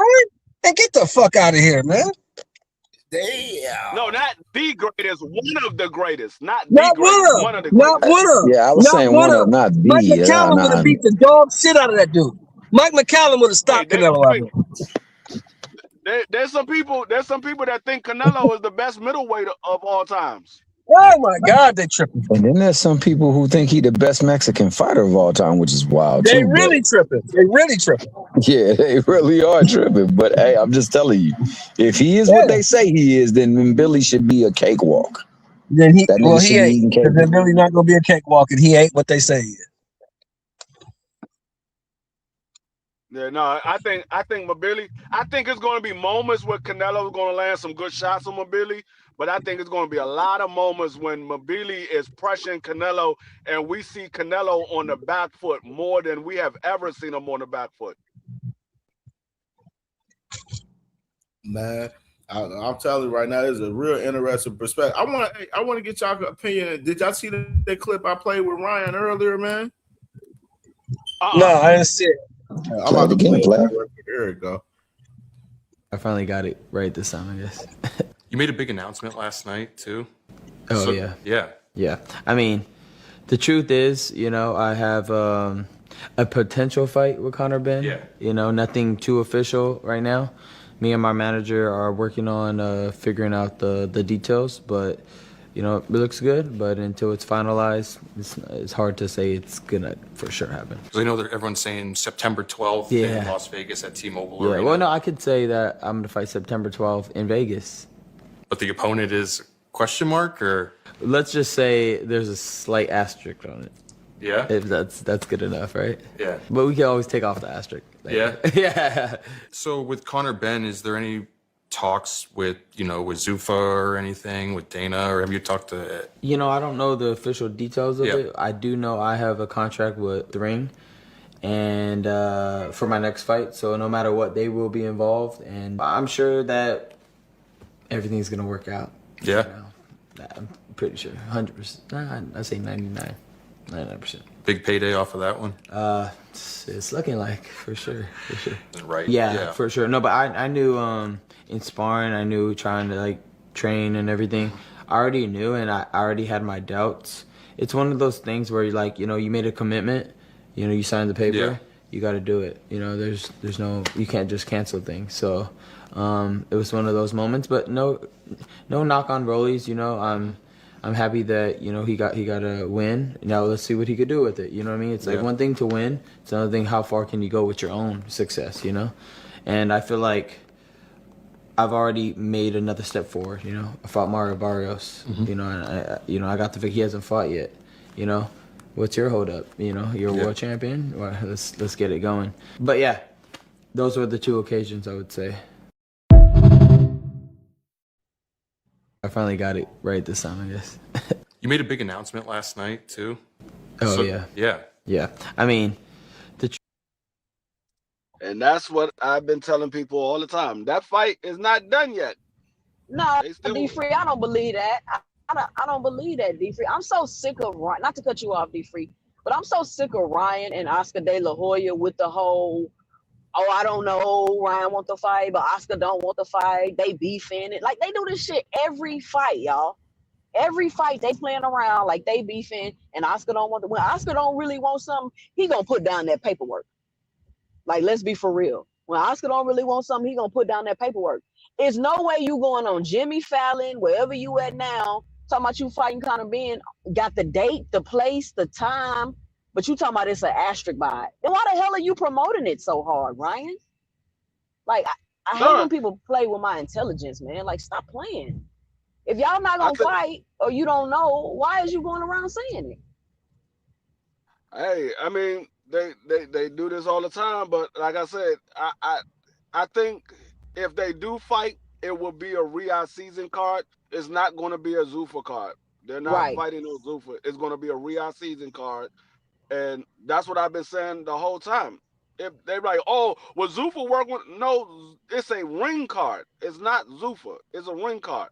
Yes, Turkey deals with Zuffa. He deals with ring as well. But it's not a Zuffa card. It's a ring card. There's a difference. Zuffa, you're fighting for the Zuffa belt. Ring, you're fighting for either Ring Magazine or you fighting for one of the boxing championship belts. Those two different things. And I don't think it's cool, D Free, how they're putting Zuffa over the top of that, because I think it's really misleading and it's false advertisement. But that's another topic. But yeah, they may be able to fight on the ring card and all of that for the belts, but I don't know. If they gonna make the fight, Did you hear him? He said he contracted for his next fight with Ring Magazine. That was something a little detail for people to, you know what I'm saying, to So read that up means, on. I was that would just mean about to speak on that. that Turkey owes Devin one more fight. That's what I was speaking. No, but see, that's the thing. Turkey had already came out and said it, and CamJ played it before. Turkey said he had a fight for Ryan. He has a fight for Canelo, and he named a couple of other people. Devin wasn't named in there. Yeah, Devin wasn't named on that, and Shakur wasn't named on there, because people said, "Oh, Shakur's working with Turkey too." Well, his name wasn't on there neither. He named Ryan. He named Canelo, and I forgot who. Somebody else he named. I forgot who it was. It was somebody else he named, and Devin was nowhere on there. He was nowhere on there. He's planning everything. I continue to ask the same question. Devin is getting he's out of the loop with the Turkey business, man, and fucking Turkey is locked in with Ryan Garcia. Now with Ryan Garcia, like I said with him, if you're not fighting Conor Ben, like I told y'all earlier, Conor Ben's trainer, I seen a little quote for him that he said that the Conor Ben fight with Ryan Garcia wasn't done either. You know what I mean? And just like Ryan did as well. So, like I said, if you're not fighting Conor Ben, bro, man, fight fucking Rolly, man. Get that shit cracking with Rolly, bro. That's what I want to see, bro. Devin don't want to fight Ryan or fucking Rolly at this fucking point. So why not Ryan and Rolly get it cracking in that rematch? That might be the asterisk. He said it's an asterisk. I think I think that's the asterisk. Damn, they just fought and Ryan got beat the fuck up. It wasn't even a close fight. Like, I mean, I don't want to see that. I'm not in a rush to see that. Like, you just got beat up. Only reason I want to see it because it's a unification. So now 2 belts is with one person. Is that much easier for Undisputed again? But what do y'all think? Yeah, they need to get a ring belt to Rolly, dog. How he got a belt after getting beat down by Rolly? That don't even make no sense. I mean, I could see a rematch if people was like, it's gonna be different. I don't see nothing different in the fight. Like I don't. What's the okay? So you only want to see the rematch just because it's a unification. It wasn't nothing about the fight that you feel like I want to see it again. I guess that's what I'm trying to say. I didn't want to see it the first time. Oh, okay. I didn't want to see it the first time, but since they had it and now both of them got belts, why not? It's a unification. Why not? Let them defend their belts. Let them do some defend their belts. Let them get some title defenses instead of just jumping straight into the unification. Because when you're doing that, you're not giving other people a shot. You know what I'm saying? I mean, you really about to get stripped? I mean, who wanted to see Ryan versus Rolly at all? Who called for that fight? I did. Nobody wanted to see that. I didn't. I just talked to Bill. Bill was capping about Turkey don't like Rolly. Turkey don't want to pay for Rolly. Turkey don't like Rolly. My thing is, I wouldn't want to take no risk on if they fight another opponent. Then I wouldn't want to take no risk on motherfucker getting beat. You know what I'm saying? If they both available right now, I'd rather them go ahead and get that shit cracking right now, man. Like fuck the whole nub on that shit. September 12th is a date for Ryan. Man, make that shit happen with Rolly, man, in Vegas. The only reason why Turkey don't like Rolly is because Rolly messed up the first rematch. Nah, he was fucking over Rolly before the fight even happened, though, D-Free. You remember Rolly was saying he ain't get his per diem. He didn't get a ride to something. Right. His ride to the fight was late. Like, they did a whole bunch of fuck shit to Rolly. Because everything was supposed to be for Ryan or whatever, but Rolly went out there and messed up the whole daggone fight. They promoted that Times Square fight rematch the whole time. But but listen to this, D-Free. But check this out, D-Free. Rolly said, and I believe it because it makes more sense now. He said that Ryan and Devin was supposed to rematch no matter what happened. Because for them to promote that fight so hard for it to be based off of who won, that didn't make any sense to me. So for you to say he had already signed, and they were supposed to rematch regardless of if Ryan won or lost. That made sense to me. So it was like, oh, okay, fight, because they was gonna have it regardless of the outcome. I agree with that, but when Ryan lost, it was like it lost the luster for the fight. A lot of people were like, "Oh, this man lost to Rolly. I don't want to see that rematch." But people want to see it still, so it didn't lose no luster. People really, I mean, to be honest with you, the Devin Haney fans, they don't want to see it. I mean, to be honest with you, I don't think Devin should rematch Ryan. I don't think he can beat him. I don't think he should rematch him. Like, he dropped you 7 times, bro. 7. He They dodged didn't the count them question because all. I was like, Bill, when y'all gonna get y'all get back? He dodged the question. I can tell you right now, the Ryan fans don't want it. I mean, the Devin fans don't want a rematch. I would want the rematch if I was a Devin fan. No, you got cheated. Get in there and get your daggone lick back. That man cheated you. Get your lick back. Ryan, bro. He not beating Ryan. I'm not gonna say he not beat. I'm not gonna say he not beating Ryan because I saw how Ryan got beat by Rolly. I'm like, okay, I think Devin is a much better fighter than Ryan. You know what you need to beat Ryan D. Free? Power. You need power. Rolly beat Ryan, power. Tank beat Ryan, power. I think Devin got enough power to hurt Ryan because Ryan keeps his chin in the air. He still keeps his chin in the air. He got to get to Ryan first, though.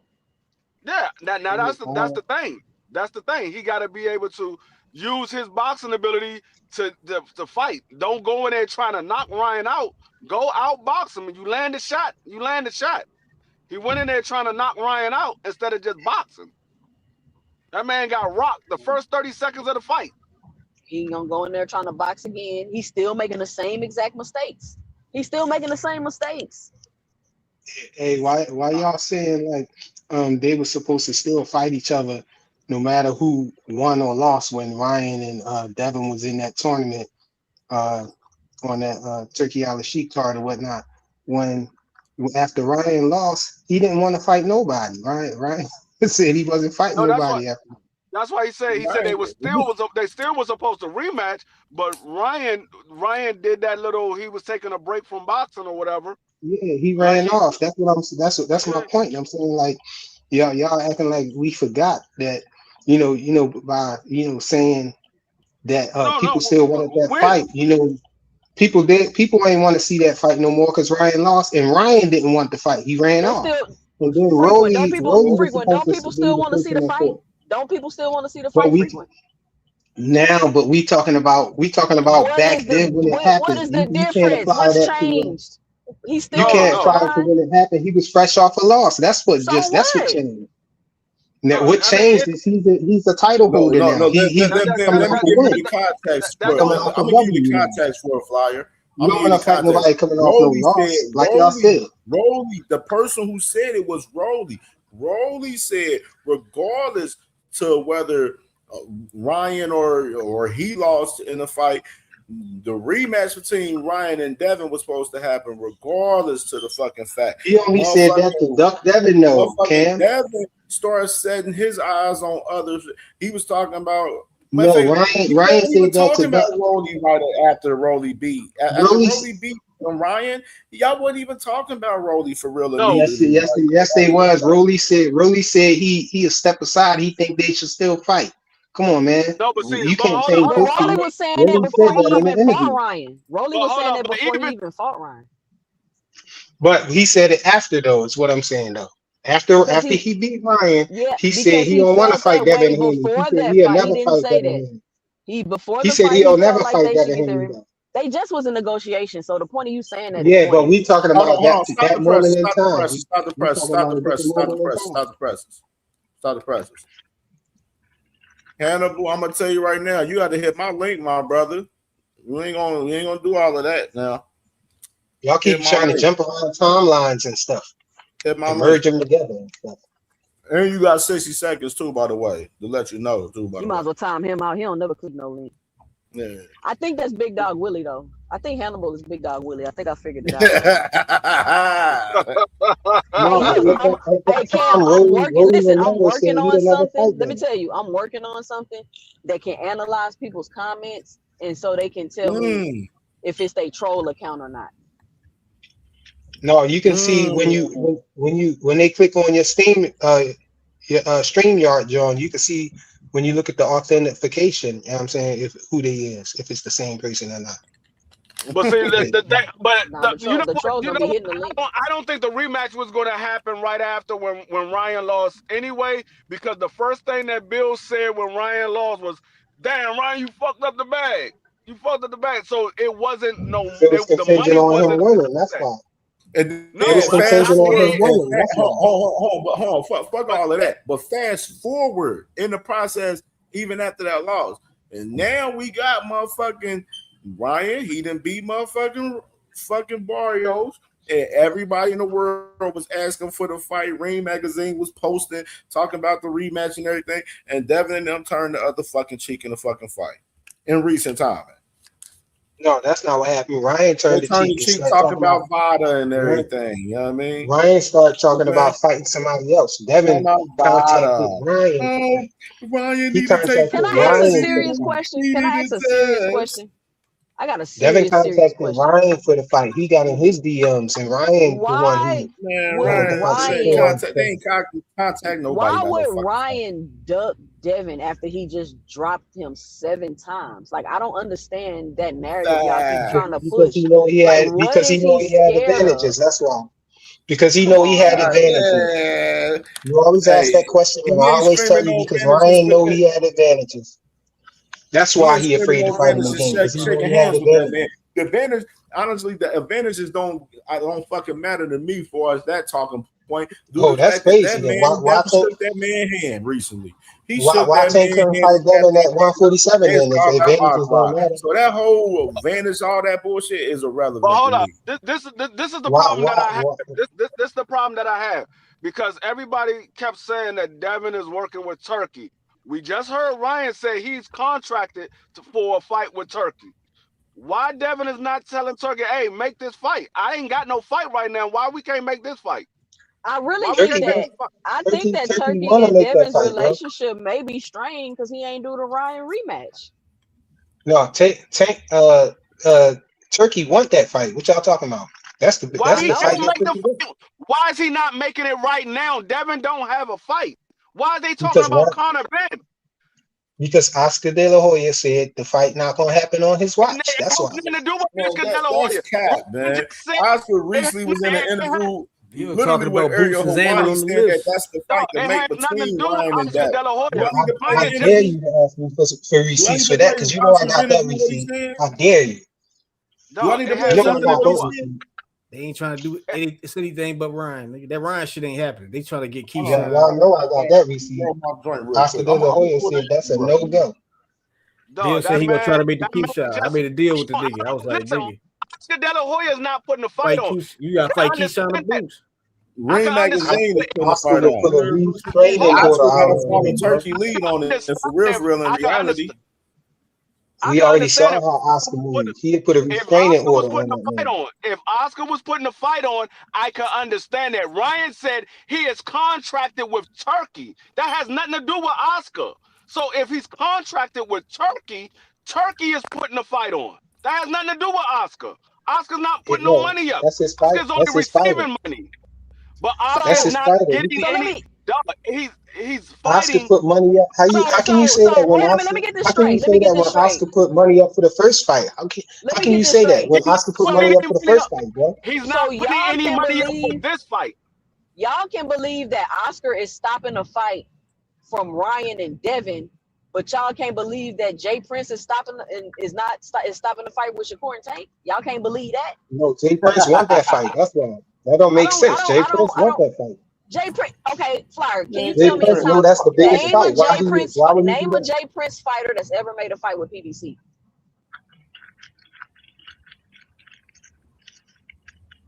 Quiet. Floyd Mayweather. Floyd Mayweather. Floyd Mayweather, gotcha. Floyd Mayweather was not with Jay Prince when he was with PBC. Floyd Mayweather didn't make no fight with PBC under Jay Prince. Now you adding stipulations though. What stipulation did I add, Frequent? What stipulation did I add, Frequent? You said name one of his fighters. I named one. Was he a No, Jay you Prince said fighter when he was fighting with PBC frequent? no. Y'all gotta No, cut not the at smart. the same Y'all gotta cut the smart dumb nigga shit How out. did she Jay Prince fighter Look, fight on okay, I'm PBC? gonna ask you a real good question though. I'm gonna ask you a real good question. What's the relevance? Just because he ain't make The no relevance fight of with them what? before, why? Just because he none of his fighters Oh, I ever don't know if you made was here a earlier. fight I with. was saying earlier that if Shakur wants a tank fight, he probably gonna have to leave Jay Prince. But nobody believed that Jay But Prince is why? not Why gonna you make a saying fight that then? Why you saying that? Because he never made a fight because with he's never made a PBC. Based fight on with what? PBC. So it's a first time for everything. The same way Jay Prince never made a fight with two of his own fighters. But y'all Why would hate he make facts. it? It's like y'all allergic Why to would he facts. want to It's make a like fight with two of somebody hit you with a two fact, you same start two fighters? glitching, your brain don't work, you Why can't be would he reasonable no y'all more. say things that don't make sense? Why would he try to make a fight Tell between me his about that. Tell me what about that. know. Hold on, frequent. Tell me what about that don't make sense. What about which part? Which one? Tell me what about saying Him that making Jay a Prince fight. has never made a fight with PBC. Floyd damn near died trying to leave Jay Prince to go to PBC. Tell me what about that don't make sense. What don't make sense is you're trying to compare him making a fight with another fighter at PBC with Floyd actually trying to leave him to go to PBC. That's Am what I don't make comparing sense. that? I'm not comparing that. I'm not You comparing brought up That's that. what you Floyd. just said. You literally just Floyd said that. didn't leave Floyd Jay almost Prince to died go to trying to leave PBC. him. She said Floyd Tyler almost paid Jay died trying Prince to God leave. damn, frequent your to take over comprehension, bro. Floyd's I contract. know I comprehend very well. That's why No, you you got to be don't. careful what you If you say, I think I guess. just compared that, then your comprehension skills is very What did you low. say? You I literally said, said he almost died trying to leave him, right? listen. You see, you didn't comprehend what I No, said. I frequent. said that Jay Prince has never took one of his fighters and made a fight with PBC. And you said Floyd Mayweather. And I said, no, Floyd wasn't with Jay Prince when he was fighting with PBC, and he damn near had to die to get out of his contract. So the question is, why do y'all think that Shakur Stevenson is going to be able to fight Gervonta Tank Davis over at PBC when Jay Prince has never made a fight with one of his fighters with the PBC? That is what I said. Do Jay Prince get paid if Shakur go and fight over at PBC?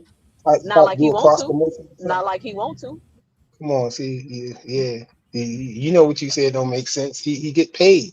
Tell He's me going to how it get don't paid make if he sense. Tell make me that what don't make sense about it. because if he makes that fight with Gervonta Tank Davis, that's the biggest fight in boxing.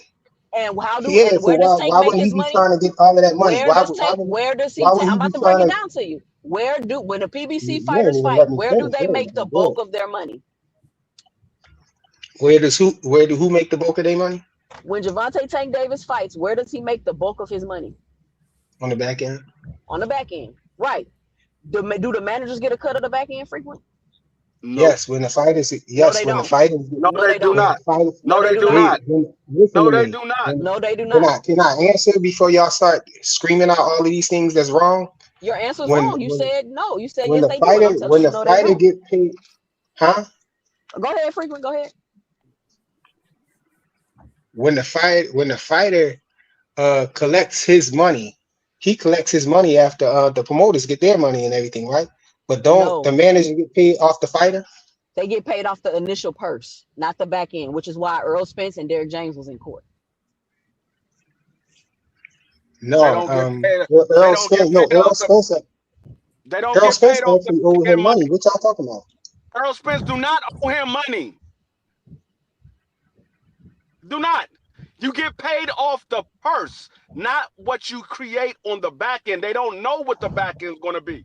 You get paid off your purse. When you sign a contract with a promoter, a manager, a trainer, they get a percentage of the purse, not the back end. The reason why is because every fighter don't fight on pay-per-view. So you don't draw up a contract for a pay-per-view because every fighter don't fight on pay-per-view. But every fighter get a purse. Yeah, but if the fight is on pay-per-view, it's supposed to be negotiated different though, right? No, No. they don't negotiate the manager's percentage. They negotiate what the fighter get between fighters, not the managers between managers, between the fighters. What this fighter is going to get, what that fighter is going to get. They don't negotiate the manager's purse. They already have a set payment. They get a certain percentage that's already set in their contract. It doesn't change. I see the problem is y'all don't understand how this works. That's why when I'm telling y'all about this Jay Prince stuff, y'all, I don't know. It's like y'all can't just take the facts. I thought people was aware of this Jay Prince thing, but I need to talk about this more, guys. Unless he leaves Jay Prince, he's not getting the fight, in my opinion.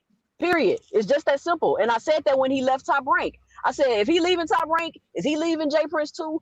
Otherwise, we're not gonna get the fight. I kind of thought maybe they'll make it, maybe they'll make an exception, maybe things is different because boxing moving different, but it's not. Because unless Shakur is able to get a high guarantee from PBC, kind of like what Terrence did, they're not gonna take the fight because they get small guarantees, and Al does that so that his fighters can keep a bulk of the money. That's why Al Heyman set their pay structure up like that. So I'm gonna give you a $2 million guarantee, a $1.5 million guarantee. Your fighters, your trainers, your managers, they can take that money out of that instead of trying to get all your money on the back end, because I want you as the fighter to keep the bulk of your money, which is why it is important that Gervonta Tank Davis can get fighters that are not trying to be overpaid these crazy ass guarantees, and they can generate all their money on the back end. So okay, so listen. So y'all really believe that if Shakur went over to PBC to fight Tank, that he will allow them to give him a zero guarantee? That's what it sounds like y'all trying to say. Who said No, zero we didn't guarantee? say nothing about He's zero. going to accept We never said. nothing. Stop That he's going to deflecting, accept Frequent. nothing Stop on his deflecting, purse. Frequent. No, I'm You're not deflecting. No, I'm not You are deflecting. Y'all deflecting. stop. You are. No, I said no, small no, guarantee. y'all Did trying I to say tell. Y'all small trying to tell. guarantee? Hold No, on, wait. Did listen I to say me. small guarantee or zero guarantee, Frequent? Why Which one did I say? would he? When Why have would he? any Why tank fight would zero Shakur guarantee? even take? Hold on, y'all. Why would Tank even? I mean, why would Shakur even accept a small guarantee The if he same about to reason fight Tank? The same That don't reason make no Tank gets a sense. small guarantee. The same No, reason Tank gets a small Can I guarantee, because say that's how something their real quick? business is structured. So, like I said, unless he leaves Jay Prince, the fight not gonna happen, y'all. I don't know why y'all can't accept that. Hold on. No, Can I say something real quick? Y'all Hey, think that's on hold the on, PBC hold on, side. Then Flyer, if they don't have the money to pay these fighters to make the fights, that's on Tank's side. Then that's not on Flyer, Shakur's side. That's Flyer, not his fault that they're not willing to pay him for the fight. Flyer, hold on. Y'all think in 2026 these managers still falling for that okie doke? I ain't gonna get paid from pay-per-view in 2026. Ain't no way these managers. Ain't no way What these y'all managers saying? put out contracts like that. What y'all saying don't know why it don't make no sense. No, why it don't make no sense what y'all saying, because we talking about unless y'all trying to say that this 5-fight deal with Amazon is fake that Tank got. Why would y'all not making no sense, bro? It don't make no sense. If he got all this money for a 5-fight deal for these fighters, how could they not afford to give him to pay Shakur up front? Unless y'all telling me that this 5-fight deal is a lie. So is it a lie? Or we do don't they? know The what PBC they're don't got offering no money Shakur and they up can't pay front. no guarantees. You That's keep what's hold wrong on, with hold y'all. on, Yeah, because you just changed the whole Y'all cooking argument, Frequent. yourself, This ain't bro. Y'all about cooking no, yourself. because you just changed it to no guarantee. Nobody said nothing about a no guarantee. You deflecting, bro. Stop it. You said a low Freaking Flyer, I guarantee. just talked to your daddy, Bill No Haynes. He guarantee. told me something you No want to hear. guarantee rhymes with I'm the low leader of guarantee. Hanos now, It's nigga. both. Bill It's said all I the could run same. Hanos. It's the same situation y'all in when y'all talking about this 5-fight deal being real. A low guarantee and a no guarantee might as well be the same thing. If they can't pay Shakur what they should pay him to make that fight with Tank, and he got a 5-fight deal with his name on it, then it don't make sense. Y'all cook yourself with some of these arguments, man. No, nobody said anything about a low guarantee. I mean, a zero Yes, guarantee. she did We say don't it. know She what said no and low. They rhyme with each other. Man. That's what my thing, Flyer, bro. You say. bro, you Nobody like said anything about like a I said zero before, guarantee. We man. don't know what the guarantee gonna be. We Like I know said Ryan before, got two. Y'all arguing it as if he was going to get His a low ain't gonna fight guarantee with Tank Davis, but he because of walked their away with structure. 30. But I'm asking y'all, why would Shakur accept that coming over there, knowing that he's supposed to have a 5-fight deal with him worked in the deal? Like that don't make no darn sense. Why would he accept a low guarantee? He's not getting a 5-fight deal. We're getting a 1-fight deal. No, he's saying Yes, that why? That's even. Tank has all the money, so why can't This is Tank not Devin share that Haney, money? Yeah, Flyer. That's what This he's is saying. fucking Tank we Davis talking. for No, we talking about what? Shakur. Devin Fuck Haney ain't got nothing to fuck do all with it. the We talking about bullshit. Shakur, man. We talking about Shakur. Devin Fuck all ain't the got bullshit. nothing to do with it. I get what Fly is saying. Fly is basically saying My context to that is the fact nobody was talking about a guarantee or any of that, bro. Motherfuckers talking about Yes, just cool. negotiations in general. You know what I mean? So fuck all the bullshit at It's the the end of the pay day, bro. structure. So y'all Unless walking the he can, guarantee part back. unless he can That's What what you finesse Stevenson saying. need to do a what high it takes, guarantee like like he said, Then like walk that guarantee said, part back like then. Shakur himself said in the interview, said that he was willing to do whatever it takes to motherfucking make the fight. And we haven't seen him do whatever it takes to motherfucking make the fucking fight. That's just the fucking fact of the matter at the end of the day. You know what I mean? You know what I'm saying? So that just is what it is. That's what it is. Man, if that 5-fight deal is real, they supposed to pay these fighters to fight. They can be offering them low guarantees, other low people ain't making, guarantees, and all of that just like a for the lot of other biggest people fight that they're talking gonna like have in their it's a lot career. of other people talking shit out here talking like they doing whatever it takes to make the fight, but they up there bullshitting and capping and chatting out here as well, man. A lot of talking, a lot of too much talking and not enough action from a lot of guys, man. You know what I'm saying? That's just the fucking matter out here with these guys. Cam, that was the issue at first. That was the issue at first. Hunter, they don't That get was a cut. the issue. They don't get a Hold on, cut of the pay-per-view. hold on. That's That was the why issue. DJ and Earl ended up in But DJ's the in court. trainer. DJ's a trainer. He's a trainer. It's different. But what I'm talking about is that's why it was an issue with Bud and Arrow at first. Because they was trying to do that dumb stuff and You trying Bud to make made them this a pay him PBC up front. thing? No, this is not a PBC thing. Oh, we This is a talking about the fighter PBC. thing. What are you talking This is about the fighters. This is about the fighters and their teams making shit happen. Some of these fighters that have teams don't want these fighters to take certain Freak was so motherfuckers. busy trying to throw little sneaky jabs. He losing sight. I'm not. Y'all taking away Man, that shit, man. Nobody ain't going for that hurt bullshit. sometimes, bro. Sometimes the truth hits you in the solar plexus, man. That's what it is. I'm not throwing jabs. Everybody know you 70 years old and you one of the dumbest people. You the dumbest person on this panel right now. You know what I mean? You throwing haymakers on y'all. Y'all the ones had to walk something back, talking about I'm slow. Y'all, you the one who had to walk back this guarantee nonsense that y'all was talking about, Nobody because ain't y'all walking trying to nothing back. I ain't walking shit back. and just walked it back, and it's on video, You so be you hearing, you can't be say hearing shit. you walked it back Unless for you y'all. I can love tell how you me, be throwing people as shit. long as Jay Prince has been in You'll one never hear fighting, something that unless you can somebody tell said me in the one fighter process that of a he talking sent to the point. That shit PBC, the amazes me fight how ain't he happening. does Man, it. it's on video, man. That They was talking about amazes me how he guarantees. You does came it. back and walked it back and said that y'all not talking about guarantees, man. And that's what it is. You know what I'm saying? Y'all stop trying to say that they only get paid off the guarantee and all that, and it's gonna be a small guarantee, low guarantee, no guarantee, whatever. You know what I'm saying? And I said, why would Shakur go over there to fight the biggest fight in his career with Tank, Well, who's then he supposed to have don't a gotta go. 5-fight The deal fight with his not name Because he fight think he could beat frequent. him. I That's keep why. saying the fight ain't happening. Because he think he could beat him. Because he think he could beat him. why would he go over there in accept $1 million He guarantee for goes something over stupid there like that? and fight I got a him. question for He goes Flyer. over there and fight him Why because he would he thinks he go could over beat there? him. He will go over Why? there and fight him No, because he think he no, could that don't beat make him. sense. That's why he will That go over make there and it. fight him. Because if he That could beat explains it. Tank Davis, if he could beat Tank Davis, it don't matter what the guarantee is. He's the man now. The same way Floyd did the Oscar. If he beats Tank Davis, he is the man now. There's nothing nobody else can say. That's why you go That over there and explains. fight him.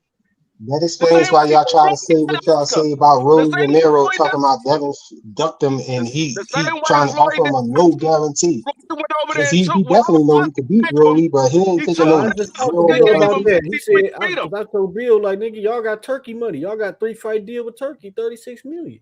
He kind Oh, of pleased about Turkey ain't want to make it y'all happen. want to put these people on Turkey the ain't same better. level as Floyd. They That's not why even they doing wanted what to fight Floyd on doing. the Turkey card. Turkey That's was what gonna they give them do. all They the money always that they behind need. Turkey. Hold on, Y'all so see Turkey Turkey didn't so Turkey didn't want to make the Rolly fight?